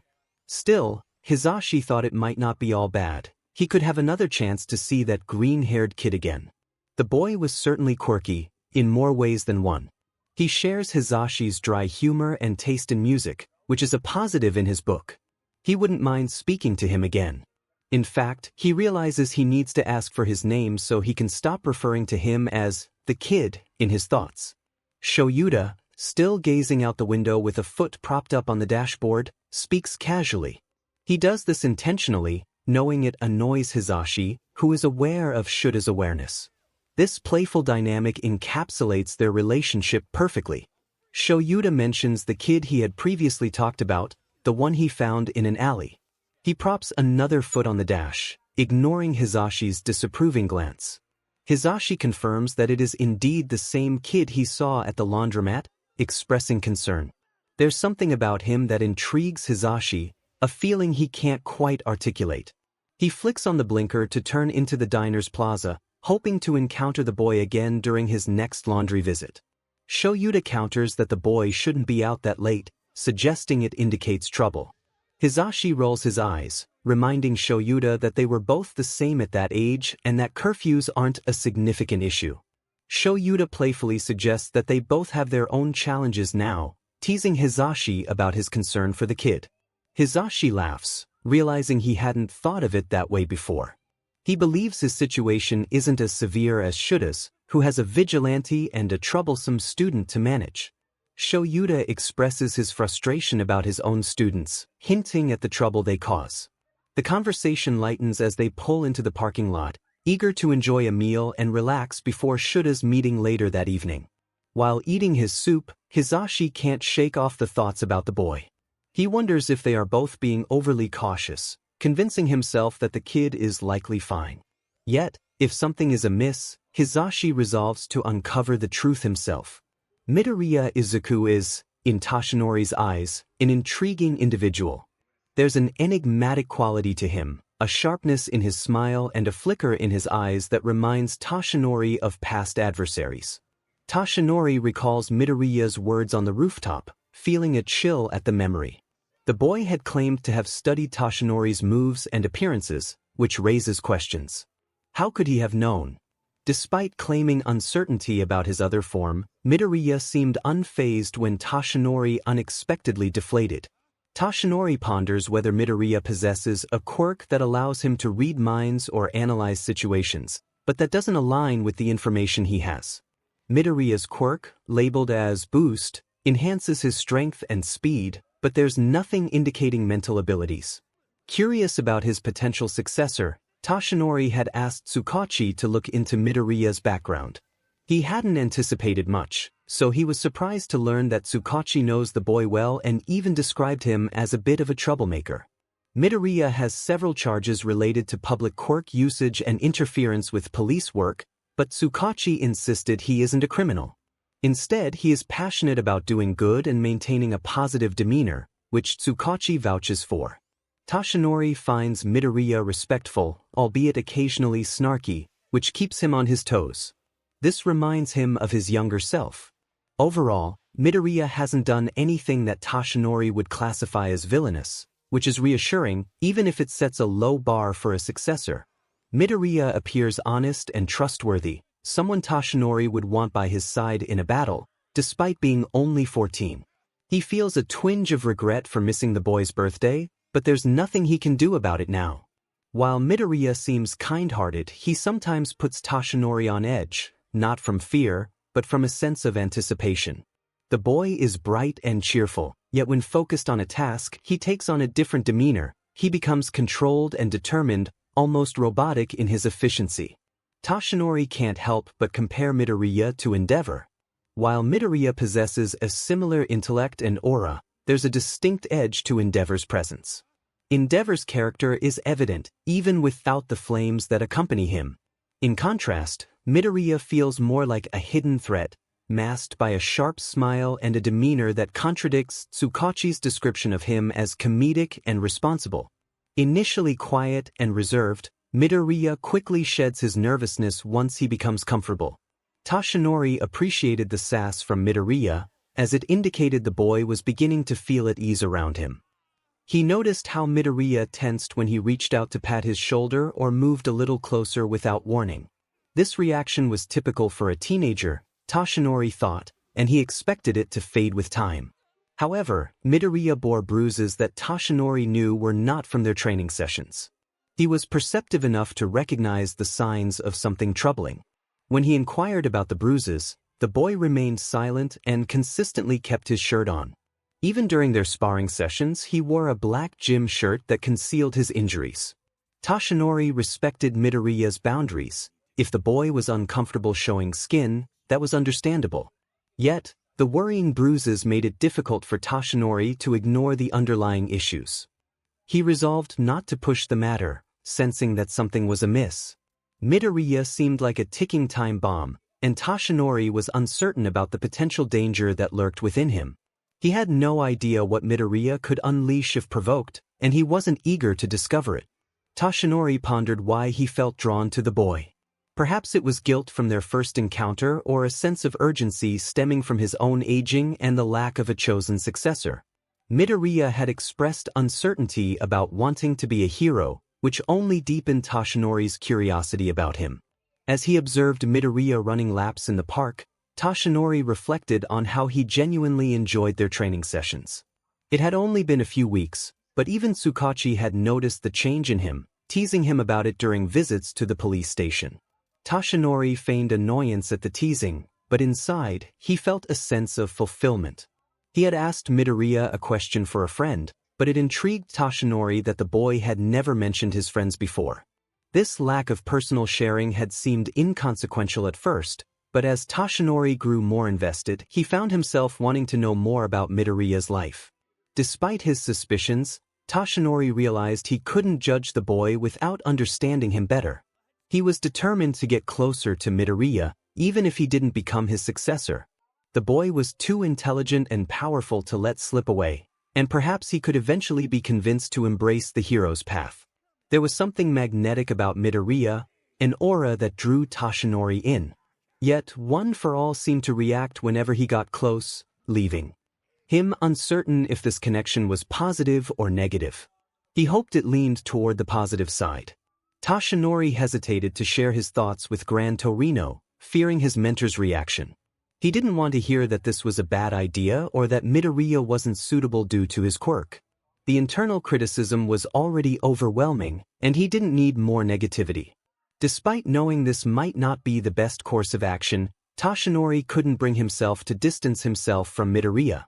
He shook off those thoughts, reminding himself of his duty to train the boy, regardless of his reluctance to become a hero. With a determined call, Toshinori transformed into his larger form, announcing that Midoriya could use his quirk now. The delighted gasp from the boy dispelled any lingering doubts. Midoriya playfully criticized Toshinori's costume, and in return, Toshinori teased him about looking like a wannabe All Might. The banter continued, with Midoriya defending his design and 𝗂𝐭, his friend, dismissing it as unworthy. As Midoriya expertly repaired his rabbit costume, he felt a sense of pride in his work. The dark green fabric with red outlines now looked sharp and well-crafted, free of the tears and bullet holes that had previously marred it. He knew 𝗂𝐭's teasing was a form of reverse psychology, and deep down, he believed his friend appreciated the effort he had put into it. Izuku felt proud of his suit, ready to face whatever challenges lay ahead. It appeared new, and he was eager to wear it that evening to make a memorable impression. He needed to present himself well, especially since he had decided to attend the meeting with Eraserhead. This meeting felt significant. It could be a pivotal moment or perhaps the start of something new and exciting. If he looked disheveled, it would only amplify his insecurities, which could jeopardize everything. He had already embarrassed himself in front of the hero once, and he was determined not to let it happen again. Izuku cleared his throat, putting Auntie's sewing supplies back into her box and sliding it aside. He casually remarked that his suit was far superior to all of their hero costume designs, knowing it would ignite a reaction from his friend. As expected, 𝗂𝐭 sat up abruptly, an incredulous sound escaping his lips. He demanded to know what Izuku had said. Izuku quickly opened the bedroom door, hoping to escape down the stairs and into safety before it was too late. Unfortunately, 𝗂𝐭 was faster, grabbing him around the waist and tossing him back into the room as if he were weightless. Izuku squealed, scrambling away from his friend. He protested that they couldn't wrestle because he was too exhausted from All Might's training, claiming it was unfair. 𝗂𝐭 retorted that all All Might had done was make him run, pointing out that Izuku was already good at running. Using the moment to his advantage, Izuku launched himself at 𝗂𝐭, trying to pin him to the carpet. However, 𝗂𝐭 managed to shove him off just in time, reversing their positions and attempting to hold Izuku's arm behind his back. Izuku grunted, feeling as though he had been insulted, and rolled out from under him. This wrestling match was a familiar routine for them. They engaged in these playful bouts every time they met, sometimes using their quirks, sometimes not. It was more about testing their strength, but beneath it all, it was a display of their friendship. 𝗂𝐭 wasn't one for physical affection, so Izuku appreciated these moments that allowed them to be close without making 𝗂𝐭 uncomfortable. However, Izuku was determined not to lose. He used his quirk to unbalance 𝗂𝐭, dodging his outstretched arms to get behind him. He kicked the back of one of 𝗂𝐭's knees, forcing him down to the floor with a hand on his back. In response, 𝗂𝐭 unleashed a small explosion to change his trajectory, twisting to pull Izuku down with him. Within moments, Izuku found himself in a hold from behind, 𝗂𝐭 keeping him still. 𝗂𝐭 hissed for him to yield. Izuku refused, giving in would mean 𝗂𝐭 would score another point, putting him in the lead and breaking their tie. He firmly stated his refusal. 𝗂𝐭𝐸 urged him to submit, increasing the pressure of his hold slightly, but he would never truly hurt Izuku during their playful fights. Just then, a sharp knock on the door interrupted them, and Auntie poked her head in. She took in the sight of both boys on the carpet, Izuku wriggling in 𝗂𝐭𝐸's grip and 𝗂𝐭𝐸 kneeling behind him, likely wearing a neutral expression now that their wrestling had been interrupted. The costume lay crumpled a few feet away. She didn't seem surprised and quickly shifted her attention to Izuku with a gentle smile. She asked if he was staying for dinner. Izuku, realizing he had almost forgotten, managed to push 𝗂𝐭𝐸's arm away from his throat enough to respond. He hesitated, but a knee pressed into his back, prompting a sharp gasp. He quickly changed his mind, agreeing to stay if it was all right. Auntie dismissed his concerns, assuring him he was always welcome. She shot 𝗂𝐭𝐸 a stern look, telling him to stop, as he had clearly won the match. The door closed before Izuku could argue, but 𝗂𝐭𝐸 released him with a satisfied smirk, claiming he was now in the lead. Izuku countered that it was only temporary. 𝗂𝐭𝐸 fell back onto his bed, questioning why Izuku had considered turning down dinner. Izuku looked away, rubbing the back of his neck, trying to explain his reasoning. 𝗂𝐭𝐸's voice dropped as he warned Izuku not to tell him he was actually going to meet with the questionable hero. Izuku crossed his arms defiantly, insisting that the hero was not as bad as 𝗂𝐭𝐸 claimed. He mentioned that he had calculated only a 40% chance of ending up in trouble. 𝗂𝐭𝐸 scoffed, calling him foolish and advising him not to come crying if things went wrong. Izuku agreed to respect 𝗂𝐭𝐸's wishes but threw his rabbit costume at him, stating he wouldn't play any video games until 𝗂𝐭𝐸 acknowledged how great the suit was. By the time 𝗧𝗏𝗄𝐻 called them down for dinner, they were back to being even. The night air was chilly, and the occasional gust of wind made Izuku grateful for the hood on his costume. It was just cold enough to be refreshing, and he enjoyed the comforting sensation as he crouched on the edge of a roof, observing the few adults and teens still out at this hour. With only a few minutes until 10, he anticipated Eraserhead's arrival. He felt a twinge of anxiety. This could still be a trap, even though 𝗧𝗏𝗁 had assured him it wasn't. Despite knowing it was just a conversation, he couldn't shake his nerves. Izuku began to pace the rooftop, wishing he could visit the small family-owned cat cafe below and pet the cats instead of facing his current situation. Dinner had been wonderful, as Auntie's cooking always was, and he was grateful she had invited him over, even though it wasn't Thursday. After a few minutes, he checked his phone and frowned in frustration. It was 5 minutes past the hour. Eraserhead should have arrived by now. Did this man not care about being punctual? Despite his disheveled appearance and indifferent demeanor, Izuku knew he wasn't careless. He was typically punctual for meetings. His school records indicated that he had never been late to his classes, whether as a student or a teacher. So why was he not here? Izuku's bow staff was already drawn and aimed at the speaker before he could fully comprehend the situation. There was no way Eraserhead had managed to sneak up on him from behind for the second time. That was twice more than anyone else had ever accomplished, and it was too much. Izuku had been searching, and he should have sensed him long before he stepped onto the roof. The realization struck Izuku hard. Eraserhead was the only person capable of sneaking up on him. He felt conflicted about it and had no idea why it was even possible, nor could he simply ask him. To his credit, Eraserhead merely blinked at the bowstaff hovering just inches from his throat. The hero was intelligent. Izuku would even consider him a genius in his own right. It was entirely possible he understood that the side aimed at him was also where the blade of his katana could slide out. Yet, instead of stepping back or countering with his own weapon, Eraserhead slowly raised a hand and pushed the metal away. He stated that it was nice to see Izuku, his tone flat. Izuku pulled his staff back, still holding it protectively by his side. He wasn't ready to put it away yet. There were too many variables at play, too many things that could go wrong. He extended his senses again to scan for anyone nearby and felt relieved when he confirmed that 𝗧𝗏𝗁 had been truthful. There was no one else present. It wasn't a trap. He was safe. Eraserhead assured him he could relax, nodding at the boy's weapon, claiming he wouldn't try anything. Izuku responded, though he didn't put his weapon away. He shifted his weight to appear more at ease. which was the best Eraserhead could expect from him. Eraserhead looked normal, albeit a bit more fatigued than usual. He likely wanted to be there even less than Izuku did, but the boy refused to feel sympathetic. After all, he was the one who suggested this meeting, so he could endure it alongside Eraserhead. The hero remained at a distance, only a couple of yards away, which felt too close. Izuku was struck again by a wave of frustration at himself. Eraserhead was dangerously close, and he hadn't noticed. It had to relate to his quirk. Yet nothing about erasure should allow Izuku to miss its presence.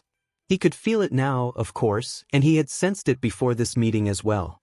So why did it only happen when Eraserhead approached him? Perhaps it occurred subconsciously. Maybe Eraserhead activated some unknown aspect of his quirk without realizing it, resulting in Izuku feeling like he was having a heart attack. Eraserhead asked if Izuku was alright, breaking his trance. The boy had been staring into space for too long, and he was grateful that Eraserhead hadn't moved.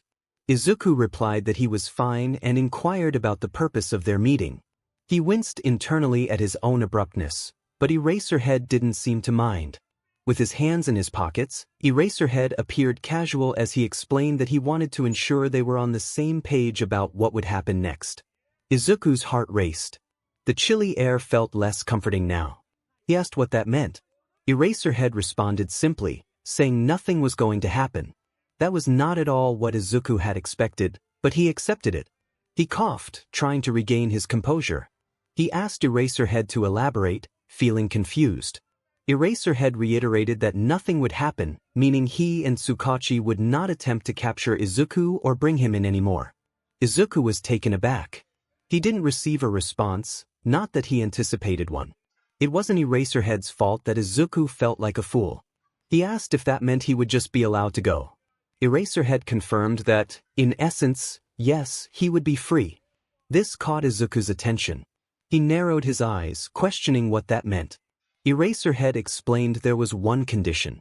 Izuku felt a wave of anxiety wash over him. He wasn't good with conditions or debts. They rarely ended well for either party. Eraserhead must have sensed his hesitation, as he continued gruffly, stating it was nothing bad. He simply requested that Izuku meet him here once a week at the same time. This caught Izuku off guard. He had expected to be asked for something more significant, perhaps to assist with missions. Not this. It seemed this conversation was full of surprises. Izuku slid his bow staff back into its holster. He asked why Eraserhead wanted this arrangement. It always came back to that question. Why was he doing this? Why did he care? Why was he bothering to make a deal with Izuku? Eraserhead didn't usually care about vigilantes. He rarely attempted to capture them, so what made Izuku different? He stated that he wanted to ensure Izuku wouldn't end up dead or worse. There were no hidden intentions. It was simply for him and 𝗬𝗁 to keep track of Izuku's well-being. Well-being? As if he cared. A nearby cricket chirped, prompting Izuku to ask what would happen if he declined. There was a brief pause as both recalled their first conversation, the first time Izuku had posed that question. Eraserhead shrugged casually, stating that nothing would happen. Izuku searched the man's face for any sign of deceit and, finding none, nodded once.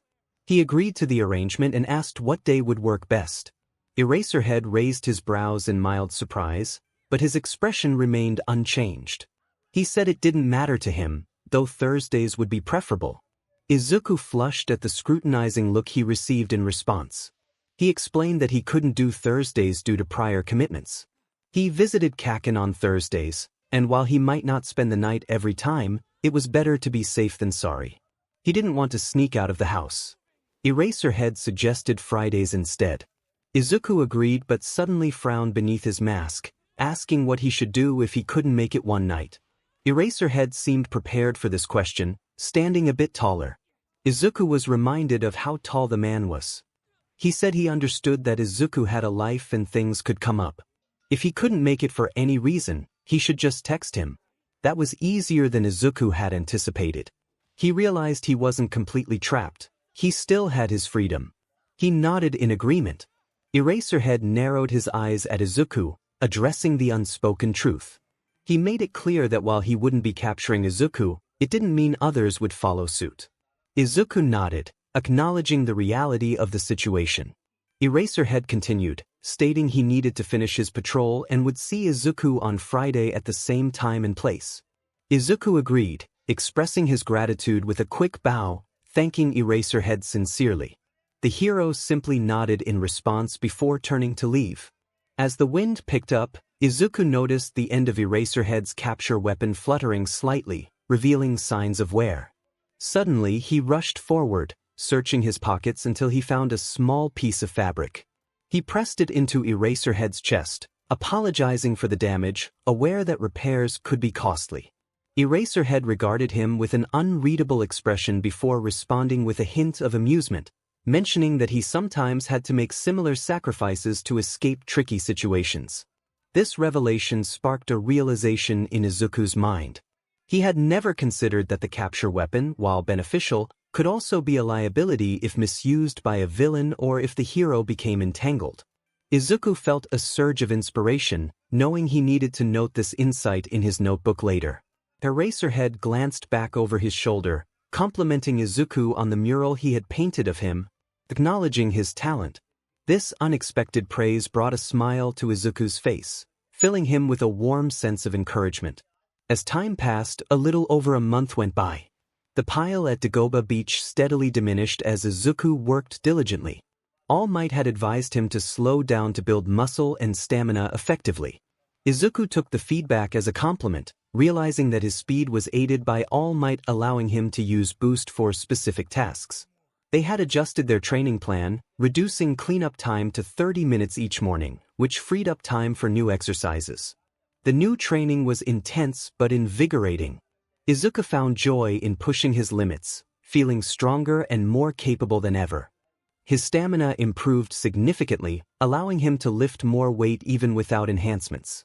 However, with increased energy expenditure came a growing hunger. Izuku had always eaten less than he should, but now he felt constantly ravenous. He visited Bakugos' family more often, aware they didn't mind, yet it still weighed on him. On weekends, he helped at the pizzeria, where Ms. Hanako generously offered him food, but he insisted on earning his meals, not wanting to burden their struggling family. One morning at the park, All Might noticed Izuku's fatigue. As Izuku balanced on a bench with his eyes closed, All Might approached him, concern evident in his voice. He pointed out that Izuku appeared pale and questioned whether he was all right. Izuku attempted to laugh it off, attributing his condition to the difficulty of his balancing act. All Might, however, was not convinced, insisting that Izuku's appearance couldn't solely be due to that day's training. Izuku, unable to respond adequately while maintaining his balance, gestured helplessly, trying to focus. All Might's gaze was intense, and Izuku felt the weight of scrutiny. The hero then asked if Izuku had been eating enough. The question startled Izuku, causing him to lose his balance and tumble off the bench. As he lay on the ground, he briefly wished for the earth to swallow him whole, only to be lifted back to his feet by All Might. Now standing close, All Might observed Izuku closely, noting that he seemed lighter despite gaining muscle. His expression turned serious as he inquired about the meal plan. Izuku felt uncomfortable under All Might's intense gaze, feeling like he was being examined closely. He was trying to eat more, but it wasn't enough, and he couldn't bring himself to admit that to All Might. He didn't want to be a burden to the #1 hero, who had enough on his plate already. Izuku crossed his arms, attempting to conceal the trembling of his hands as he kicked at the dirt, avoiding eye contact with the hero before him. He claimed he was following the situation, but deep down he knew it was a lie. He despised deceiving his idol, yet he felt there was no other way to escape without causing more trouble. He explained that he sometimes forgot to eat amidst everything happening, hoping the man would focus on that instead of the truth. He hated manipulating others, planting seeds of deception in his words, yet here he was, employing his tactics on someone he never imagined he would. Surprisingly, it seemed to work. After what felt like an eternity but was likely only 10 seconds, All Might let out a sigh, expressing his concern. Izuku dared to glance up, bracing himself for disappointment or anger, but instead, he was greeted by the familiar sight of All Might transforming into All Might. The hero cheerfully announced that he had brought sandwiches, leaving Izuku momentarily bewildered. All Might leaped onto a nearby tree, retrieving a cooler from the branches. Izuku watched in mild confusion and a hint of apprehension as All Might landed and carried the cooler to a small patch of grass, gesturing for Izuku to follow. Hesitantly, he complied, questioning if the cooler had been there the entire time. All Might confirmed it had been, cheerfully spreading a blanket across the ground. He explained that he thought a break in the park would be nice, especially since Izuku hadn't rested since they began their training. Izuku tried to interject, mentioning his weekend breaks, but All Might insisted that another break today wouldn't hurt. He sat down and began unpacking bags of food, encouraging Izuku to join him. Izuku thought to himself that All Might could probably eat all that food alone, but he remained silent.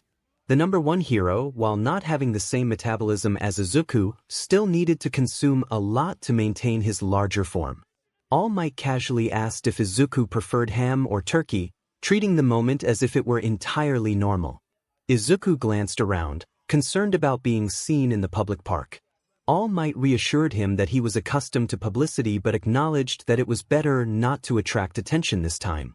A puff of smoke enveloped him for a moment, revealing his natural form, and he reminded Izuku that he wouldn't want his face on the news. The thought sent a chill down Izuku's spine. He definitely didn't want that to happen. He nervously laughed, agreeing that it was best avoided. All Might then handed him several plastic baggies filled with sandwiches and some chips, apologizing for the rush in making them that morning. Izuku's eyes widened as he realized just how many sandwiches All Might had prepared. There must have been around 30, and he had just given Izuku 10. He couldn't comprehend why there were so many. He quickly reassured All Might that the sandwiches were surely great, but he was puzzled by the quantity. All Might explained that he had anticipated Izuku would take the leftovers, knowing they both had big appetites. The thought that the hero had made this much food with him in mind left Izuku speechless. Taking a bite of one of the sandwiches, he was surprised by how delicious it was, not just because he was hungry, but because it genuinely tasted good. Izuku expressed his appreciation, causing All Might to chuckle in response. He felt a mix of relief and anxiety. The topic of his eating habits had shifted, at least for the moment. He decided to add some chips to his sandwich for a crunchy texture and smiled at All Might, thanking him for the delightful meal. All Might returned the smile, his eyes crinkling with warmth, and remarked on how rare it was for him to enjoy a picnic like this on such a lovely day. The word picnic felt strange to Izuku, as he had never experienced one before. He agreed that it was indeed a nice day, feeling a warm sensation build in his stomach as he smiled alongside the hero. Birds chirped nearby, perched on the bench where Izuku had been moments ago. He tore off some bread and tossed it to them, giggling as more birds flocked to enjoy the food. He glanced at All Might, who was watching the scene with amusement. Feeling the gaze, All Might turned back and resumed eating his sandwich, prompting him to ask Izuku about himself, admitting he hadn't inquired before, which he felt was rude.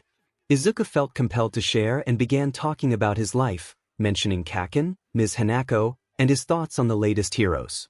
All Might listened attentively, occasionally interjecting, showing genuine interest in what Izuku had to say.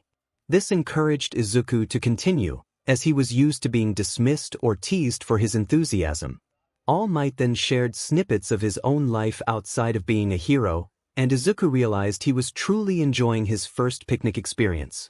He found Present Might to be just as cool off-duty as he was on, a theory he had formed when Yamada had saved him from bullies in an alley. He noticed the man at the laundromat he frequented, wondering if something had happened to his washer or dryer since he hadn't seen him there before. Yamada arrived at the laundromat at the same unusual hour as before, and if Izuku didn't know better, he might think the man was doing it intentionally because he knew Izuku frequented the place at that time. Izuku did his laundry weekly instead of bi-weekly like most people. He couldn't afford more than one costume, unlike many heroes, so he only encountered the voice hero half the time. He enjoyed talking with Yamada and simply being in his presence. Yamada was funny and kind, and his quirk had a bubbly quality that felt soft, which Izuku appreciated. On Yamada's third visit to the laundromat, he arrived with his hands full of clothes and laundry detergent, and he brought snacks. Izuku was caught off guard when Yamada suddenly handed him a couple of Slim Jims while he was focused on writing in his notebook. Flushing, he waved his hands in front of him and removed his earbuds to be polite. He didn't want to impose, but Yamada insisted it was fine, practically dropping the snacks onto Izuku's lap before returning to his own snack, a bag of goldfish. Yamada mentioned that he didn't like Slim Jims anyway and preferred to give them away rather than throw them out. Izuku's logical side questioned whether Yamada had bought the snacks for him, especially since he had seen him eating one during their first meeting. The more gullible part of him hoped that Yamada had genuinely wanted to share. He also wondered why heroes seemed to be trying to feed him lately, first All Might, now Present Mic. He hoped he hadn't jinxed anything. He was curious about what Yamada would offer him next, considering he hadn't seen the man eat during their previous encounters. Despite his thoughts, Izuku didn't voice any of this to the voice hero. He simply nodded and carefully began to unwrap one of the Slim Jims, putting one earbud back in as he had done before. Yamada munched on his goldfish, tapping his foot to an imaginary rhythm. The atmosphere felt familiar and comfortable. The lone laundromat worker present at this hour was dozing at their desk, and Izuku didn't blame them. He would likely be asleep too if he had to oversee just 2 patrons and what he swore was a ghost in the corner. As Izuku added more notes to his present mic page, Yamada glanced over, still enjoying his goldfish. He seemed genuinely excited about what he saw. Izuku felt a mix of embarrassment and pride as he considered how Yamada might perceive his notes. He didn't want to come off as strange for taking notes on real people, but he tried to push those thoughts aside. Yamada complimented Izuku's sketch, noting how well he had captured the details of his support gear. Izuku felt his cheeks heat up. He explained that he had picked up some drawing tips from online videos and needed a basic understanding of anatomy to sketch heroes accurately. Yamada's smile widened, and he expressed his happiness at having another artist to converse with. Curiosity sparked within Izuku, and he decided to ask Yamada about his support gear. Instead of simply asking, he handed over his notebook and pointed to a specific paragraph, pulling back quickly afterward.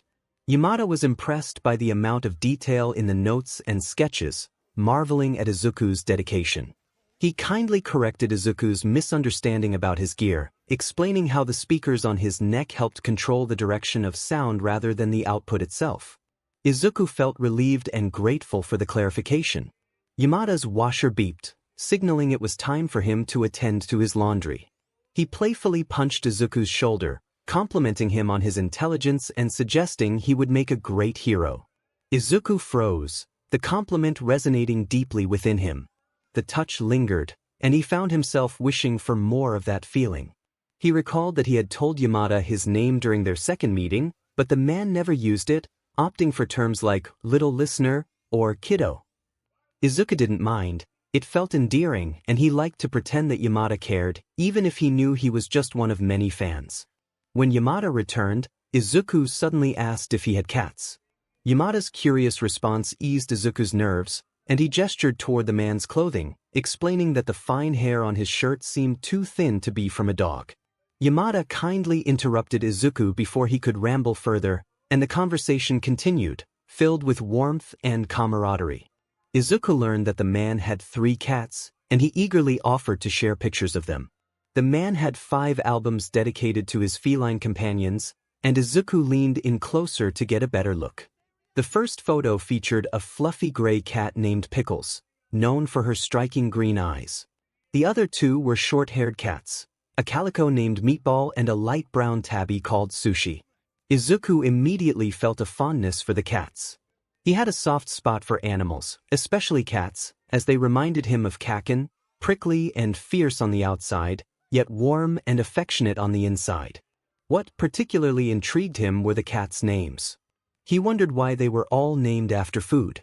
The man, Yamada, interrupted his thoughts with a knowing expression, explaining that he had only named Pickles while his partner had chosen the other 2. The mention of a partner piqued Izuku's curiosity, but he refrained from asking further. Instead, he became absorbed in the pictures, feeling a growing longing to have a cat of his own. Cats seemed low maintenance and easier to care for than dogs. Perhaps he could persuade Kaken to adopt one so he could visit it when he came over. Or maybe he could simply get a cat for himself. Although he often struggled to take care of his own needs, he believed he could manage the responsibility of another creature. A cat would make a great companion. However, the thought of his job quickly dampened his enthusiasm. Maybe getting a pet wasn't the best idea after all. Izuku's first official meeting with Eraserhead had been awkward, at least for him. He doubted the hero was capable of feeling awkward. Each time they met, Izuku found himself startled by Eraserhead, though he had learned to hide his reactions better over time. During their fifth meeting, the atmosphere shifted. As Izuku sat there, brows furrowed in concentration as he tried to sense the man's quirk, he heard a sound behind him, a casual scuff of a foot amidst the gentle whirring of the wind and the distant sounds of the bustling city below. The footsteps were familiar, yet they felt off. Eraserhead was known for his stealth, just like Izuku, and he usually moved silently. This time, however, Izuku could hear him approach without feeling his quirk. He was not startled, which made him frown. He turned to face Eraserhead before the hero could speak, accusing him of doing it on purpose. The man blinked at him, seemingly unfazed by the accusation. Izuku elaborated, pointing out that he had heard the sound of Eraserhead's shoes. The hero casually admitted that he had intended for Izuku to notice him this time, claiming he thought Izuku wouldn't jump. This playful exchange made Izuku tense, and he quickly tried to correct himself, not wanting to appear too affected by the teasing. The next time Izuku encountered Eraserhead, he was simply Midoriya. Izuku, walking home late at night from the library with a few books on Japanese Sign Language tucked under his arm. As he approached, he heard a commotion ahead and braced himself for yet another mugging. He hoped it would be over quickly, as he had dealt with many thieves before, making it almost second nature to intervene. Setting his books down carefully on the sidewalk, he assessed the situation. A younger man, likely in his early 30s, was pressed against a wall with his hands raised in surrender. The robber, displaying a mutant quirk, demanded the man's wallet, ignoring his pleas. Izuku felt a surge of determination as he stepped forward, knowing he could handle the situation. He raised his palm, slipping into the criminal's line of sight. The darkness around them provided cover, allowing him to act without being detected. With swift precision, he snatched the gun from the mugger's hand and incapacitated him with a quick jab to the temple. Feeling a sense of relief, Izuku stepped over the fallen criminal and picked up the wallet that had been discarded on the ground. He called out to the victim, only to find that he had vanished. Frustrated, Izuku realized he had been so focused on the confrontation that he hadn't noticed the man leaving. Peering into the wallet, he found only a few bills, indicating that the man was not wealthy. It would be wrong to take anything from him, especially after intervening to prevent theft. The only reasonable course of action was to take the wallet to the police. With an unconscious criminal on the ground and his phone dead, he had no way to call for help. He couldn't leave the robber behind, knowing he might commit more crimes upon waking. With a sigh, Izuku hoisted the man over his shoulder, surprised by his weight, and grabbed the gun from the ground. He balanced his books on the man's back, hoping they would stay put during the short walk to the nearest police station. He had intended to simply return home, recharge his phone with his solar-powered battery, and delve into the JSL training books. However, things took an unexpected turn. Present Mike had recently confided in him about being hard of hearing, just like Kaken. It appeared that having loud quirks came with its own set of challenges. Izuku already possessed some knowledge of sign language, thanks to a friend, but now he felt an even stronger urge to become fluent. His mind insisted that if he didn't master the language that night, something terrible would happen. He didn't have the energy to argue with himself over the irrationality of that thought and instead succumbed to the relentless negativity swirling in his head. Izuku pressed his face against the glass doors of the police station, letting out a mischievous laugh at the startled reaction he received. The receptionist quickly opened the doors, ushering him inside since he had a situation on his hands. Midoriya caught her attention, her tone a mix of exhaustion and expectation. She asked what he had brought with him. He grinned, revealing the unconscious figure slumped over his shoulder. She sighed, realizing the gravity of the situation. Another mugger. Izuku nodded, explaining that the man had been armed. What kind of trouble are you getting into, sugar? This is the second time you've brought someone in like this. She took the weapon and wallet from his hands, gesturing for him to step further inside, away from the would-be mugger. Hold on a moment, I'll call for some guards. Izuku hopped onto the front desk, swinging his legs and popping 2 lollipops into his mouth as he waited. He thought it might be a good time to start on that reading. Before long, several voices echoed from the hallway, and 2 officers jogged toward him, 𝗓𝗫𝐶FFS in hand. They knelt to assess the mugger's condition before helping him to his feet. It seemed the man was regaining consciousness slowly. Izuku hadn't hit him too hard. He wasn't cruel.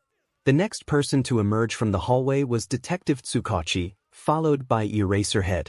This was awkward. Izuku had met 𝗧𝗵𝗲 only a few nights ago, and while the detective knew him as Rabbit, it was still nerve-wracking to be in his presence. What if he discovered his true identity? The detective shot him a quick glance before addressing the officers, a tablet in hand. Any injuries? 𝗧𝗵𝗲 inquired briskly. The female officer reported that the mugger had a slight bruise on his temple from being knocked out but no other visible injuries. The other officer, who was holding the criminal upright, chimed in that they had been searching for this man, noting he had 3 other incidents on record and his poster was displayed on the wall. Izuku glanced over and recognized the mugger's face. Perhaps he should have incapacitated him a bit more, especially since the poster indicated he was also a 𝗵𝘃𝗲. The first officer continued, explaining that the man had been robbing people and threatening them with a gun, which they now had as evidence. Izuku watched as the detective nodded at the officers before turning to the mugger, who was beginning to blink awake. 𝗧𝗵𝗲 informed him that he would be facing a lengthy prison sentence after a thorough trial, ensuring the man would be quite comfortable in his new environment. After saying a few more words to the officers, the criminal was led away, likely to a holding cell for interrogation. Izuku hummed contentedly around his mouthful of treats, feeling a sense of satisfaction. "And you?" 𝗧𝗵𝗲 said, his fiery gaze now fixed on Izuku, who squeaked in surprise. He couldn't help but smile nervously as the detective began tapping his foot. He noticed Eraserhead glancing between them, and he could have sworn he heard the hero mutter something under his breath. The detective expressed his frustration, reminding Izuku that he had been quiet for too long and that he should have anticipated his reckless behavior. He warned him about the dangers of putting himself in harm's way, emphasizing that he didn't know what the mugger could have possessed in terms of quirks or weapons. Izuku crossed his arms defiantly, one of the 𝗔𝗫𝐿 books still spread across his lap. He argued that he had disarmed the man and that his quirk was a mutant type, which posed no threat to him. His words came out somewhat muffled due to the sweets, but he knew 𝗧𝗵𝗲 understood him. The detective countered, reminding him of the mugger's other 3 victims, one of whom had been shot in the foot. That made Izuku wince. He hadn't meant to sound callous. 𝗧𝗵𝗲 then lifted the tablet to show Izuku something, placing one hand on his hip. He asked if Izuku could explain what he was doing in the video. Izuku frowned, leaning forward to see the screen, confused about what the detective was referring to. The footage displayed a bird's-eye view of a mall, with people walking around, bags in hand, as if they had just finished shopping. There were various stores and a fountain in the center of the scene. Then it hit him. Izuku wished for the ground to swallow him whole as he watched himself jump into the fountain and slip while trying to get out. The footage was from a couple of months ago when he had gone to the mall with 𝗂𝗂𝗄. Thankfully, his friend didn't appear in the video, and Izuku felt relieved that 𝗂𝗂𝗄 wouldn't face any trouble because of him. He tore his gaze from the tablet to look back at the detective, insisting that it wasn't him. "Really?" 𝗧𝗵𝗲 magnified the footage, focusing on Izuku's unmistakable green hair and the familiar red shoes he always wore. "Watch it again, son." Eraserhead shifted slightly to watch alongside Izuku, making him want to curl up and disappear. Great, now he was embarrassing himself yet again in front of the underground hero. As if the flash drive incident hadn't been bad enough, now he had this to replay in his mind at 3 in the morning while pretending to sleep. It didn't help that the camera quality was surprisingly good. Izuku thought it should be illegal for mall footage to be this clear. It was clearer than his own skin, which felt absurd. This situation was surreal. He pondered the possibility that it could be him on that footage, but without concrete evidence, it was just speculation. 𝗬𝗁𝗁𝐻𝗂𝐻 appeared to be at his wit's end, clearly frustrated. Eraserhead glanced at the screen again before shifting his gaze to Izuku, his expression unreadable. As the detective began to rant, Izuku found it hard to focus. His mind wandered to the idea of playfully slapping a pro hero, specifically Eraserhead, just to see how he would react. Would he retaliate? No, that seemed too extreme and illegal. More likely, Eraserhead would make it his mission to complicate Izuku's life even further. The thought amused him. He wondered if Eraserhead would accept his chaotic nature like 𝗬𝗁𝗁𝐻𝗂𝐻 had, or if he would quickly put a stop to it. Perhaps he would even create his own chaos, which would be entertaining. 𝗬𝗁𝗁𝐻𝗂𝐻's voice broke through his thoughts, asking if Izuku was even listening. He realized he should be paying attention to the detective's lecture, especially given the animated gestures accompanying it. Instead, he admitted he wasn't really focused. 𝗬𝗁𝗁𝐻𝗂𝐻 sighed, clearly exasperated, and expressed his eagerness for his shift to end, mentioning the need for a drink. Izuku reminded him that drinking wasn't healthy, recalling a previous conversation. The detective shook his head and informed Izuku that he wouldn't be charged for the incident, thanking him for turning in the criminal and the wallet. He suggested that Izuku head home and stay there for the night, trusting him to make it back without an CRT this time. Izuku hopped off the desk and gave a playful salute, then bowed to Eraserhead before dashing out the door, feeling the energy from the lollipops fueling his speed. He didn't want to test 𝗬𝗁𝗁𝗻𝐻's patience, ignoring the admonishment to stop using his quirk as he ran even faster. Annoying 𝗬𝗁𝗁𝗻𝐻 brought him joy, whether as Rabbit or as Midoriya Izuku.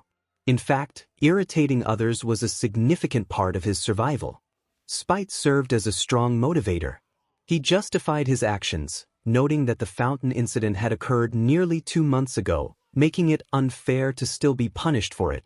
Besides, he didn't break every law, just a few, which he considered minor. Izuku had a knack for noticing every little detail, often magnifying small nuances into significant observations. This skill was essential for his safety, especially when going undercover or sneaking into places for a job. He had learned to manage moods and read the atmosphere, detecting danger from the way people spoke.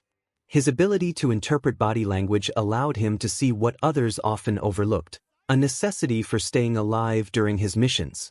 It wasn't that others were oblivious, he wasn't that naive. Rather, he had to be vigilant. This habit of overanalyzing minor details had become a safety net for him, preventing certain situations from escalating. In the worst-case scenario, it helped him navigate challenges when they arose. In essence, Izuku's survival hinged on his keen perception. This ability also enabled him to draw various conclusions and recognize patterns from events he had witnessed, even during their initial occurrence. He observed life in high definition, sometimes noticing things he wished he could ignore. By watching and listening, he could identify and create patterns, a skill that had contributed to his growth as a vigilante. Currently, while sitting in the library and chewing on his pen, he recognized another pattern. However, this time, he couldn't see any advantage in acknowledging it. There was no villain to confront or question to evade. It weighed heavily on his mind, like a pile of bricks on wet cardboard, threatening to collapse. He sensed that the new adults in his life had been engaging with him in ways he hadn't fully realized. They joked and conversed with him, making small talk or simply being genuinely kind. While he appreciated their friendliness, it was the closeness that unsettled him. All Might, Present Mike, and Eraserhead were remarkable individuals. They were great heroes, but being genuinely good people was a different challenge altogether. They had shown kindness to him, and once they felt it was safe, they had moved closer to him, both metaphorically and physically. The first to do so was Present Mike. Reflecting on it now, it made sense. The man always sat 2 spots over from Izuku at the laundromat, never choosing a different seat. Izuku preferred his corner spot, where he could see anyone entering without being seen himself. Yamada had maintained a respectful distance until one day, during one of their laundry encounters, he simply moved closer. He entered with a basket of dirty clothes in one hand and detergent in the other, sitting right beside Izuku. Izuku hadn't even noticed until their shoulders brushed when he stood to put his clothes in the dryer. The voice hero stood tall, reminiscent of All Might and Eraserhead, causing Izuku to pause for a moment, as this was a new experience for him. A quick glance confirmed that Yamada had taken the seat right next to him instead of his usual spot 2 seats away. This change made Izuku aware of the larger shadow cast over his seat by the lamp beside Yamada, hanging from the ceiling. Izuku couldn't help but lament his height.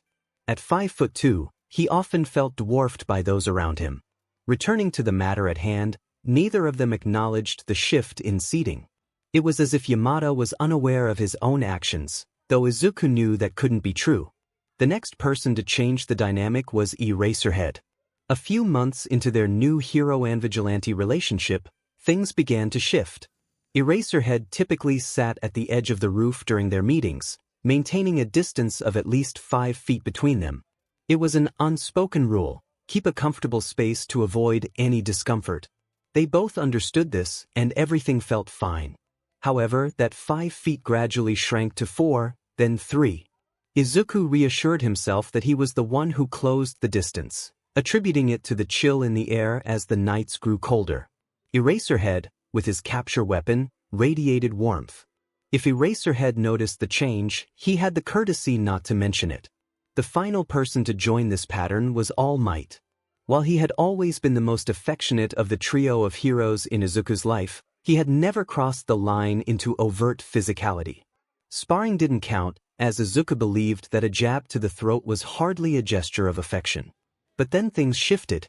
Along with metaphorically drawing closer to Izuku, picnics had become more frequent, and Izuku suspected it was not solely to give him a break from training. All Might began to ruffle his hair or pat him on the back whenever possible. He even stood a little closer, a subtle change, but enough for Izuku to take note. Initially, these changes made Izuku uncomfortable for a couple of weeks. However, after some time to acclimate, he found himself no longer dwelling on it. It surprised him how much he enjoyed it.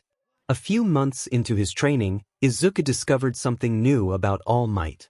He was busy jotting down various moves he could employ with boost to counter long-range attacks when his arm began to throb again.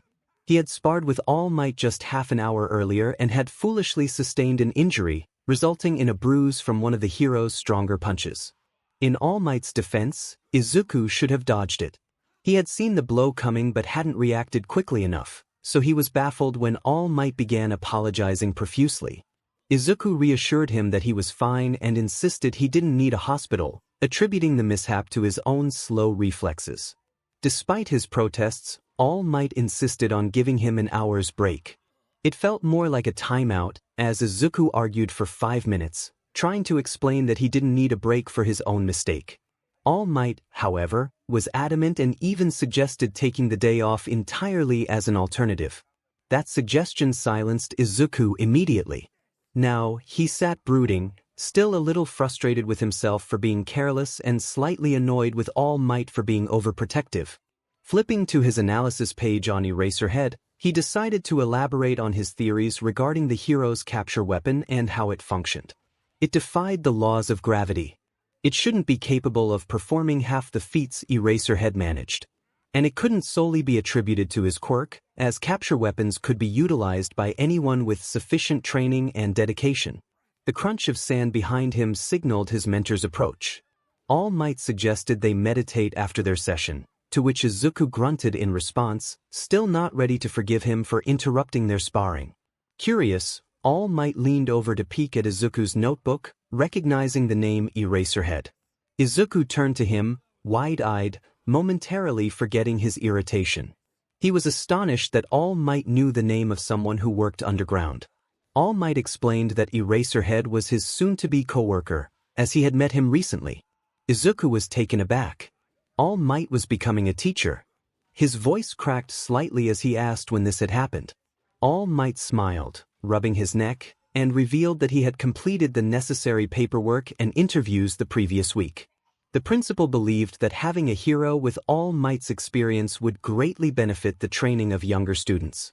This revelation infuriated Izuku, as it seemed like a poor idea. All Might only had a few hours in his larger form, so how could he manage both teaching and hero work? Izuku stared out at the ocean, his mind blank. All Might? A teacher? He felt a mix of laughter and tears welling up inside him. Suddenly, a voice interrupted his thoughts. A criminal emerged from the shadows, startled by Izuku's presence. The criminal demanded to know who Izuku was and questioned his unusual attire.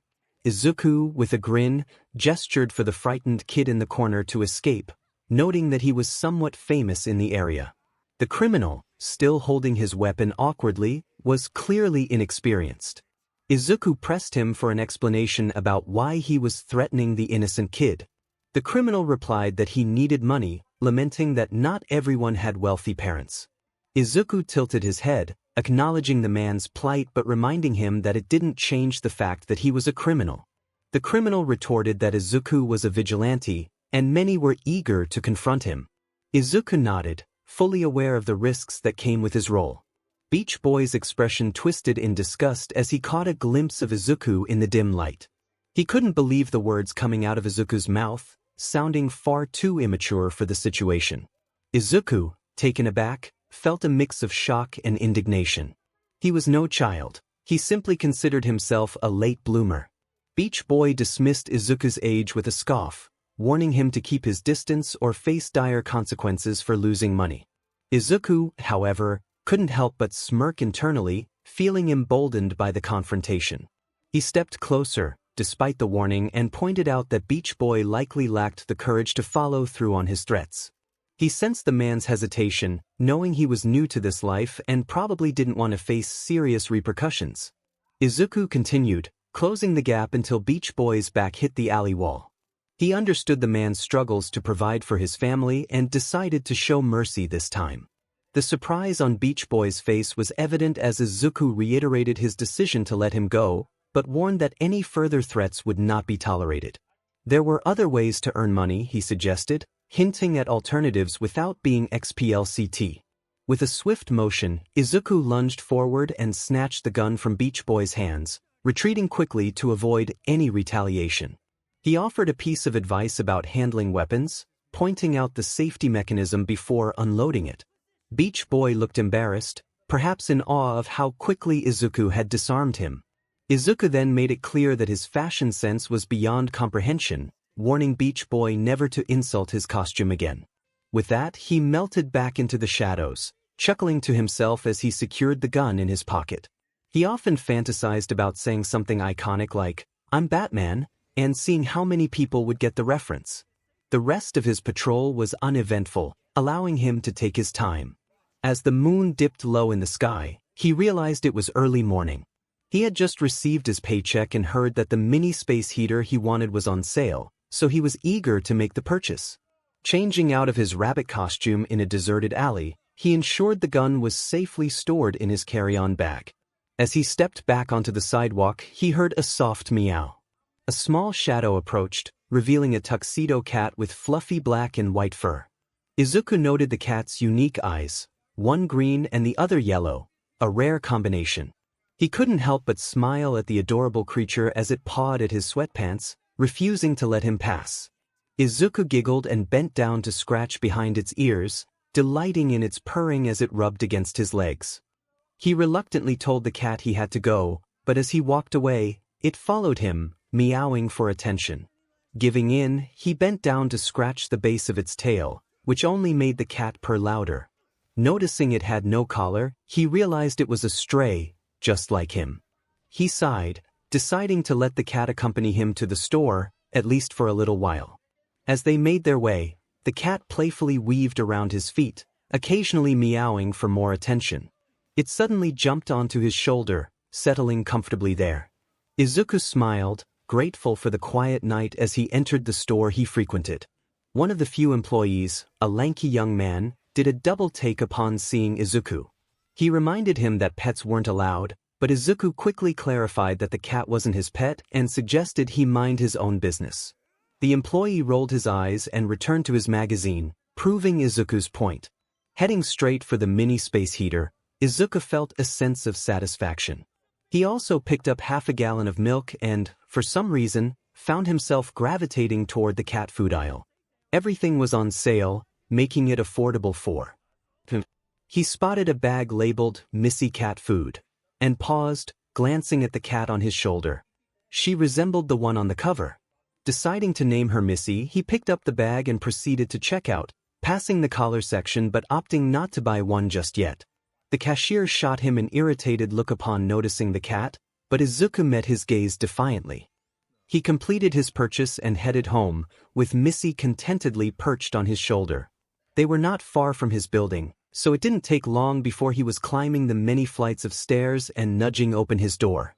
He observed as the cat jumped off him and slinked inside to explore the area. Izuku announced that this was his home, kicking the door shut and placing his belongings on the counter. It wasn't much, but it was home, he thought. The cat meowed at him and immediately claimed the top of the couch, making herself comfortable. Izuku felt a sense of pride as he put the milk in the fridge, grateful that his generator allowed him to store cold foods. Turning back around, he found Missy staring at him with her vibrant green and yellow eyes, sprawled out on the couch pillows. She resembled a pancake, he mused. Honestly, it hadn't fully registered yet that he had just adopted a cat. He was still too shocked and tired from his patrol. He didn't regret it, though. He understood the dangers of drags. Logically, Izuku knew this. He wasn't foolish. Just because he had stopped attending school physically after elementary years didn't mean he lacked education. His father ensured he received all the knowledge he needed through online classes and courses. Technically, he didn't even need to attend high school since he had legally completed the required courses. In fact, he had been taking free online college classes at the library. There wasn't much else to do besides patrolling, training, or visiting Kaken's house, so why not earn his diploma as a teenager? He was well educated, he certainly wasn't foolish. So again, he knew drags were harmful. He had witnessed firsthand how terrible they could be, as his vigilante counterpart had dismantled many drag rings. Drags could ruin lives, families, and relationships. It was not good at all. However, if used responsibly, that was another matter. Izuku didn't believe drags were inherently bad if they weren't misused. A small amount on certain occasions was completely fine, in his opinion. The only issue was that once someone started using drags, it was often difficult to stop. And so here he was, sitting on top of a broken air conditioner with his eyebrows furrowed in concentration as he examined the blunt in his hand. Before anyone misunderstood, it wasn't his, and he had no intention of smoking it. It had been given to him by one of his newer clients as evidence for a case. Apparently, a man had been going around selling drags to teenagers and young adults. This wouldn't have been surprising if the drags weren't laced. The weed he had been selling wasn't just weed, it was mixed with much more dangerous substances that could seriously harm someone if smoked. His client, nicknamed Juicer, had asked Izuku to take on this job because he had been personally affected by the criminal. Juicer's niece had purchased some simple drags a week ago and ended up in the hospital due to an overdose. Thankfully, she survived, but only just. He took a lighter out of his pocket and lit the blunt, watching it smolder before he started to inhale. A quick, experimental sniff made him cough. The smell was awful. Suddenly, he was startled by a voice asking what he was doing. He nearly lost his balance on the roof, turning around with wide eyes, the lit blunt in hand, and realizing how bad this looked. Eraserhead had arrived. Ignoring Izuku's startled reaction and advancing toward him, his capture weapon floating around his head along with his raven black hair. He swiped the blunt from Izuku's hand and examined it closely, his expression shifting to one of concern as he faced Izuku. He demanded to know if Izuku had intended to smoke it. Izuku insisted he had not planned to do so. Eraserhead's expression was skeptical, and Izuku felt a surge of defiance. He crossed his arms and pointed out that Eraserhead looked like someone who had indulged in such activities before, questioning why he was being judged. The unexpected snort from Eraserhead startled them both, and the silence that followed was awkward. It seemed even Eraserhead could be caught off guard. The hero chuckled softly, shaking his head and acknowledging Izuku's point. Eraserhead extinguished the lit part of the blunt, blowing gently to clear the smoke. Izuku noted how skillfully he handled it, realizing that Eraserhead had likely done this before. He then asked if a client had given Izuku the job. Izuku confirmed that he had been informed about a man selling dangerous drags to unsuspecting kids. Eraserhead raised an eyebrow, inquiring how Izuku had obtained one of the blunts. his tone suggested he expected Izuku to admit he had bought it himself, which felt unfair. Izuku couldn't afford drags anyway. He mockingly explained that his client had given it to him, mentioning that the dealer had dropped it at his last location. This was the only piece of evidence he had so far, and he wanted to examine it to determine what it had been laced with.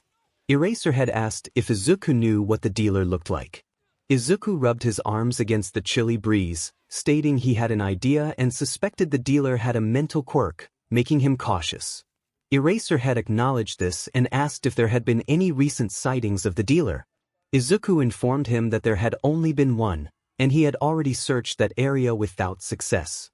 However, he suspected the dealer might be planning another deal that night, so he needed to find him before anything else happened. A moment of silence passed as Eraserhead seemed to contemplate his next course of action. Once Izuku decided to make a cheeky remark to annoy the man, he spoke up. Eraserhead pocketed the blunt, disregarding the offended look Izuku shot him. They could search for the target together. Izuku's spirits lifted instantly at the suggestion of patrolling alongside him. Eraserhead challenged him, stating that he could join only if he could keep up.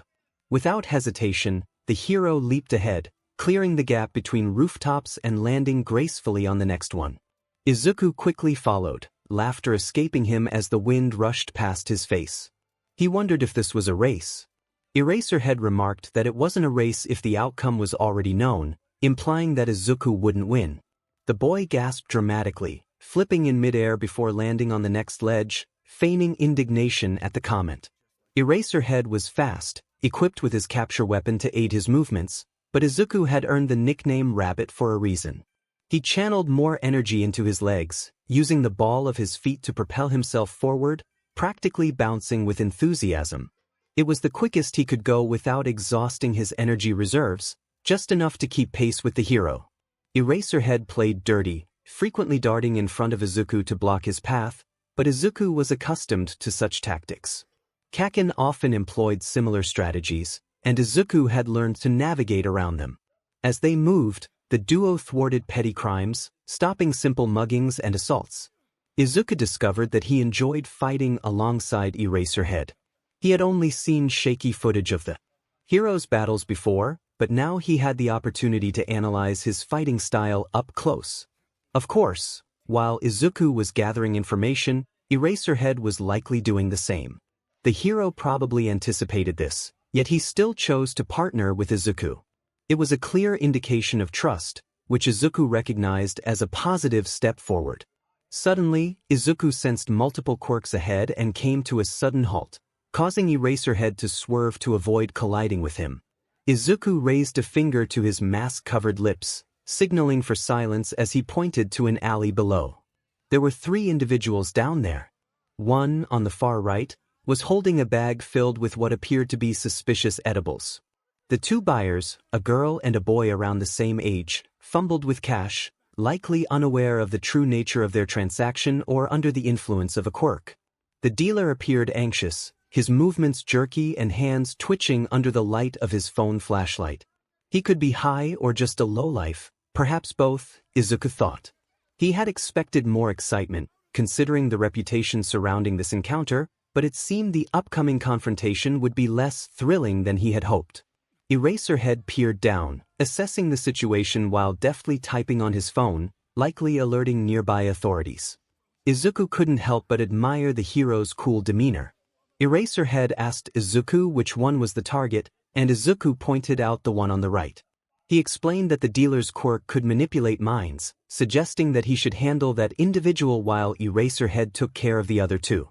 With that, the hero prepared to jump down, one hand gripping the edge and the other readying his capture weapon. Izuku had no time to argue that he could manage the situation, as Eraserhead was already descending. Following instructions, Izuku dropped to the ground, wincing at the startled screams from the older teenagers. They were clearly in shock or under the influence, and Izuku attempted to calm them while shielding them from view in case things escalated. Fortunately, when he turned around, he saw Eraserhead already subduing the dealer, pinning him to the ground with an expression of boredom despite the criminal's frantic struggles. Confident that the dealer wouldn't approach them, Izuku turned back to the teens, who remained frozen in place. He greeted them casually, but received only blank stares in return, complicating matters further. Leaning in closer, he noticed their dilated pupils, confirming they were indeed affected by a quirk. This had to be the target they were after. Eraserhead called out to Izuku, instructing him to confirm the dealer's identity while he checked on the teens. They switched roles, with Eraserhead moving to assess the teenagers while Izuku approached the drag dealer for closer inspection. The dealer, with black hair and even darker eyes, looked intimidating. Izuku wasn't one to judge based solely on appearances, but he would certainly assume this man could be dangerous if encountered in public. As he examined the dealer, Izuku spotted a small tattoo on the inside of his wrist. It was faint and difficult to see in the dim light, so he quickly snapped a picture for later analysis. Who knew where it might lead? Recognizing the dealer immediately, Izuku recalled reading about him on police forums the previous night.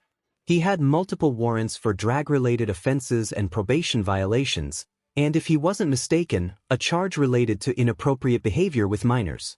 Izuku contemplated the idea of scaring him with a fire trick, but he doubted that Eraserhead would approve of such a method. He informed Eraserhead that the dealer's name was Sugita Teruo and that he already had a troubling criminal history. Eraserhead glanced at him, surprised that he knew this off the top of his head. Izuku cryptically attributed it to a lucky guess, adding that the dealer's quirk made his victims more susceptible to persuasion.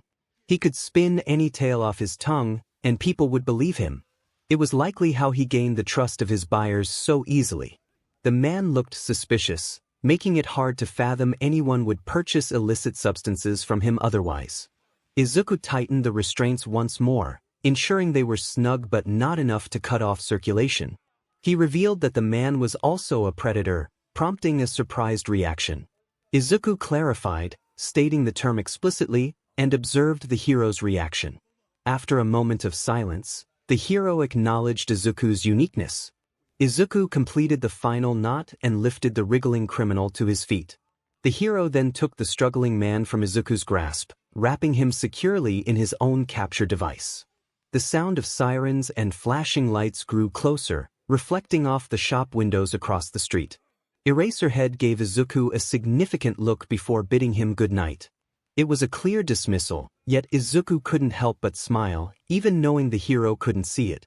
He expressed a longing to repeat the experience, finding it enjoyable. Eraserhead chuckled and suggested he leave before the police arrived. Izuku needed no further encouragement. He waved goodbye to the disoriented teens and quickly scaled the side of the building, vanishing into the night. 𝗵𝘃𝗍 awaited him. Izuku had a unique understanding of villains. He didn't endorse or encourage their actions, but he recognized that not everyone started life with advantages. Not everyone was fortunate enough to have a loving family or wealth. He understood the world's unfairness, and this knowledge complicated his feelings toward criminals. It made him feel guilty about apprehending them or stopping their actions. However, he drew a line when it came to those who committed heinous acts. They still had choices, and there was no justification for their actions. He thought of the man he had let go earlier, someone who felt compelled to break the law to survive or support their family. Izuku empathized because, in a way, he was one of them. As a vigilante, he engaged in illegal activities to make ends meet. Good intentions didn't change the fact that he was breaking the law. He felt conflicted about his actions. While he understood the struggles of those who resorted to crime, he couldn't excuse threatening a civilian for personal gain. Stealing from someone in need was wrong, regardless of the circumstances. Yet, when it came to the wealthy, he took advantage whenever possible. He derived a sense of satisfaction from watching the expressions of billionaires when they realized their money was gone. They often shrugged it off, viewing the lost cash as insignificant. Despite the illegality of his actions, he refrained from stopping others who did the same. It would be hypocritical, considering he engaged in similar behavior. Still, he felt a twinge of disappointment. Criminals were human and deserved compassion, provided they hadn't crossed certain lines. Their talents, drive, and quirks seemed wasted on their current paths. They could use their abilities for good, to help those who couldn't help themselves, to be heroes. Yet, they squandered those opportunities for various reasons.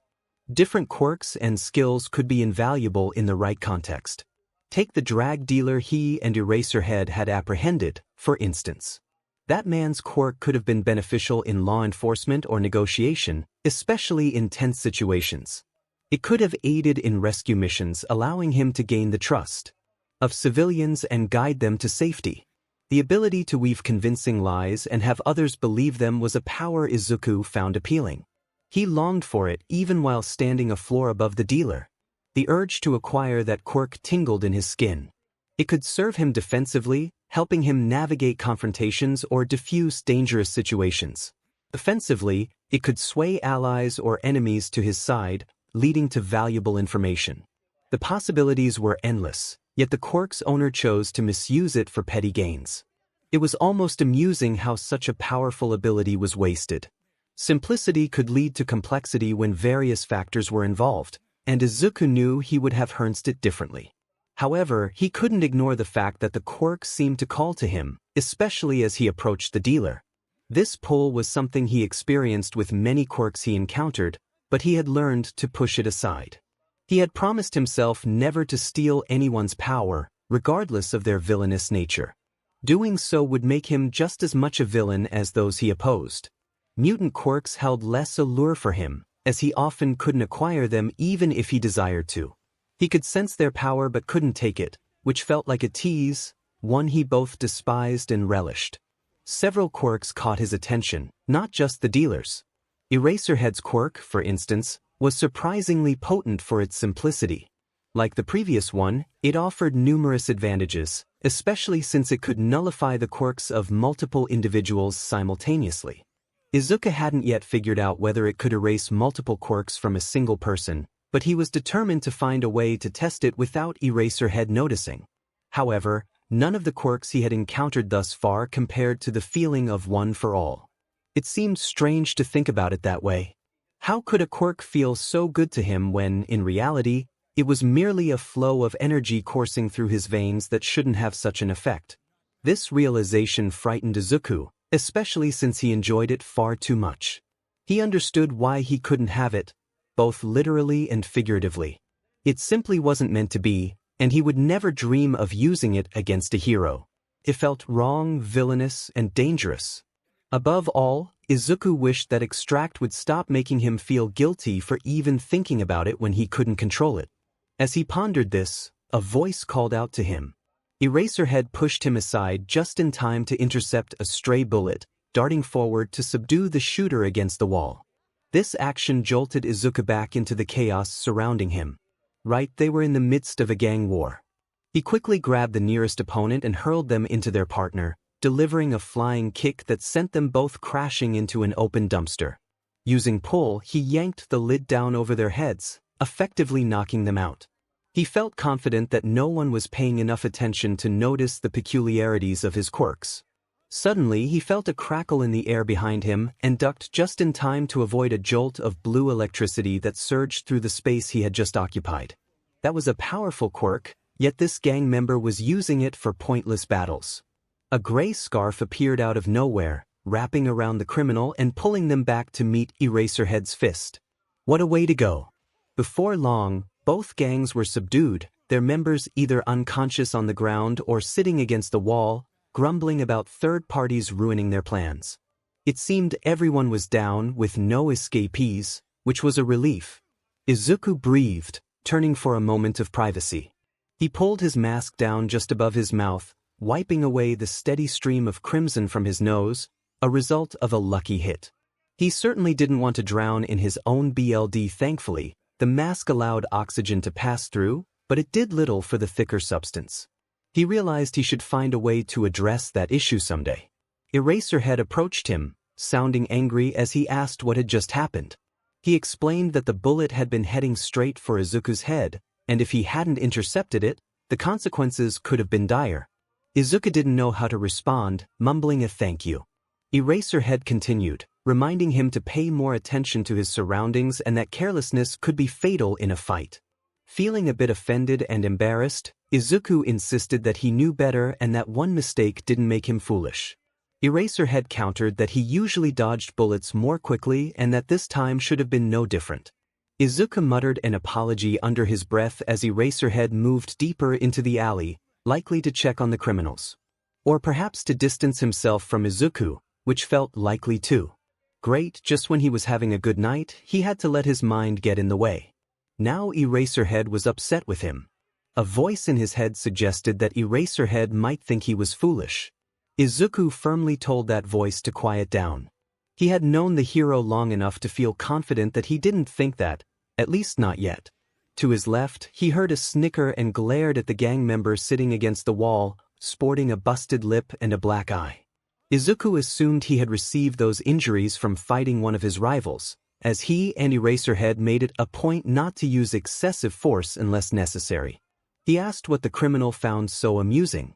The man grinned, a welcome change from the earlier snarling and shouting, and remarked on the unlikely partnership between a hero and a vigilante in a gang fight. Izuku, channeling his inner Kaken, loudly denied the suggestion that Eraserhead was like a father to him. The criminal shrugged, pointing out that Izuku was getting defensive. Confused and exasperated, Izuku questioned just how young the gang members thought he was, insisting he wasn't a child. The criminal retorted that he sounded like one, prompting Izuku to insist that he wasn't. The gang member challenged him to prove it, and in frustration, Izuku kicked a pebble at him, only to see it harmlessly bounce off the guy's cheek. He declared that he didn't have to prove anything, stating that the criminal had no rights. The man chuckled again, calling him son, which only fueled Izuku's irritation. He wondered why the guy, who looked no older than 25, was addressing him in such a way. Seeking to distract himself from his growing frustration, Izuku asked what the gang had been fighting over. The criminal explained that another gang had stolen his friend's dog, which sounded suspiciously like a plot from a movie. Izuku blinked, intrigued by the oddity of the situation. The gang member continued, casually asking if he could have his gun back. Izuku turned on him, realizing he was the one who had tried to shoot him. The criminal defended himself, claiming he hadn't aimed for Izuku's head but rather for his foot. Izuku found that hard to believe, pointing out that those were two very different targets. The man shrugged, admitting he wasn't a good shot. Sighing, Izuku sat down on the dirty ground in the alley, watching the remaining criminals until the police arrived. He mused that they would likely be released on bond since none had harmed any civilians. The gang member commented that Izuku was pretty cool for a vigilante, surprising him with the compliment. Izuku smiled, genuinely touched, and thanked him, noting that not many people had said that to him. The criminal then asked again for his gun, to which Izuku laughed, stating that wouldn't happen. He explained that the police would confiscate it anyway, and having an illegal firearm would only complicate things for him in court. He offered to keep quiet about it. He couldn't say the same for Eraserhead, though. The gang member accepted this with a casual acknowledgement.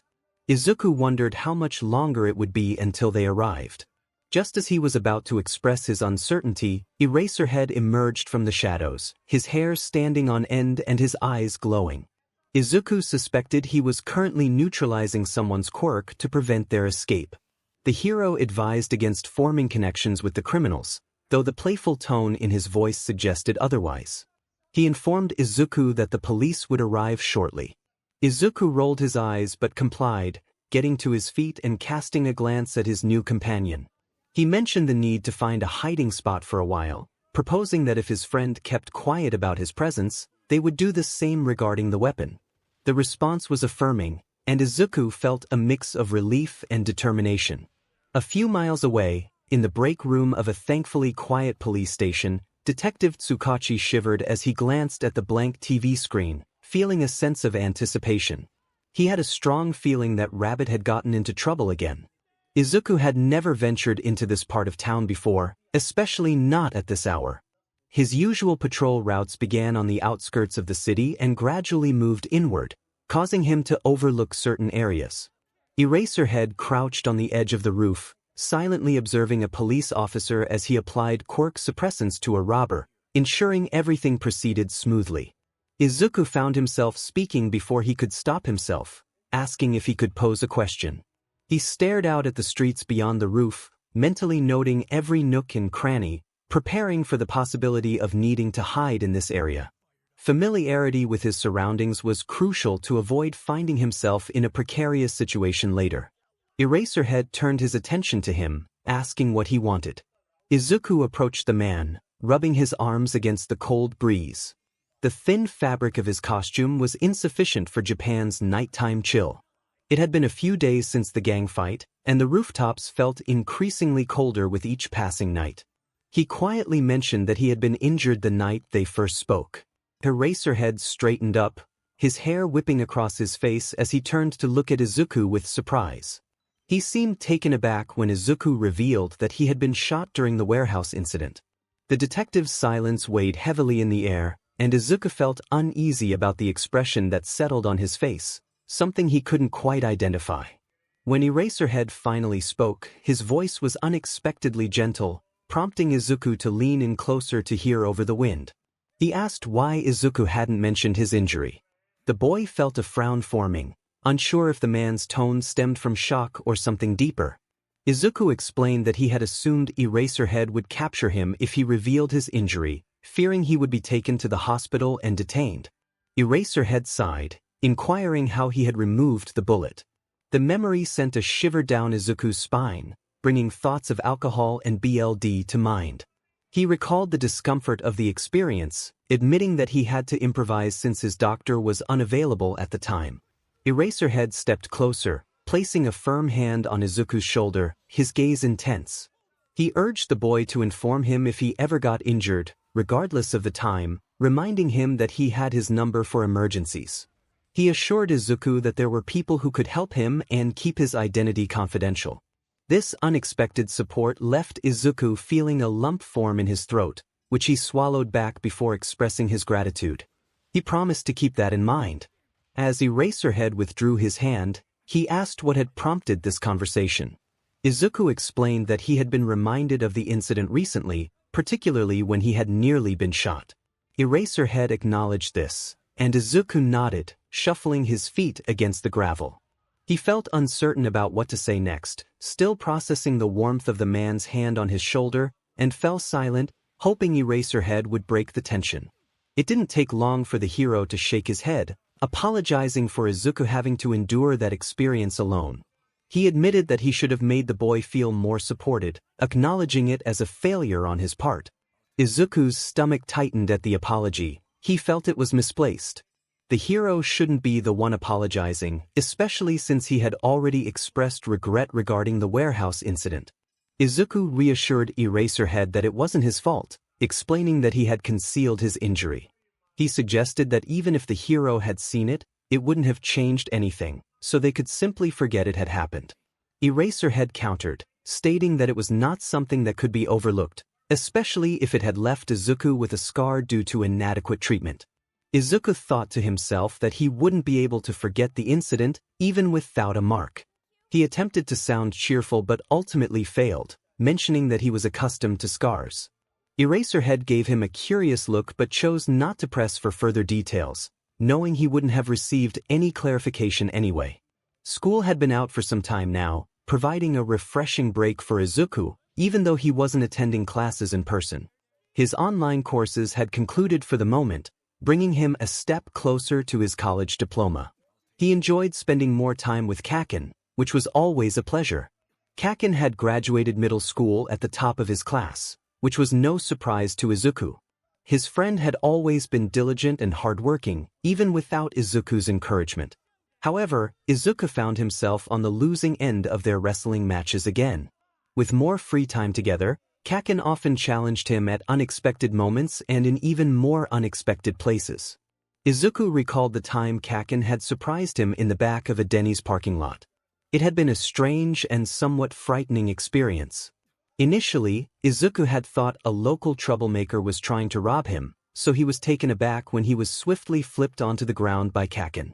It was definitely not something an ordinary troublemaker would know how to do. Regardless, Izuku had won that encounter, thanks to his familiarity with the parking lot's layout. However, it didn't matter much in the grand scheme of things, as their competition continued to ebb and flow. One day Izuku would be ahead, and the next, they would be tied. This 𝗬𝗗𝗏 repeated endlessly, yet it never lost its excitement. They were evenly matched, which often frustrated Kaken. He tried everything to provoke Izuku into using his other quirks, and most of the time, Izuku obliged. But on days when Izuku struggled to think clearly due to the overwhelming thoughts in his mind, he found it difficult to even utilize his basic enhancements. The memories tied to his quirks were sharp and painful, leaving lasting impressions on his psyche. Kaken was aware of this but continued to push Izuku, as if that was the only aspect of their friendship that would never change. Today, Izuku was going shopping. The weather was mild, unlike the chill of the previous days, and he had just returned from the club where he collected his latest paychecks. Though it wasn't a large sum, Izuku had been saving enough to purchase some food and supplies. The mini heater he had bought worked wonders. He utilized pots left behind by the previous tenant to prepare basic meals, allowing him to enjoy cooked food instead of raw ramen and cold coffee. The heater ran on solar power and batteries, so he placed it on the roof during the day and cooked at night for himself and Missy. Missy had made herself quite comfortable in the apartment. Izuku needed to buy her some toys to prevent her from damaging the walls and furniture. Although he didn't mind the wear and tear, he wanted to avoid the place looking like a mess. Despite living in one of the poorest neighborhoods and an abandoned building, he was finally able to afford some items he had been eyeing. As he walked through the pet store, he searched for the clearance section. Unsure about cat toys, he asked one of the employees for advice on the best brands. He ignored the curious glances from other staff, aware that his clothes were oversized and gave off a homeless vibe. He thanked the woman for her assistance, gathered his purchases, and checked out, eagerly anticipating Missy's reaction to her new toys. He hoped she would enjoy them. While he loved cats, his knowledge about them was limited. He understood the basics, like different breeds and their allergies, but not what they truly liked. He realized that it was impossible to generalize an entire species, so he would have to wait and see. In the worst-case scenario, Missy might turn her nose up at the toys, and he would have to donate them to a shelter. A few dollars lost, but it was a small price to pay. His extra money also allowed him to upgrade his equipment. He had already purchased more bombs and knives after losing some during a raid. Now, he wanted to complete the AI he had been developing. It was a simple program designed to help him keep track of things during missions and access the internet without needing his phone. He thought about giving the AI a female voice, perhaps with an Australian accent, which he found amusing. The technology shop was nearby, and he arrived quickly to gather the remaining parts he needed. He had already programmed the AI. He just required a device to integrate it into. He considered creating an armband for his wrist, making it easy to carry and always accessible. He also wanted to extend the AI's functionality to his home, allowing it to manage security while he was away. It would be nice to have someone to talk to, even if it was just a program. After collecting the necessary components, he stepped outside, hands full of bags. Today had been productive, and he hoped to maintain that momentum. As he prepared to cross the street to return home to Missy, a series of shouts caught his attention, prompting him to glance up from his phone. A car sped down the road, clearly exceeding the speed limit, showing no signs of slowing down as people scrambled to get out of its path. Izuku instinctively stepped back, feeling a mix of irritation and concern. That reckless driver could seriously injure someone. He had the right of way here too. Suddenly, a child's voice broke through his thoughts, exclaiming about a butterfly. In that moment, Izuku felt a wave of dread wash over him. It seemed like the universe had singled him out for this. A little girl, no older than 6, was crossing the road, captivated by an appealing black moth. She was blissfully unaware of the approaching car, focused solely on her pursuit of the insect. Her mother, however, was fully aware of the danger. She remained on the sidewalk, and Izuku observed as her carefree expression transformed into one of fear. She began to rush forward, arms outstretched and mouth open in a yell. But she wouldn't be fast enough. Izuku sensed this instinctively, even without calculating the distance. No one else was close enough to help her. That realization ignited his determination to act. In an instant, he dropped his bags onto the sidewalk, thoughts racing as he devised a plan. In the next moment, he was in the middle of the street, legs burning as he scooped the girl into his arms. He positioned her against his body, facing away from the oncoming vehicle, his hand outstretched as a shield, and there was barely enough time to escape as the car collided with them. They were thrown through the air, and Izuku held the girl tightly as they rolled, tucking her face into his chest to shield her from the ground. Izuku closed his eyes during the chaos, and when he opened them, he found himself flat on his back, staring up at the sky. The girl was squirming in his embrace, crying, tears streaming down her face. His vision felt sluggish, and sounds reached him as if they were underwater. There were more screams and shouts, and faces appeared above him. He struggled to comprehend the words, blinking against the brightness. The girl was pulled away from him and into her mother's arms. From what Izuku could see, she was unharmed.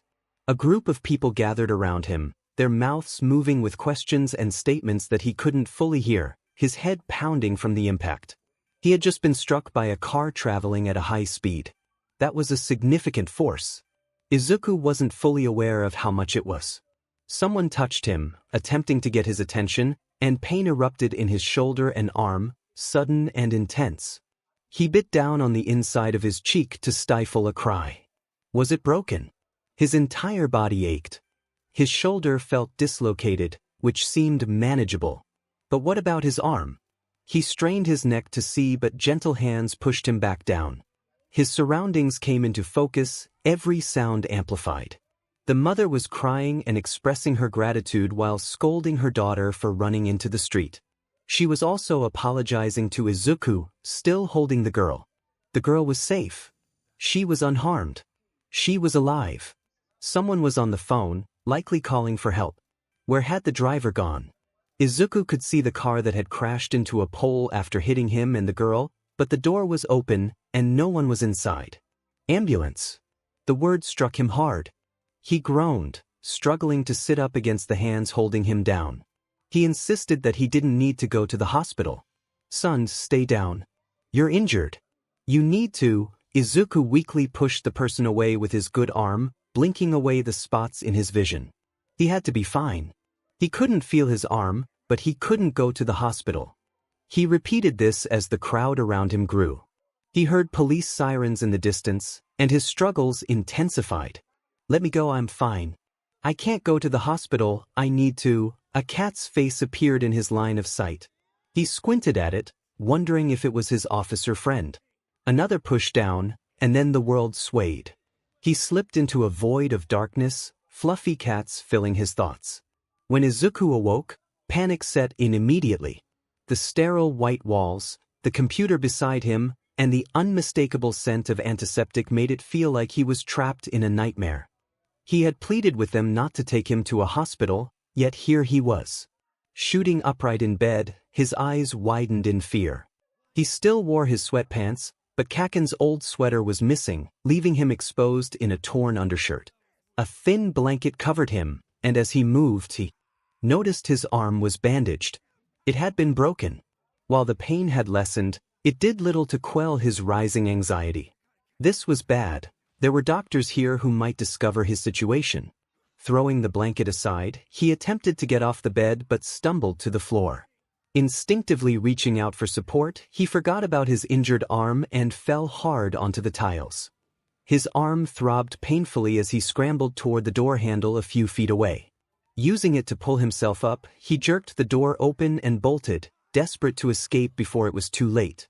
However, as he rushed through the door, he was met with a face full of black fabric. Instinctively, he went on the defensive, raising his free hand to push the figure away, but strong fingers seized his wrist, holding him in place. He tried to pull away, but the man was too strong. As the figure stepped back, Izuku froze, his heart sinking. Eraserhead stood before him, eyebrows raised and frowning, yet his grip remained firm. He asked why Izuku was up, and the boy could only stare in shock, his mouth agape. His gaze shifted, and he realized this didn't look like a hospital anymore. It resembled the inside of a police station. Panic surged as his mind raced to the worst possibilities, but before he could process it, Eraserhead guided him back into the room, and surprisingly, Izuku allowed it. He was pushed back onto the bed, and Eraserhead took a position by the door, looking weary, likely to prevent any further attempts to escape. Izuku inquired why he was there, meaning how he had ended up in this situation. 𝗬𝗍𝗫 explained that 𝗬𝗪 had been nearby when the police were called and had convinced them to let him take Izuku to the hospital, bringing him to the station instead.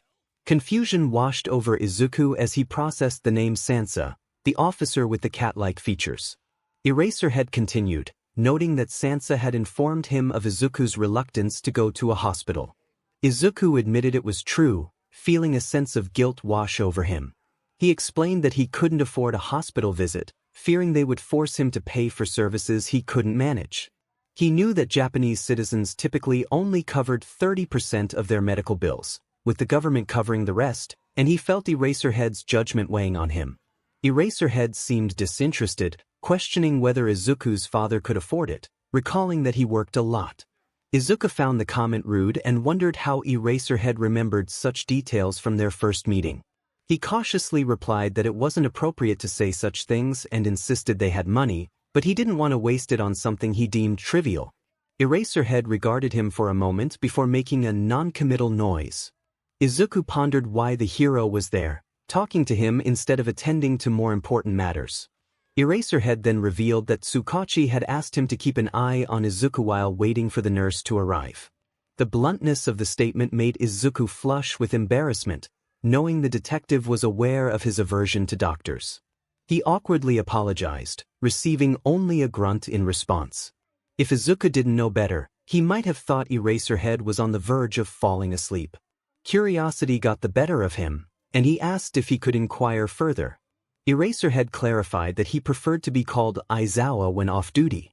Izuku, already familiar with his name, asked if he had any cats. Aizawa confirmed he did, and Izuku found the thought amusing despite his tension. He then asked how many cats Aizawa had, to which the hero replied, "Too many." Izuku chuckled lightly, still feeling the weight of the situation. He then shifted the conversation, asking Aizawa if he was looking forward to the new school year.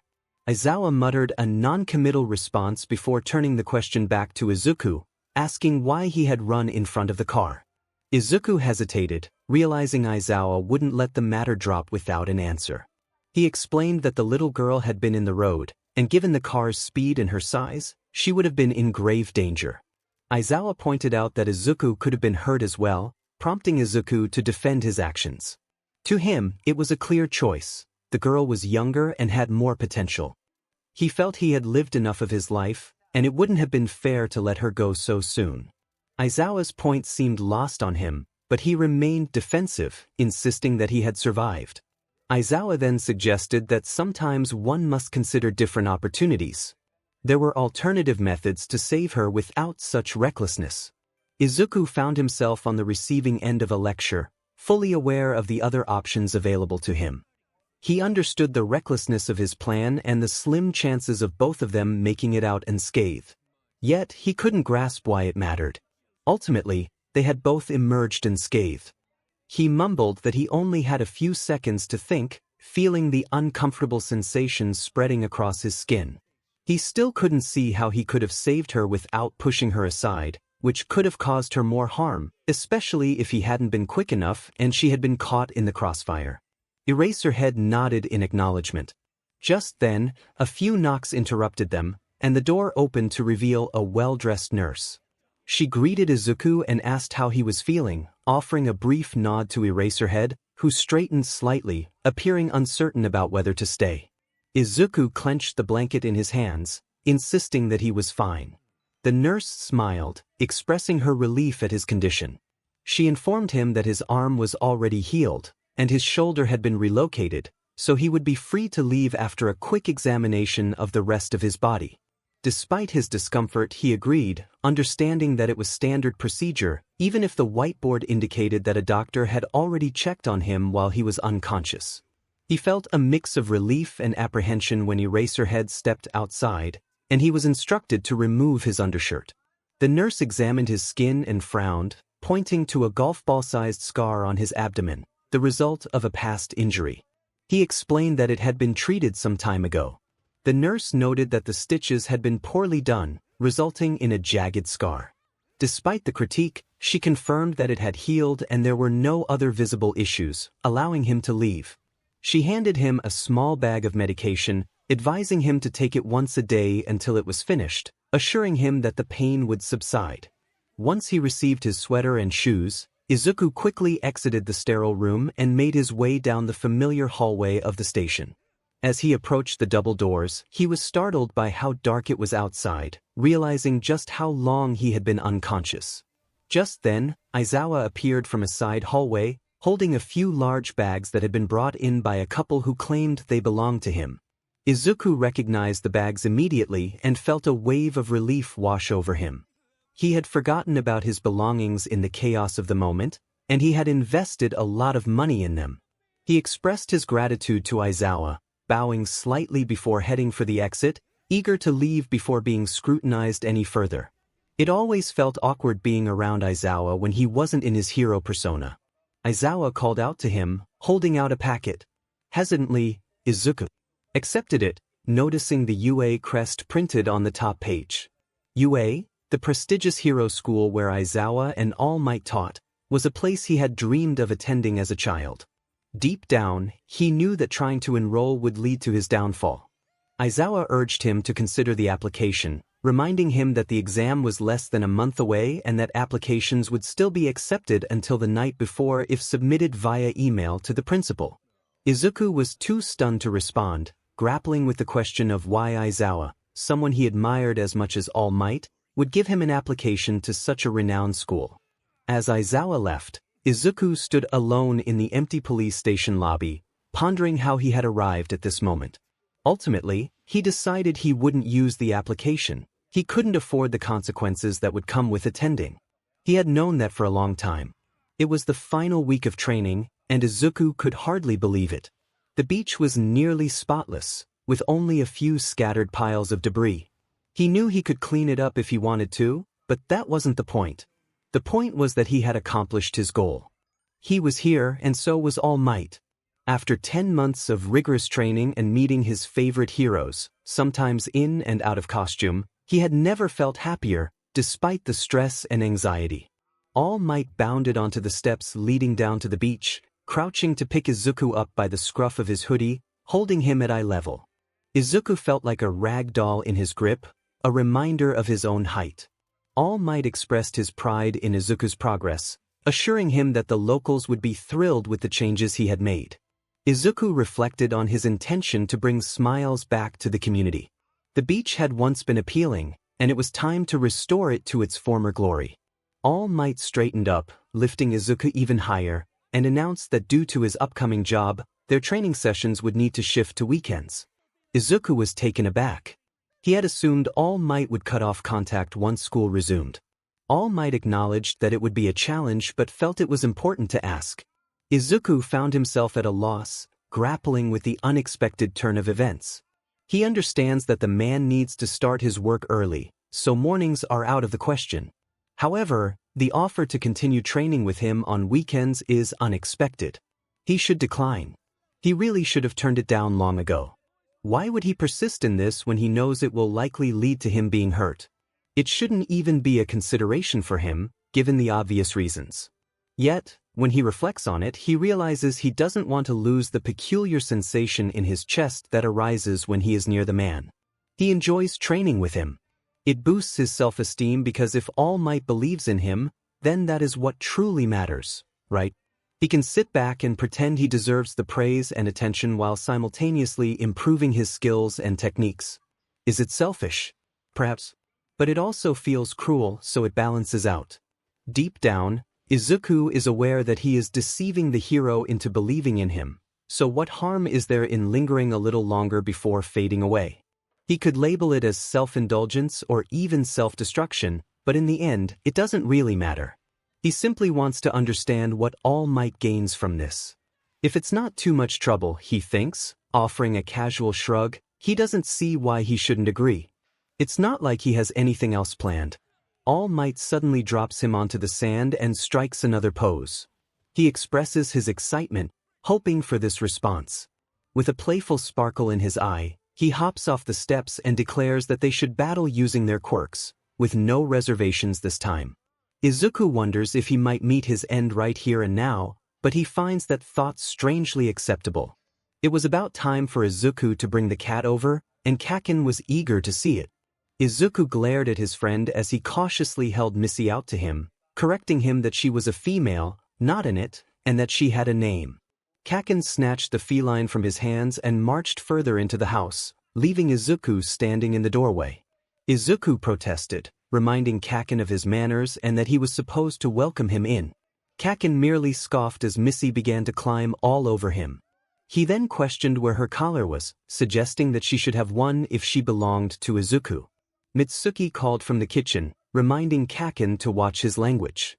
She approached, instantly brightening at the sight of her new guest and pulling Izuku into a warm hug.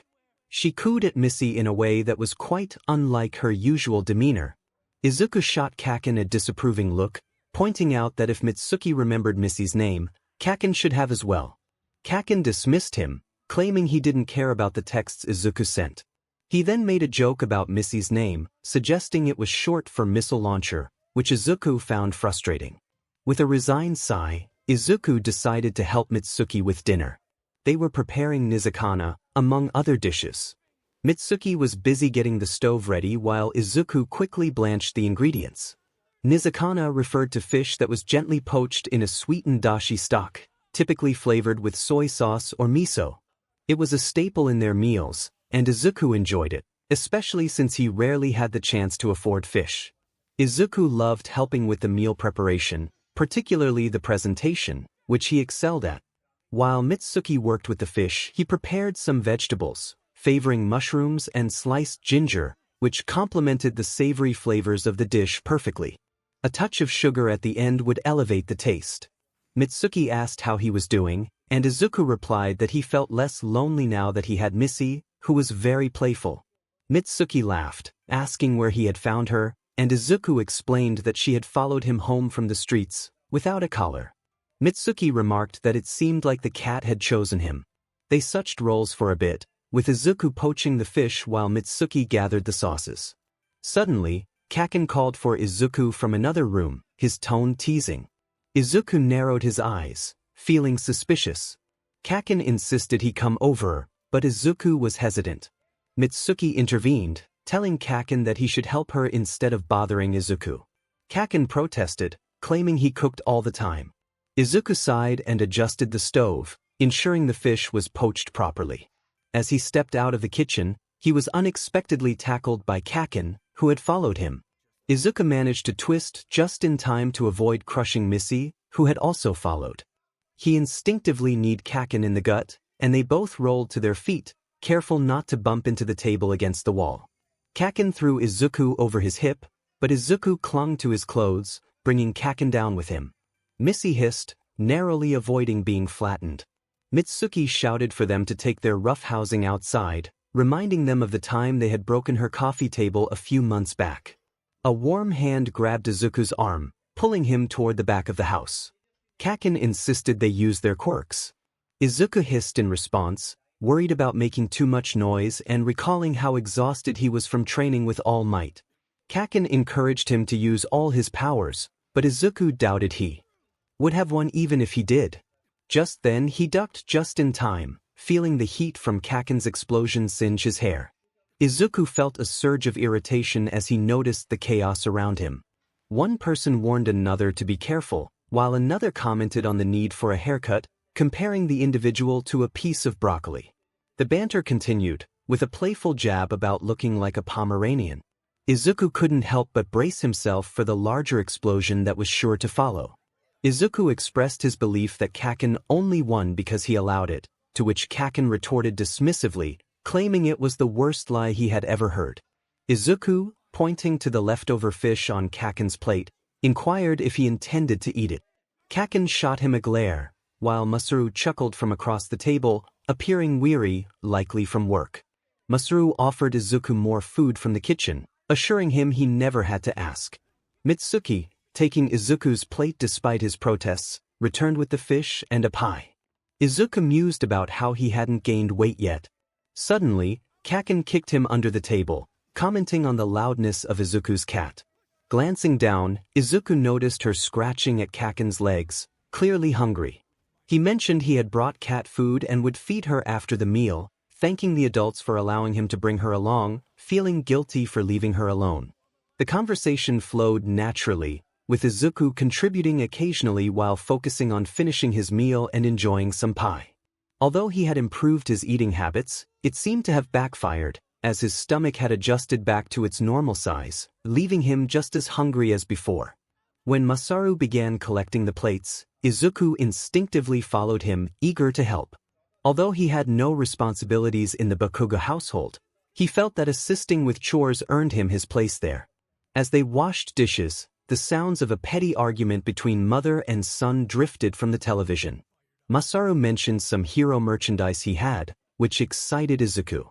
He followed Masaru upstairs and soon found himself gazing into a box filled with clothing and figurines. He whispered in awe, amazed by the collection.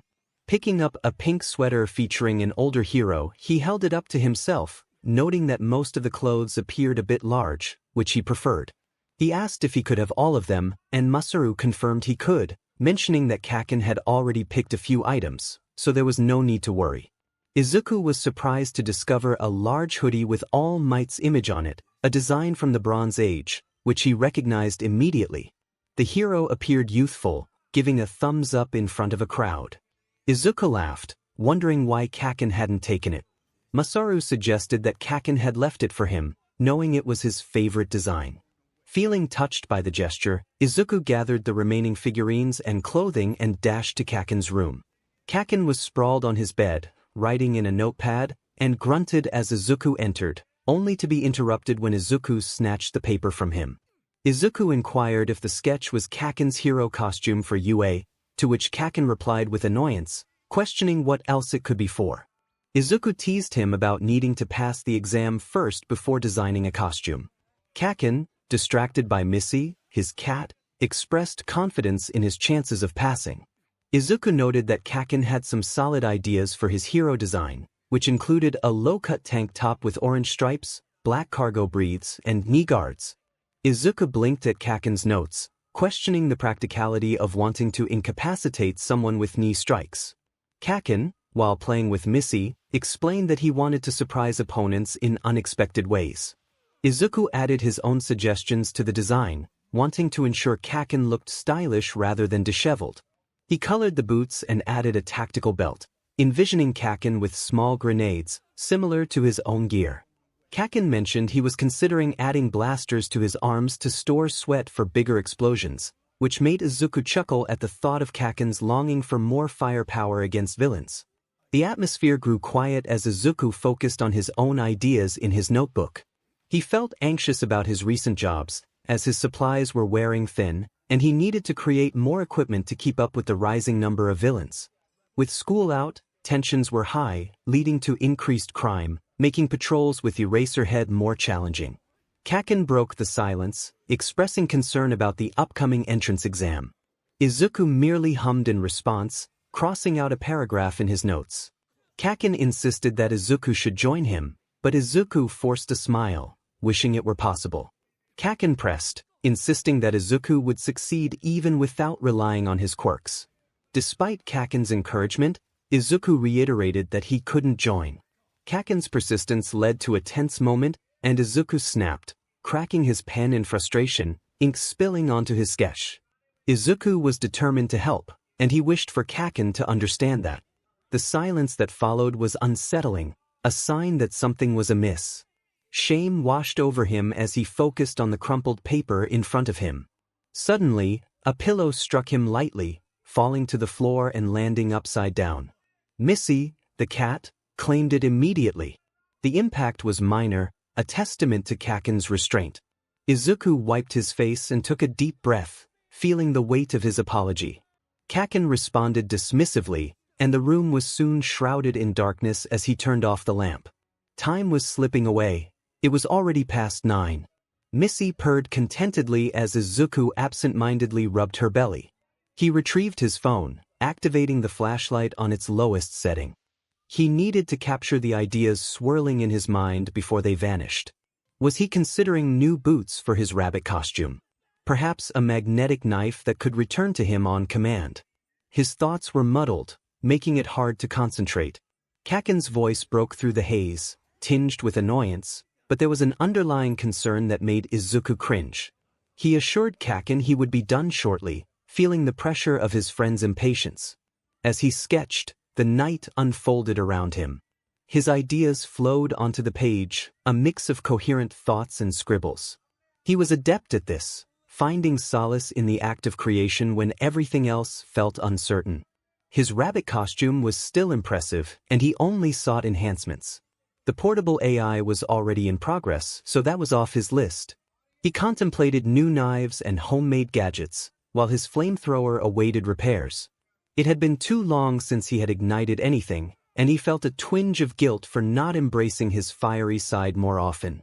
Eraserhead disapproved of his penchant for fire, but Izuku had resolved to continue his experiments, especially against villain hideouts. He pondered the possibility of crafting something for Eraserhead, perhaps one of the magnetic knives he envisioned. Present Mike might also appreciate an upgrade for his costume, maybe something more stylish or functional. Missy interrupted his thoughts, her claw snagging his sweatpants and scratching his skin.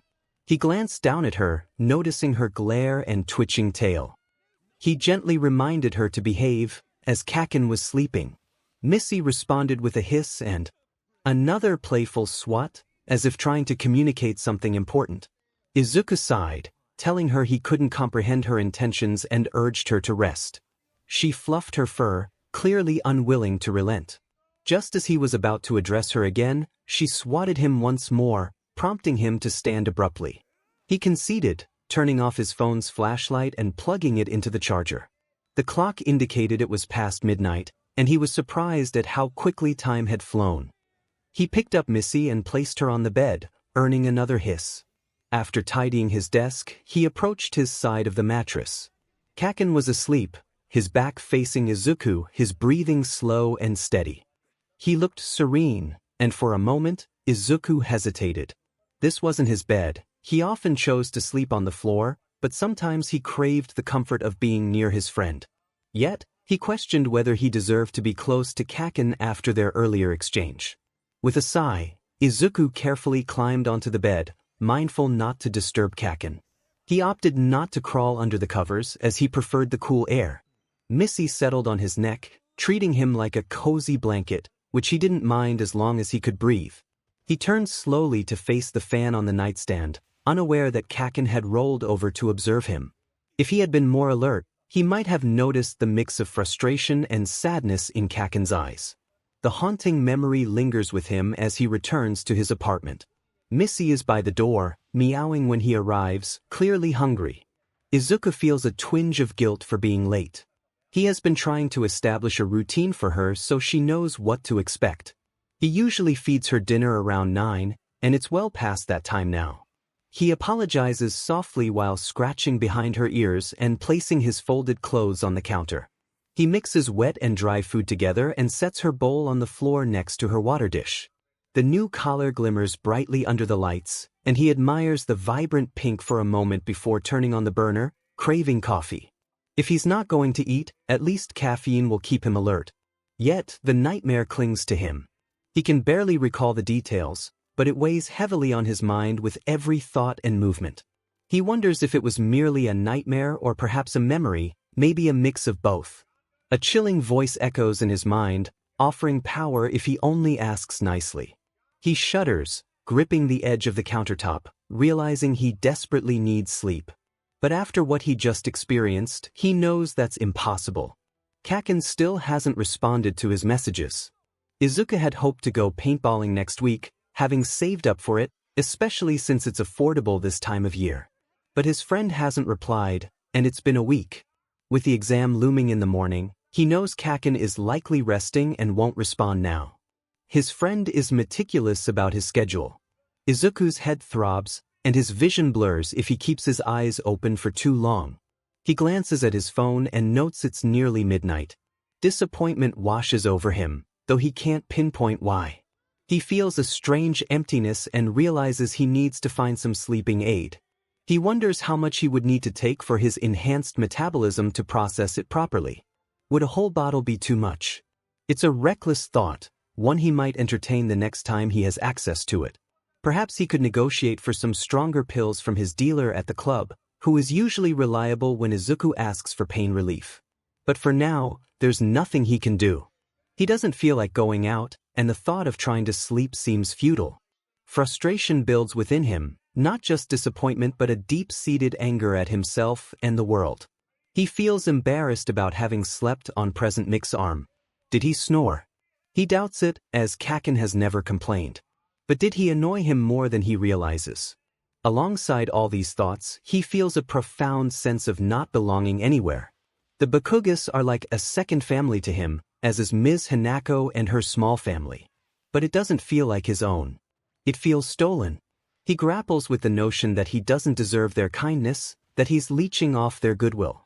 He wishes he could push those feelings away, but they always return, gnawing at him. Suddenly, the apartment feels stifling, despite being on the top floor during one of the coldest nights of the year. He removes his new All Might sweatshirt, shaking his head to dispel the dizziness. He voices his frustration, feeling homesick for a place that doesn't exist. The words escape him, jagged and raw, as he presses his palms against his cheeks, trying to suppress the urge to scream. Anger swells within him, mixed with sadness and guilt, and he can't even understand why.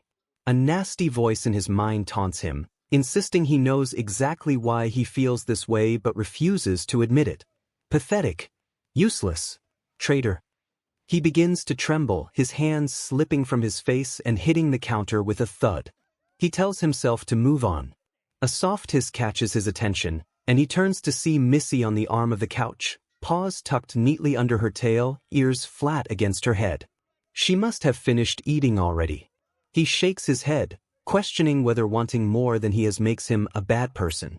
The cat tilts her head and meows, her ears perking up again.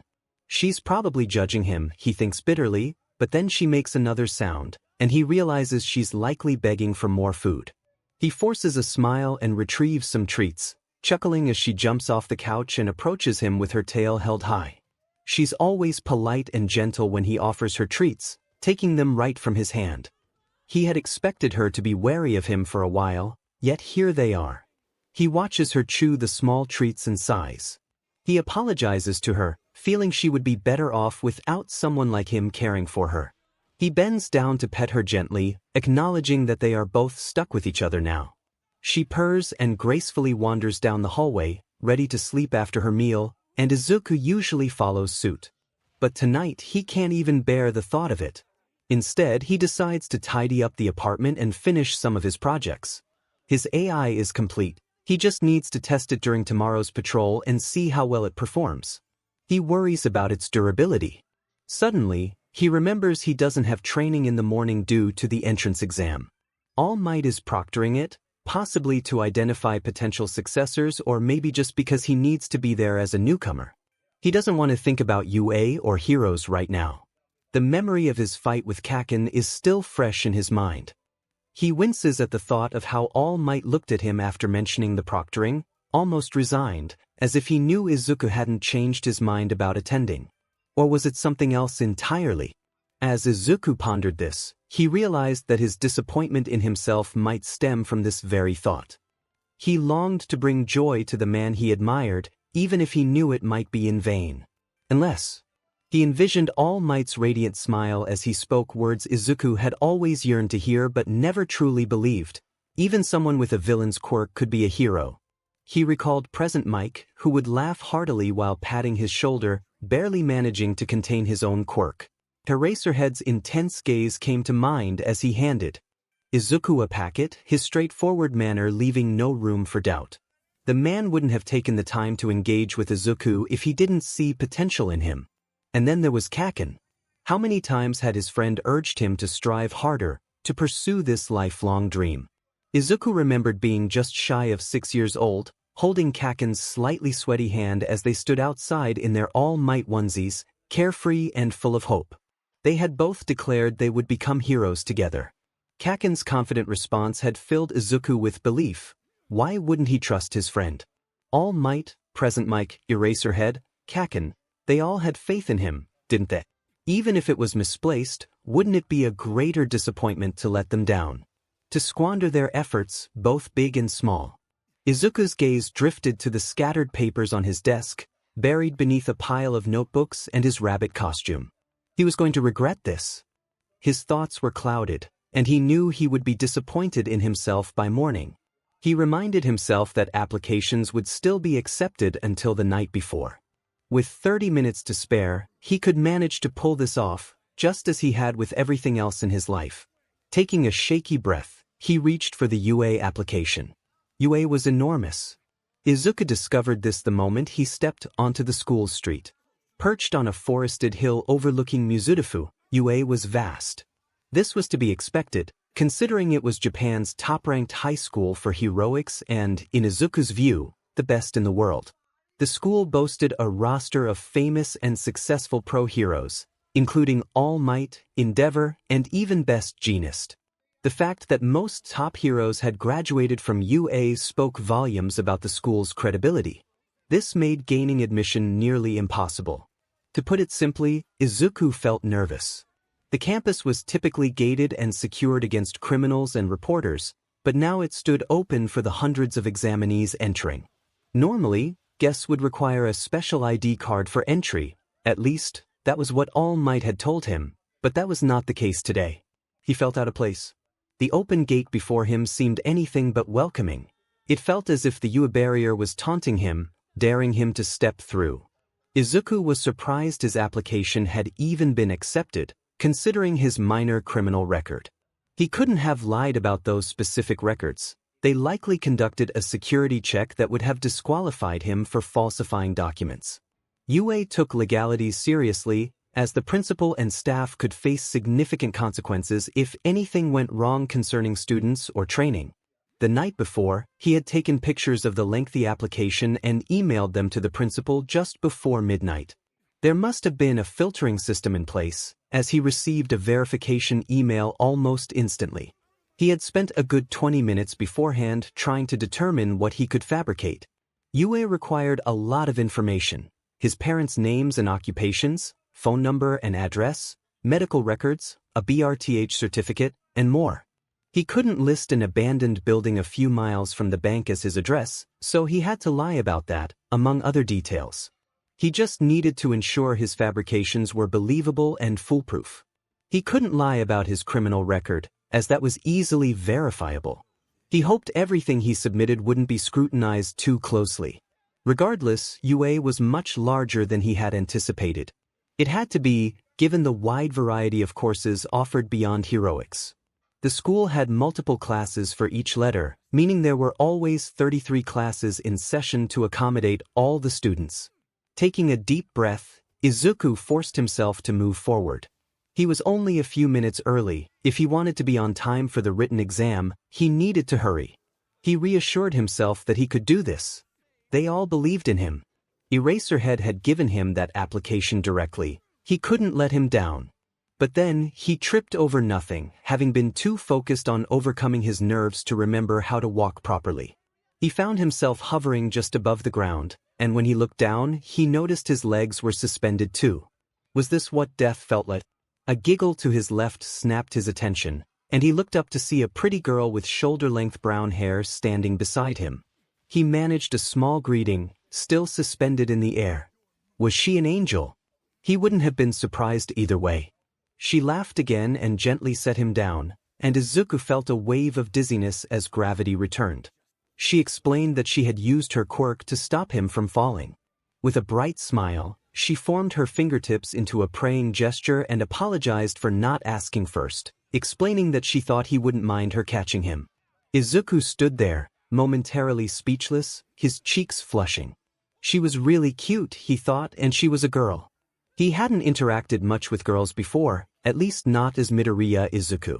His alter ego, Rabbit, attracted all kinds of fans, but this felt different. He hadn't even noticed her approach. He had been so lost in his anxious thoughts that he had neglected his surroundings. Now that he could see her, he felt the presence of her quirk tingling against his skin. Another strong power. It must relate to weight and gravity, as she had just prevented him from falling. Could she make objects float, or merely suspend them in midair? It appeared to be touch-activated, suggested by the unusual gesture she was making. Perhaps that was what triggered it or what maintained its effect. She waved goodbye, expressing her intention to see him inside. Izuku felt a pang of guilt. She must have said something before, and he hadn't responded. What was it? Something about this situation being nerve-wracking. He needed to apologize and thank her for saving his dignity. She seemed genuinely kind, so it was only polite to. Then he heard his name called. Izuku stiffened, all previous thoughts fleeing from his mind. He hadn't anticipated encountering 𝗂𝐭𝐴 so early in the exam. In fact, he had hoped to avoid his friend for the entire day. He quickly dismissed the interaction, trying to make his way toward the steps, hoping for another chance to see the girl again. 𝗂𝐭𝐴's hand gripped his shoulder, spinning him around. He glared, a scarf wrapped around his neck. He demanded to know what Izuku was doing there, reminding him that he had said he wouldn't take the exam. Izuku admitted he didn't know why he was there either. 𝗂𝐭𝐴 questioned his change of heart.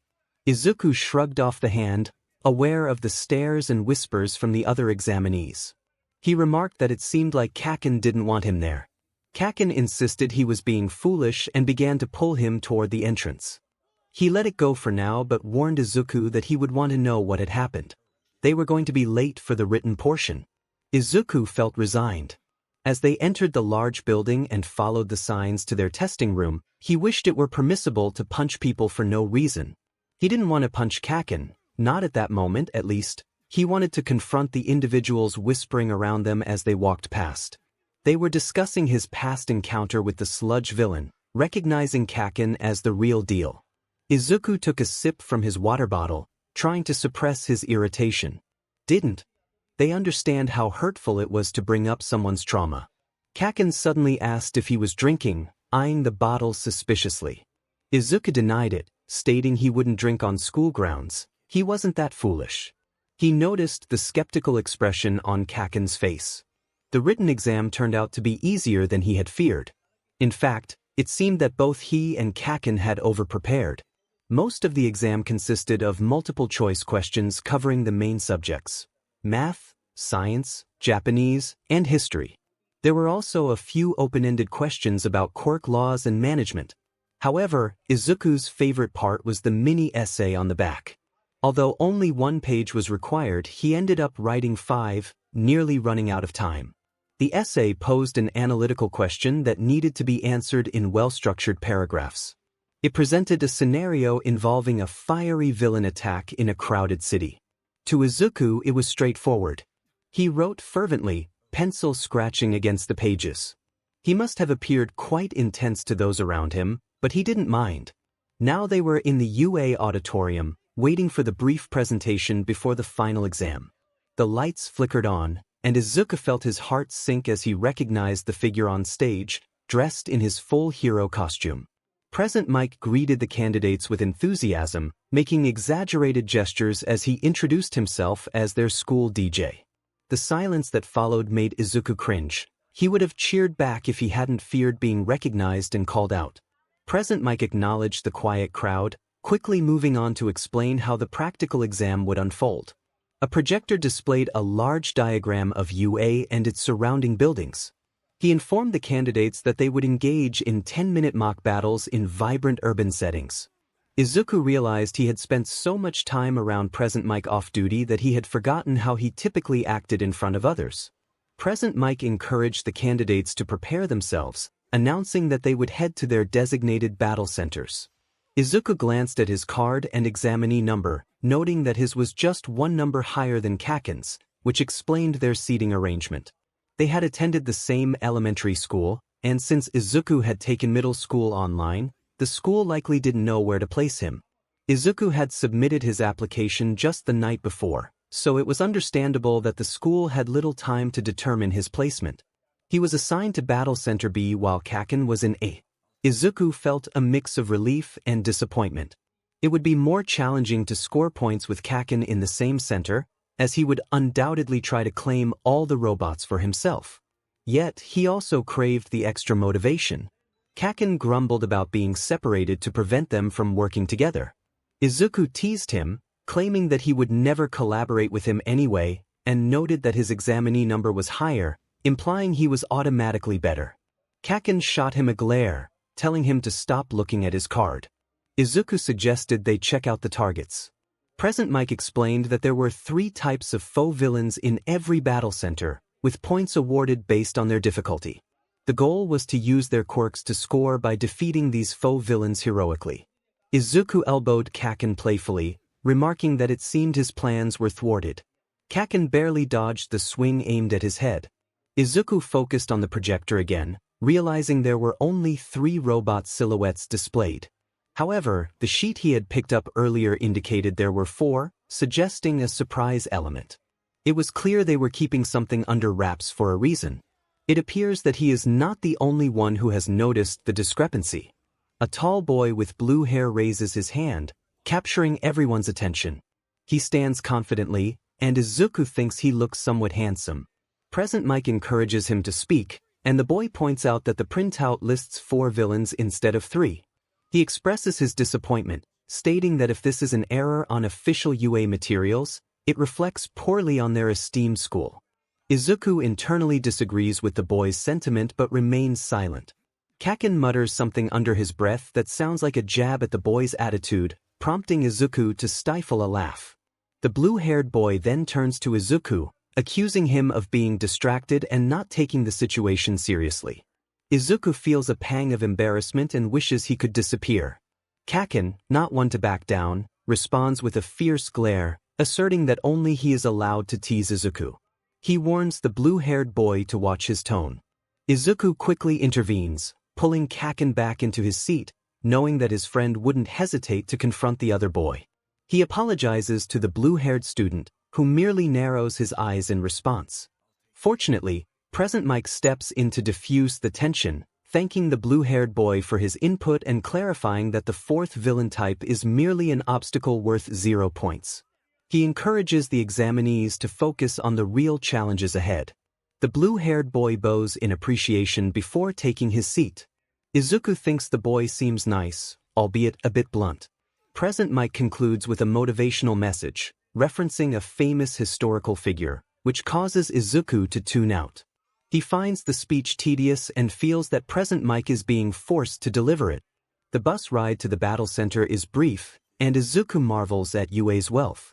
Once they arrive, he and Kaken part ways, leaving Izuku feeling a bit isolated. He hopes to avoid interaction with others, but then he spots the girl from earlier, the one who had helped him. She stands nervously among the other examinees, and Izuku considers approaching her to express his gratitude. However, before he can take a step, the blue-haired boy reappears, blocking his path. He comments on the girl's focus and questions Izuku's intentions. Izuku quickly reassures him that he only wishes to thank her, but the boy remains skeptical. The attention of the surrounding students turns toward Izuku, making him feel small and self-conscious. He clenches his fists, trying to maintain his composure.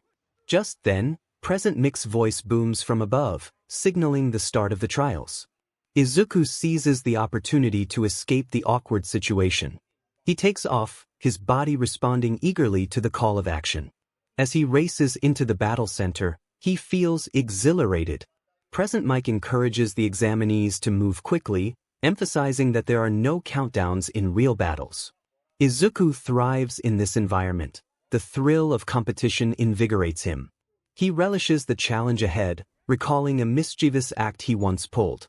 He quickly assesses the situation, noting that there are 3 robots, each with a point value corresponding to their difficulty. He knows he must find them quickly. Just as he thinks this, a massive metallic claw swings down, narrowly missing him. He reacts instinctively, leaping and delivering a kick to the robot's head, exposing its inner workings. It remains standing and he notices the number 2 painted on it, indicating that this robot is worth 2 points. He seized one of the robot's large fingers and yanked, delivering a powerful strike to its torso. The machine collapsed into a heap on the ground, and Izuku quickly dashed away again.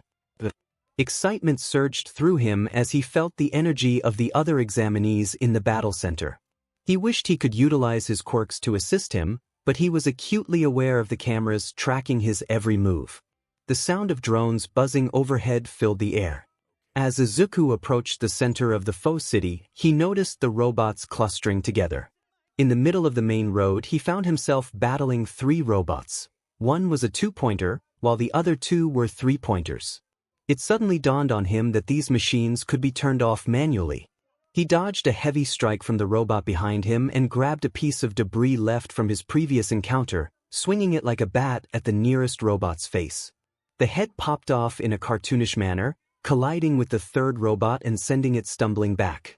Izuku steadied himself and hurled the long piece of metal like a spear.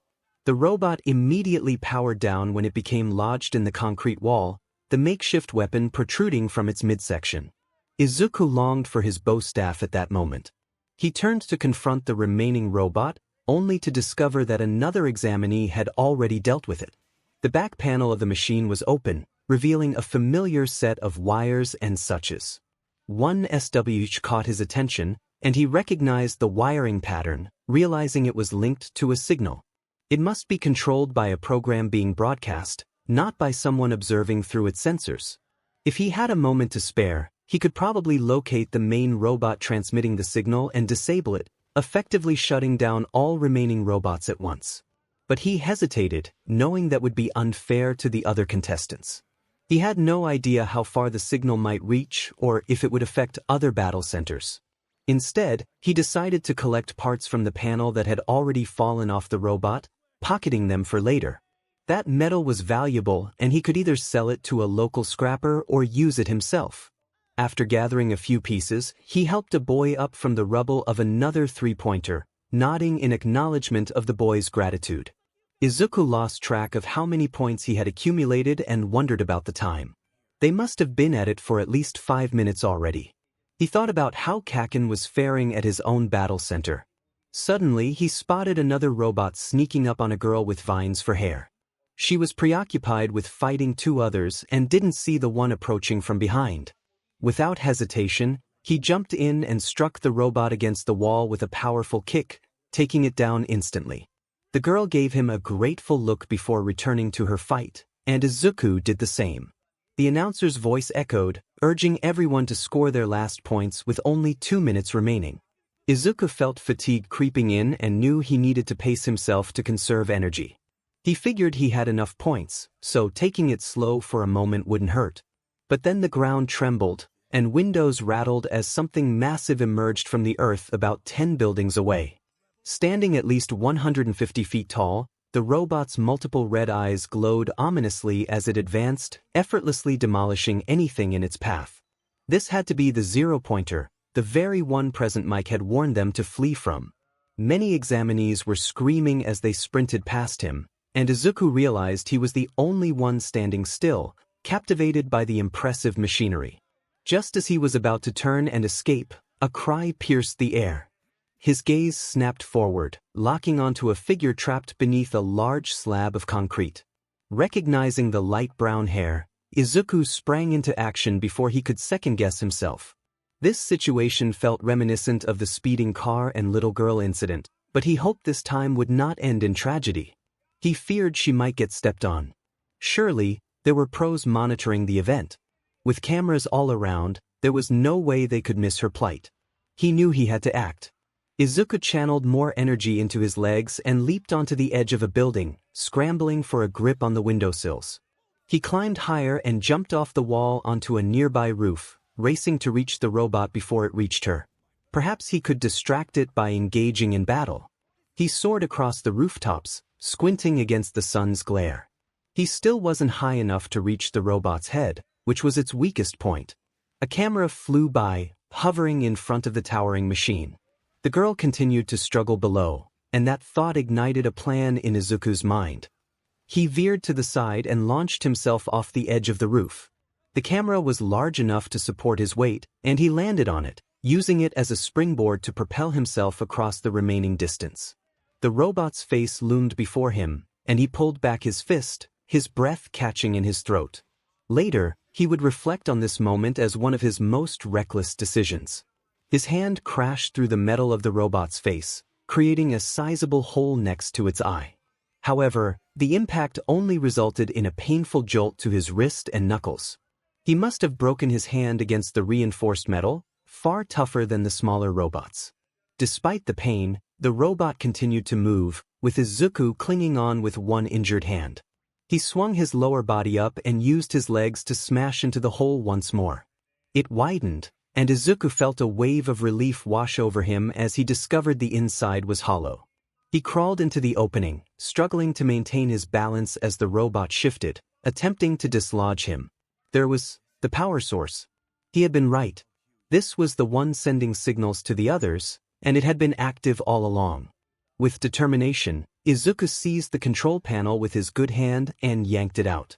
Electricity crackled from the outlets, and liquid spilled from one of the holes.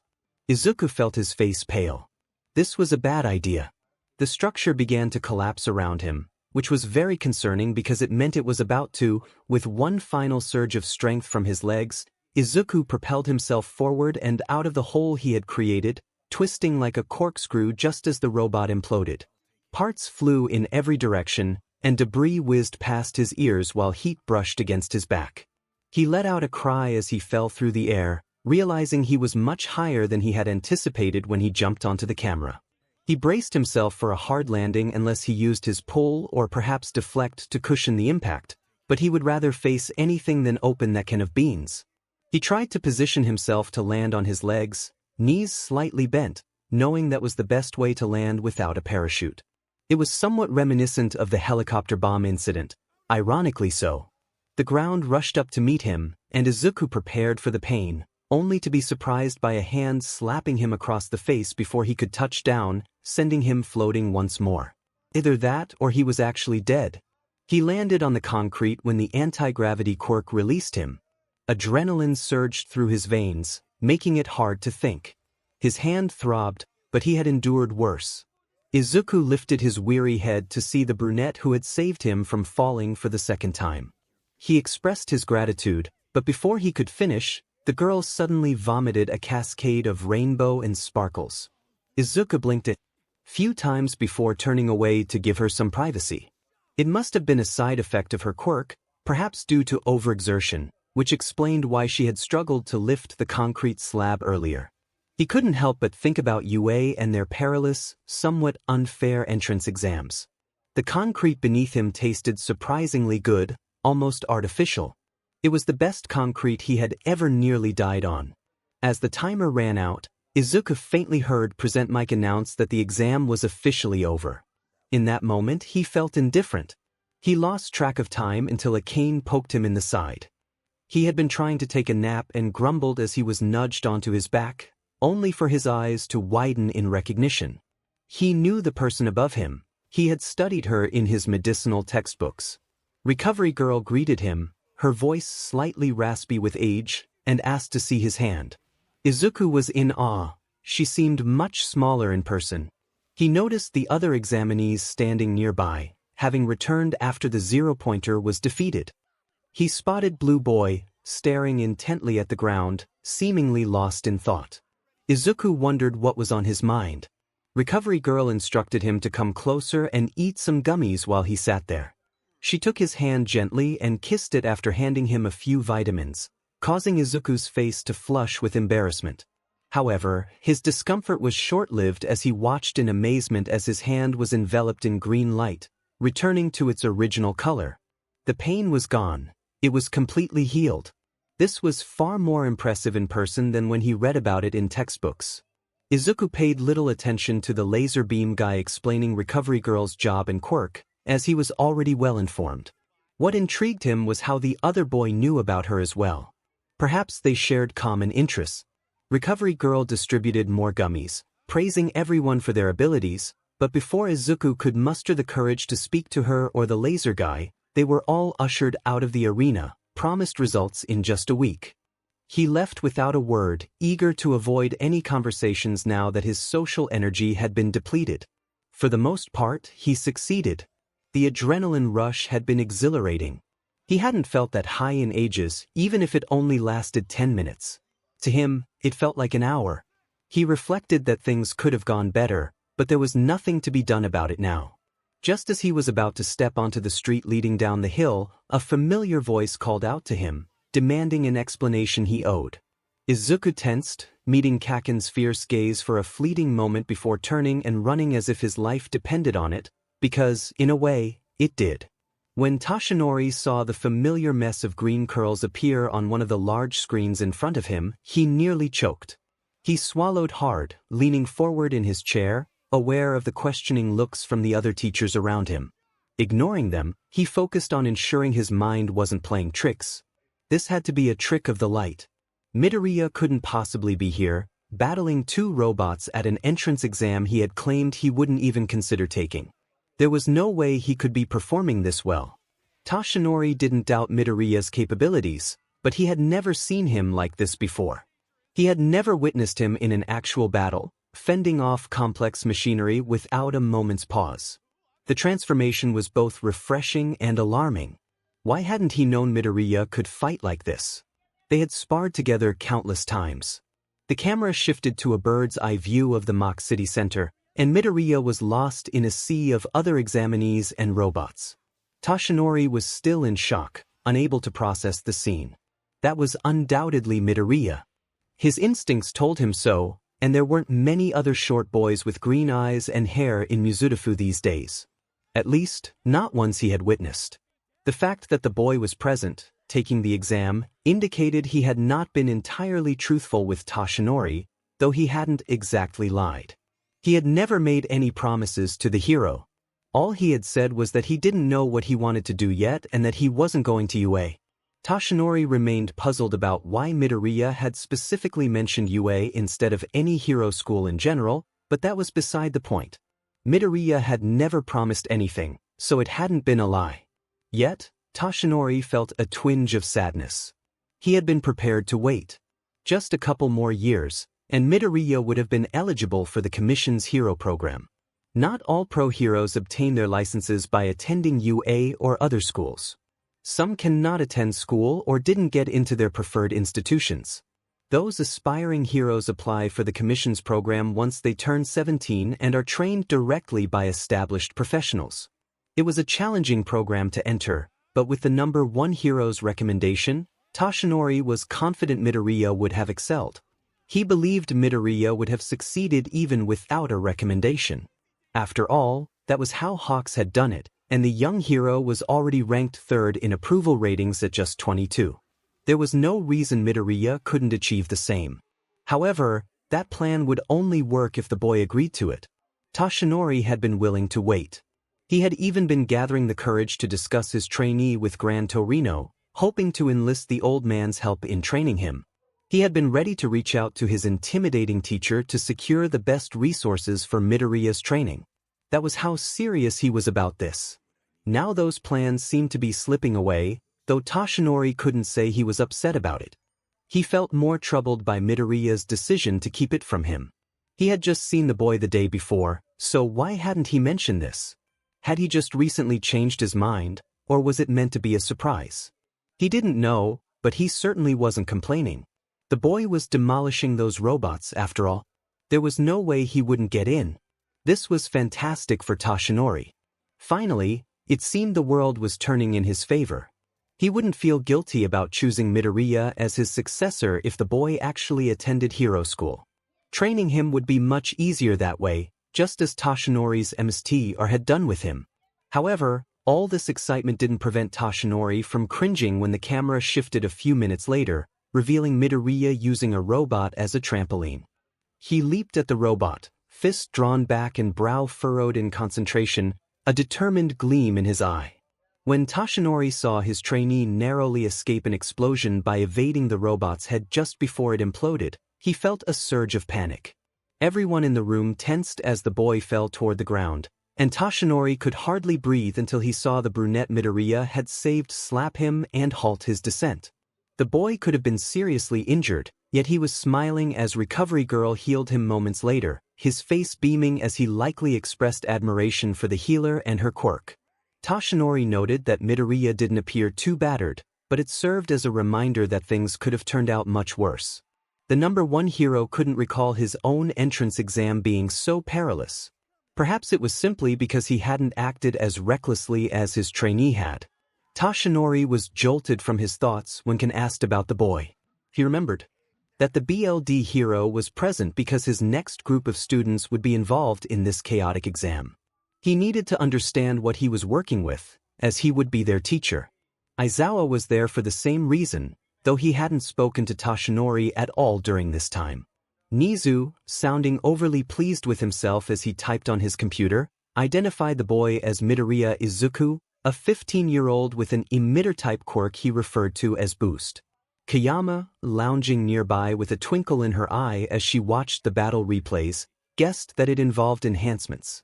Nizu confirmed her guess, noting that while it didn't seem powerful at first glance, Midoriya had honed it into a significant ability. Toshinori leaned back in his chair, trying to sound casual as he asked if Midoriya had secured first place. He was eager to know how many points his trainee had earned, as it had certainly felt like a lot while watching. The principal moved away from his computer to check another monitor. He informed Toshinori that Midoriya's points were still being calculated after the last robot, but as it stood, he was indeed in first place. A wave of pride surged through Toshinori, filling him with euphoria. Ken pointed to a monitor on the wall, indicating that the second place was taken by an explosive kid from Battle Center A with 77 points, none of which came from rescues, a rarity. 𝗍𝗂 balanced a pen on a claw, remarking that both Midoriya and Bakugos had attended the same elementary school, which explained why his filters had separated them into different centers. Toshinori acknowledged that Bakugos was Midoriya's friend. He had never met him but recognized the name. Midoriya often spoke about him during their breaks while sharing sandwiches. He hadn't expected Bakugos to be such a character, especially since Midoriya radiated positivity and couldn't possibly associate with someone like that. Still, it was nice to finally put a face to the name. 𝗍𝗂's expression shifted to something resembling concern as he clicked to another tab on his computer.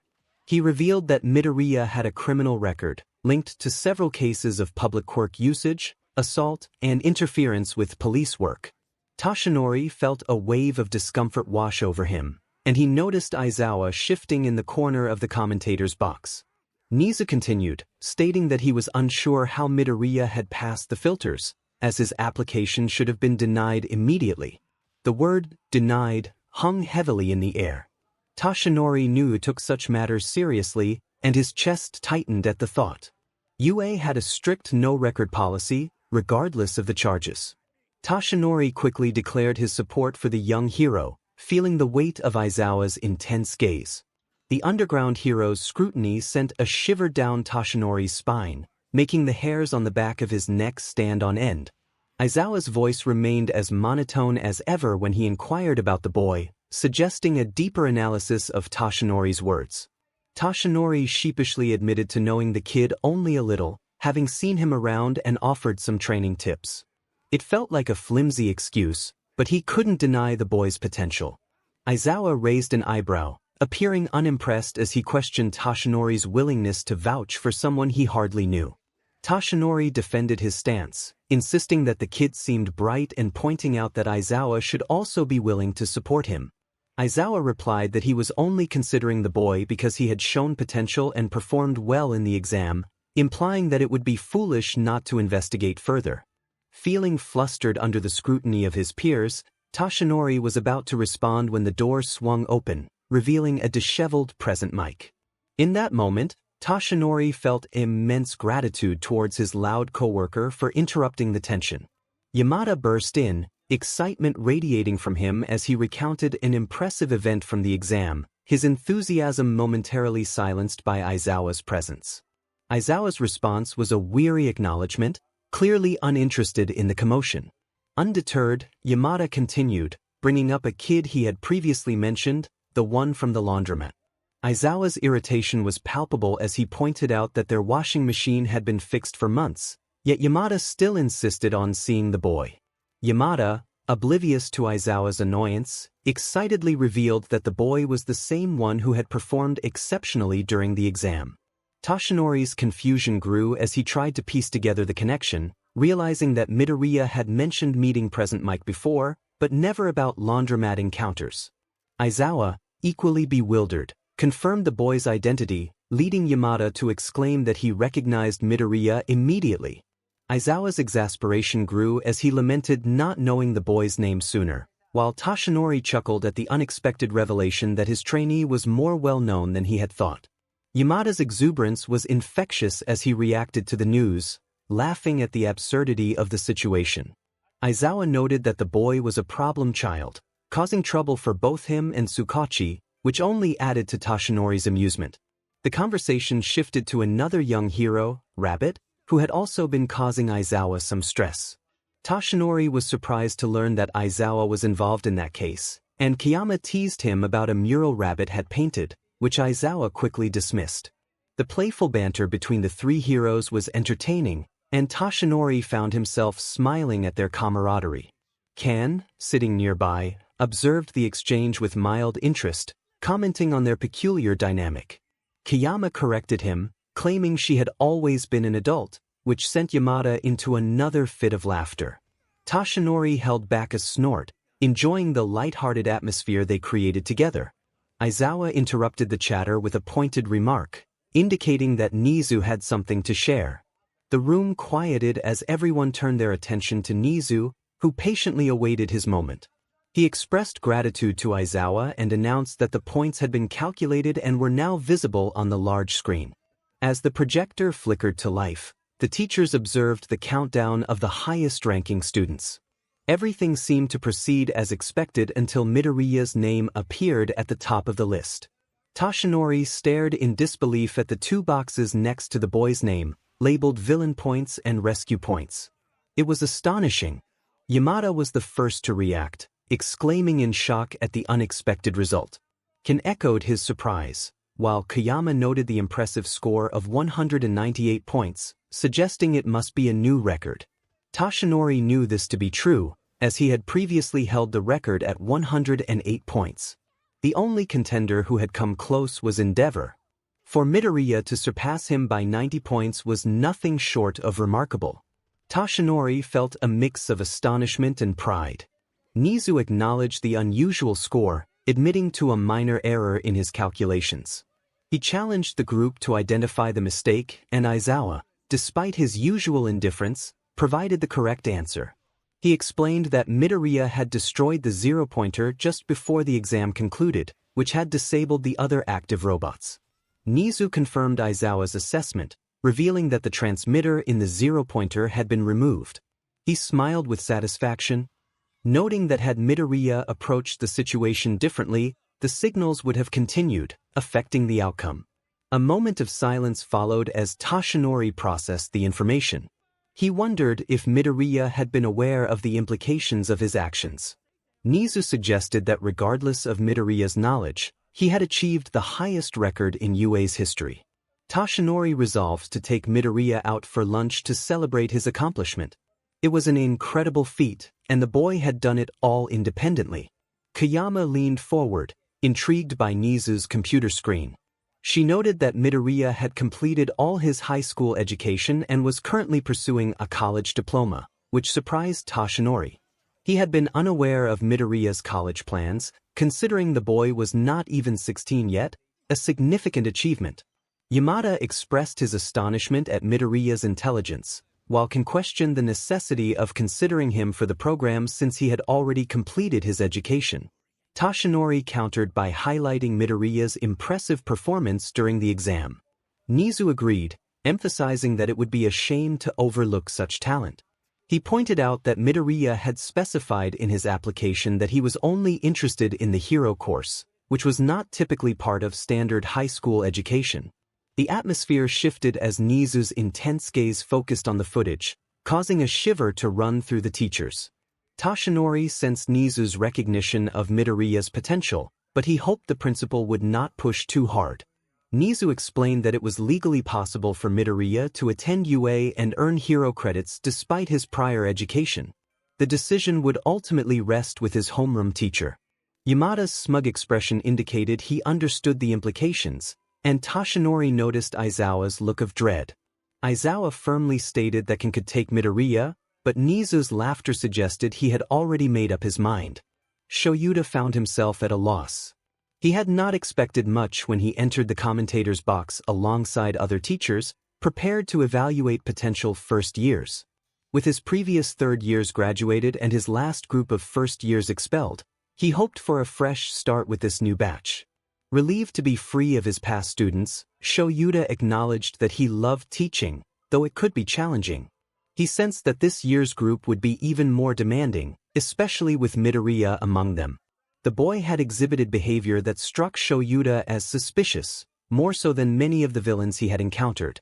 It felt unfair to label Midoriya in such a way, especially since he could not pinpoint the source of his unease. He was surprised to learn that the boy he had chased during their first encounter was the same one Hizashi frequently spoke about. The individual who frequents the laundromat every couple of weeks is a lively and enthusiastic young person. His humor and admiration for heroes are remarkable, and his laughter has been a topic of conversation between Hizashi and 𝗧𝗪𝗬, with Hizashi expressing growing fondness for the boy. While the Midoriya that 𝗧𝗪𝗬 knows is certainly enthusiastic, he wouldn't describe him as bright and bubbly. Instead, he sees him as nervous and jumpy, with a hint of mischief. This revelation surprises 𝗧𝗪𝗬, who continues to ponder it as he and Hizashi drive home. They can now enjoy the remainder of their break in peace, having resolved the earlier situation. 𝗧𝗪𝗬 leans back in the leather seats, glancing out the window as he poses a question. Hizashi confirms that Midoriya had been picked on. A group of kids had cornered him in an alley, taking his notebook and pushing him around. 𝗧𝗪𝗬 frowns, contemplating why Midoriya hadn't defended himself. Hizashi admits he doesn't know, noting that the bullies claimed they were just playing a game, although it was clear Midoriya was not having fun. He had even sustained a cut near his eye. The situation becomes increasingly intriguing. 𝗧𝗪𝗬 typically avoids meddling in matters that don't concern him, as he values privacy. However, he finds himself wanting to learn more about Midoriya, about his circumstances and home life. Since their first meeting, where he witnessed the boy injure his hand to defeat a robot during a high school exam, 𝗧𝗪𝗬 has been left with many questions surrounding Midoriya. Initially, 𝗧𝗪𝗬 had little reason to care. Midoriya seemed like just another teenager with a troubled home life. That would have been enough for 𝗧𝗪𝗬 to leave things as they were. But as he learns more about Midoriya, he realizes how little he truly knows. 𝗧𝗪𝗬 is aware that Midoriya could have fought back against the bullies if he had chosen to. He has no hesitation in confronting actual criminals, so it raises questions as to why he didn't stand up for himself in that moment. While the law is strict about using quirks against minors, Midoriya is also underage and could have claimed self-defense. It would have been a simple matter for him. Though 𝗧𝗪𝗬 wasn't present during the incident and cannot judge, he knows from Hizashi that the confrontation wasn't excessively violent. It remains unacceptable, of course, and 𝗧𝗪𝗬 would have intervened, but it wasn't as severe as it could have been. Midoriya demonstrated impressive skills during the exam, confirming to 𝗧𝗪𝗬 that he could have easily dealt with those bullies if he had wished to. Was he afraid? Was that the reason he didn't fight back? 𝗧𝗪𝗬 shakes his head, overwhelmed by the multitude of thoughts racing through his mind. After the brief drive back, he feels a wave of relief as he sinks onto the couch in their shared apartment. The day passes slowly, but he doesn't mind, especially with his wonderful husband and 3 cats by his side.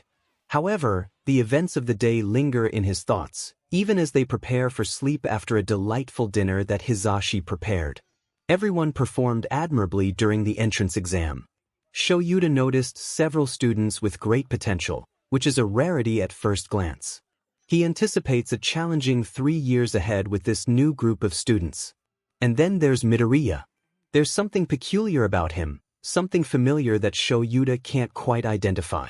He closes his eyes and recalls how the green-haired boy skillfully fought off 3 robots simultaneously, dodging attacks and executing complex maneuvers to defeat them. 𝗧𝗪𝗬 remembers how Midoriya used debris from a fallen robot to pin another against a wall, allowing him to land a powerful kick. He accomplished all of this in mere minutes, earning the highest score since All Might and Endeavor, even before taking down the 0-pointer. He also found time to assist other examinees. Midoriya is undeniably talented. 𝗧𝗪𝗬 had heard about his abilities from 𝗧𝗭𝗁, which is significant since the detective rarely praises anyone. But witnessing it firsthand, that was a different experience altogether. 𝗎𝘅𝗀𝗧 recalls the first time he met Midoriya, when he had to chase the boy down the street to help Sansa after he had knocked out a criminal. The most perplexing moment from that night was when 𝗎𝘅𝗀𝗧 saw Midoriya discreetly slip a flash drive from his sleeve into his pocket while they walked home together. If 𝗎𝘅𝗀𝗧 is honest with himself, he doesn't understand why he allowed Midoriya to keep the flash drive. The information it contained wasn't groundbreaking, it was merely 𝗬𝗁𝗁𝐻𝑖's files from his office computer, but it did include some private records and contacts, including 𝗬𝗪's own. He should have confiscated it and taken Midoriya to the station for government theft, yet he didn't.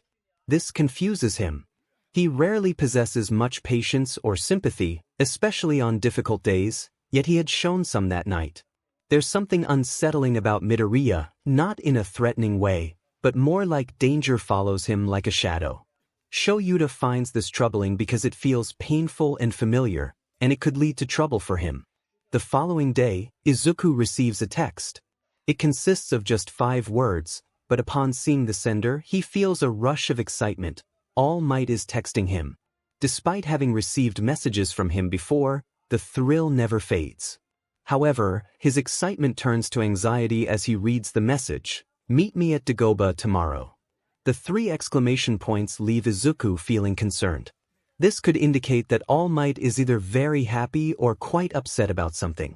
Izuku suspects it relates to the entrance exam, as the hero was present during that time. There's a strong possibility that All Might witnessed Izuku at his battle center. Was he angry? Disappointed? Izuku feels he should have informed him, even though it was a last-minute decision. He owed him that much. When he shows 𝗂𝐿 the text to get his opinion, the blonde playfully slaps him on the back of the head and advises him not to worry so much, prompting Izuku to punch his friend lightly in the arm in response. They are now walking back to the Bakugos household after their paintball outing, and Izuku reluctantly admits that 𝗂𝐿 emerged victorious. While Izuku may excel with guns, 𝗂𝐿 has a keen understanding of his friend's movements, allowing them to predict each other almost flawlessly. The following day, Izuku finds himself at the beach alone, feeling tense without 𝗂𝐿 to ease his worries. He is anxious about what to expect from All Might as he jogs down from the parking lot stairs. For some reason, Izuku anticipates a reprimand or a lecture, perhaps even disappointment. However, he is completely taken aback when All Might lifts him off the ground, showering him with praise and joy while spinning him around. Izuku is pleasantly surprised but also a bit dizzy from the sudden movement. He struggles to comprehend much of what the hero is saying, so he feels relieved when he is finally set back down on the sand, even though he misses the closeness. All Might expresses his surprise that Izuku hadn't informed him about applying, stating that he would have recommended him if he had known. Izuku feels a wave of relief, grateful he had only decided the night before. He gives a shy smile and rubs his arm, explaining that he wanted to earn it on his own. All Might laughs and grips his shoulders, his soft blue eyes filled with intensity as he looks at Izuku. He reassures him that it doesn't matter now, emphasizing how well he performed, especially with that last robot. Izuku blushes with embarrassment, admitting that the impressive moment wasn't planned. All Might acknowledges that it was clear but praises him for executing it remarkably well with minimal injuries. Izuku considers mentioning his broken hand but decides against it, realizing it's not a significant injury compared to others he has faced. Instead, he shyly asks if he passed the exam. All Might appears a bit hesitant, stating he cannot disclose that information but assures Izuku that he did just fine and there's no need for worry. Izuku feels a sense of relief, realizing that his concern was less about acceptance and more about not wanting to disappoint his idol. They continue their conversation for another hour, discussing Eraserhead, Present Mic, and how Izuku never mentioned his extensive knowledge of the heroes. 𝗂𝐿 comes up as well, along with the reasons behind Izuku's decision to apply. He repeats the same reasoning he shared with 𝗂𝐿 about wanting to take risks, hoping All Might accepts his answer. Despite the enjoyable conversation, Izuku senses something is off with All Might. There's a tension in his shoulders and a tightness around his eyes that suggests he's hiding something. As they run out of topics to discuss, Izuku prepares himself for a lecture or an apology followed by the words about stopping his training. That's how these conversations usually unfold, beginning with false promises and ending with the harsh truth. But what could the truth be in this case? Izuku fears that All Might might actually harbor negative feelings toward him, convinced that he has disappointed the hero. When All Might finally turns to him, his expression serious and a hand resting on Izuku's shoulder, Izuku thinks he is ready for the worst. However, nothing could have prepared him for what All Might reveals next, the existence of One for All. All Might grants Izuku a week to decide, which feels like an excessive amount of time for him. Yet, he wonders if any amount of time could ever be sufficient for such a monumental choice. Izuku runs through the city, gripping his bowstaff tightly as he navigates rooftops and street wires. The weather is warming up and he feels grateful, as his costume offers little protection against the cold. To distract himself, he patrols the area, which usually calms his nerves. Engaging in minor skirmishes with criminals helps ground him, as he finds solace in the fight. Izuku loves the thrill of battle more than anything else, as it brings him a sense of control. The moment before his fist connects with an opponent is the only time he feels he can truly breathe. At this moment, he desperately needs to breathe. He senses he is on the verge of breaking down, feeling the itch beneath his skin and the tightness in his eyes and mouth. Everything feels wrong, and he knows why, though he is reluctant to admit it. Izuku is already aware of the story of One for All, having known it since before All Might entered his life, thanks to his father. This realization adds to his turmoil. He fights because it is all he knows, and he craves the fight as it comes easily to him. He needs it, which is why he is out here today. This peculiar situation is overwhelming him more than ever. He realizes he is leading All Might on. Deep down, Izuku has always sensed that the reason All Might is training him is due to the hero's age and the need for a successor.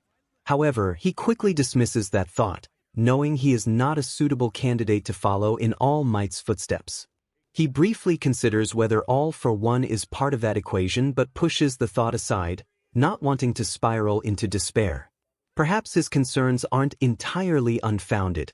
Maybe he is merely a pawn in All Might's mission, a stepping stone in the fight against evil, as One for All's purpose is to defeat All for One. Izuku wonders if All Might would have offered him the quirk if he truly understood who he was.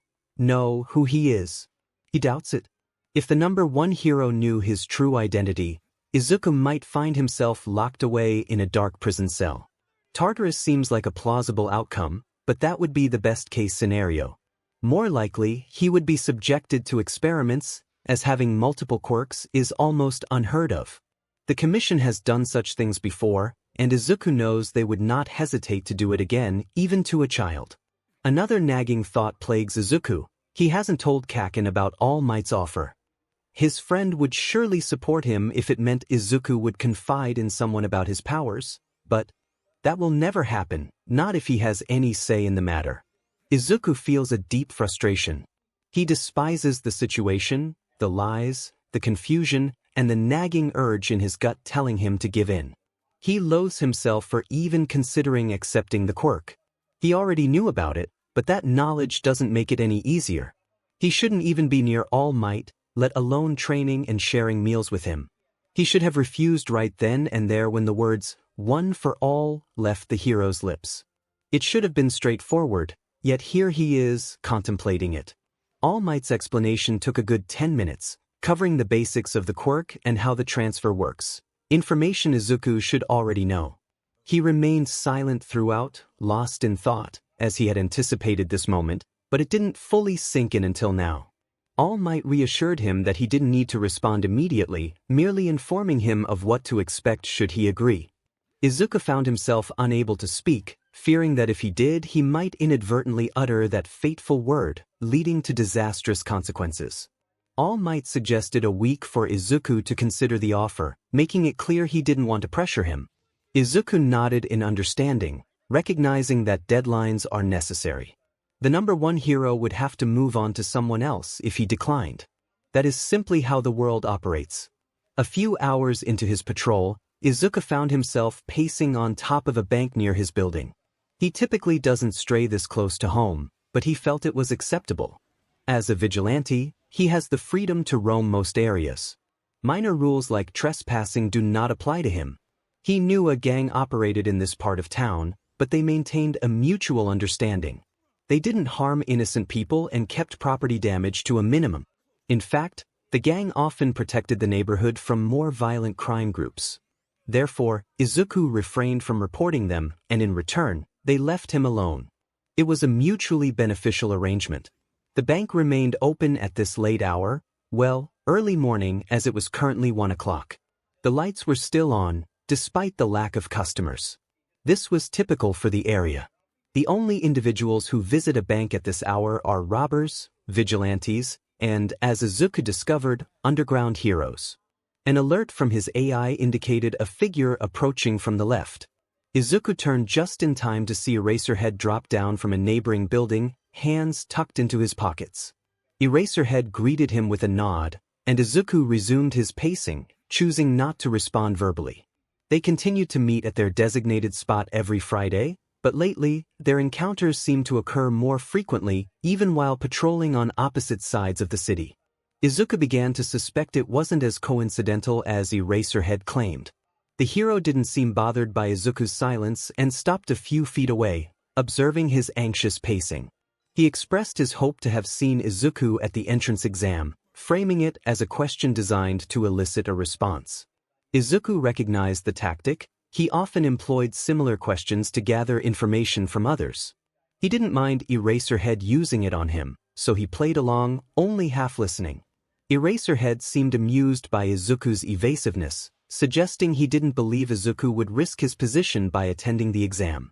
Izuku paused, contemplating whether he should feel offended. Eraserhead, now sitting on the ledge, beckoned him over, clearly teasing. He had no idea what Izuku had done. Eraserhead then offered him a sandwich, which prompted a mix of surprise and gratitude from Izuku. He felt compelled to move closer, having shared meals with the hero before, but never in such proximity to his home. The sight of his building just half a mile away was unsettling, adding to the weight of his current worries. As he sat next to Eraserhead on the roof, eating breakfast, Izuku couldn't shake the feeling that he was in the midst of a personal crisis. He was beginning to think of it as a midlife crisis, unsure of what part of his life could be considered the middle. In fact, he realized he might be facing an ongoing crisis. Eraserhead chewed on his sandwich, turkey with mayo and mustard, as Izuku guessed, since that was his usual choice, before glancing over at him. He mentioned encountering a few villains tied up at a convenience store a couple of blocks away, asking if that was Izuku's doing. Izuku was momentarily pulled from his thoughts. He admitted it might have been him, laughing awkwardly as he struggled to remember the details. Did he really do that? Probably. His knuckles were sore, a reminder that his gloves offered limited protection when he used his enhancements. Eraserhead raised an eyebrow, inquiring if he was all right. Izuku opened his mouth to respond, but no words came out, the weight of everything pressing down on him. He wasn't all right. His breaths became shallow, barely able to draw in air. Yet, he sat there, expressionless and still, aware that the man beside him could sense every slight movement, every tell. They had known each other for a long time, and Izuku didn't want to lie, but he also didn't want to appear weak. He shouldn't be stressing over All Might's question. It should have been an easy answer. Why couldn't he just say no? That was the only option, the only choice. His mind warned him that this hesitation could lead to disaster, that he might hurt All Might or others. Yet, his instincts urged him to accept the offer, questioning if he truly wanted it. The voice in his head grew louder, insisting he wasn't stealing anything. All Might was practically begging him to take it. Eraserhead's voice broke through his thoughts, asking if he was okay. Izuku gritted his teeth, recognizing the tone. It was the same one Eraserhead used to calm civilians after rescues. He didn't appreciate it directed at him. He insisted he was fine, as much as he could be. Eraserhead pressed on, asking if he could pose a question. Izuku felt the weight of the man's gaze but couldn't meet it just yet. He took the silence as a cue to continue, asking what one should do if offered something they knew they shouldn't have, yet desperately wanted. Was there even a choice at that point? The silence that followed stretched on, and Izuku winced, ready to dismiss his own question. But Eraserhead finally responded, saying it depended on what that something was, using drags as an example. Izuku nearly dropped his sandwich, glaring at the man for the randomness of the comment. He quickly clarified that it wasn't drags and questioned why Eraserhead always assumed that. The hero explained he just wanted to bring Izuku back to reality.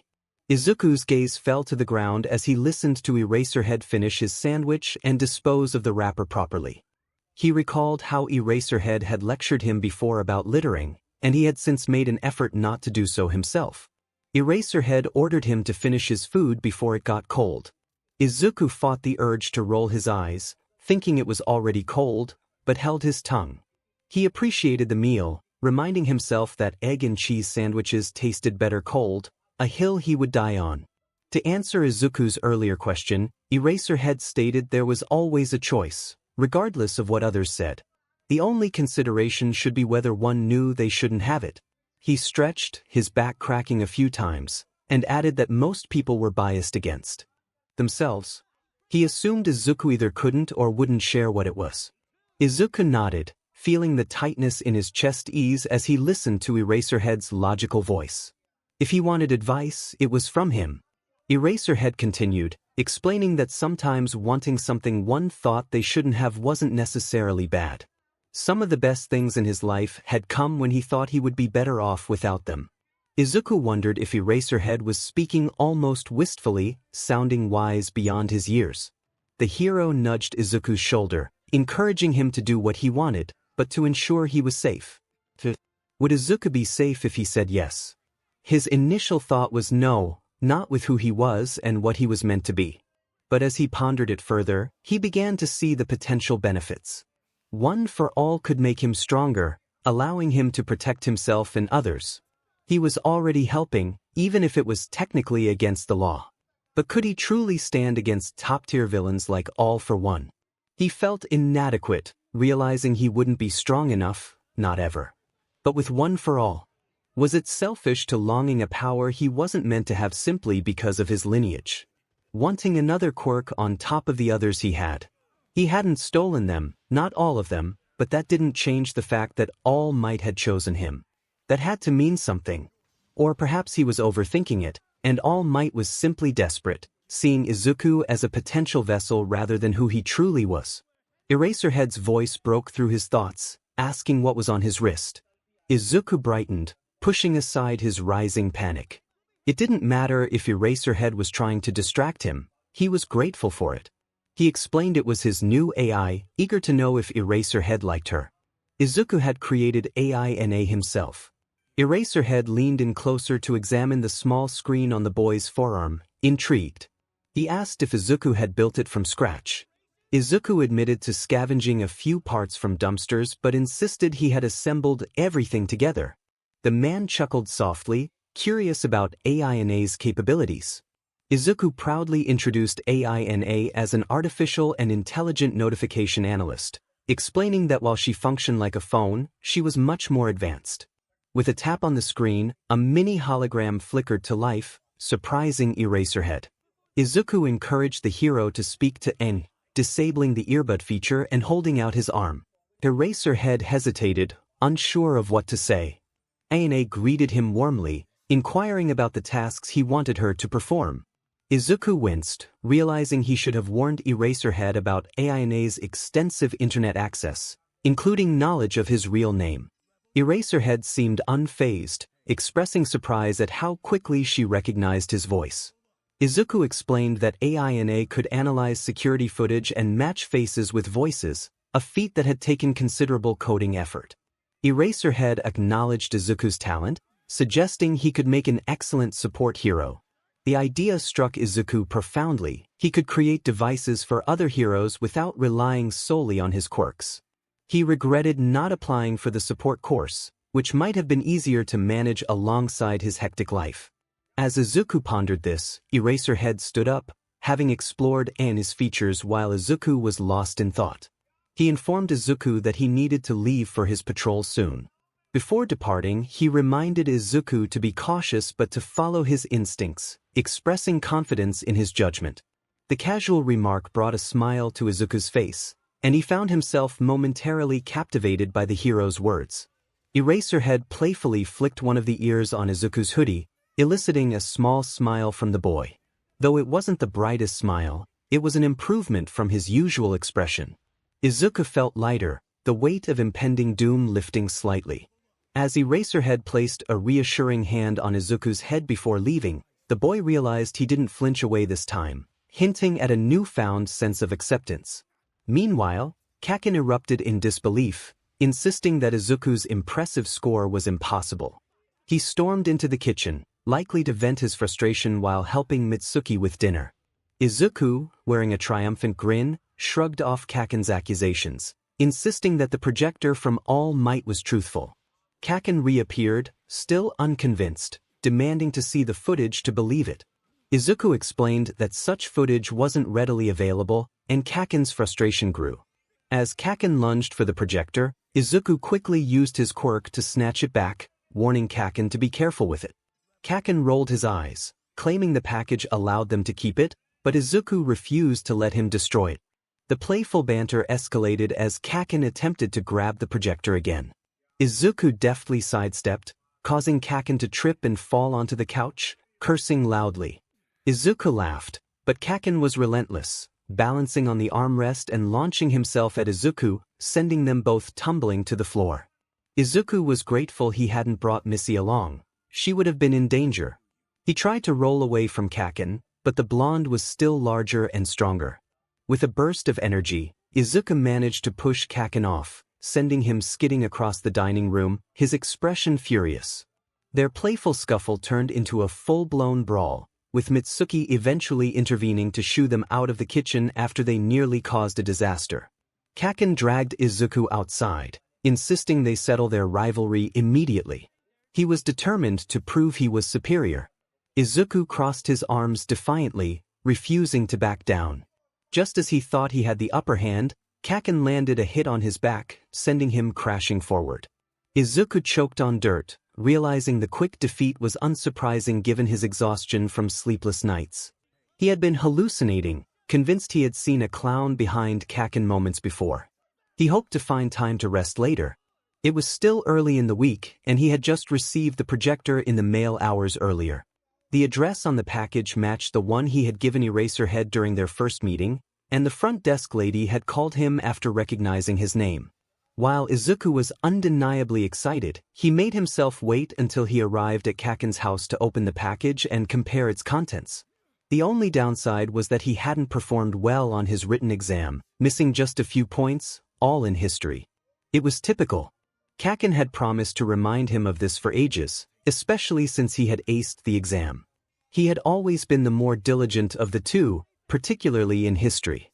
What made Izuku blush was that the brunette girl, the one who had saved him twice, something Kakin had eagerly pointed out, offered to share some of her points with him.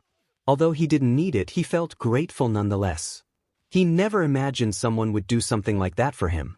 However, he was incredibly thankful when Present Mike insisted she keep her hard-earned points. Despite the playful banter between them, Izuku hadn't mentioned the offer All Might had given him. He knew he should, especially since that was one of the reasons he had come over to the Bakugos household. Yet, now that he was actually there, he remained silent. Guilt weighed heavily in his chest, but he held his tongue. He decided to see how things unfolded before telling his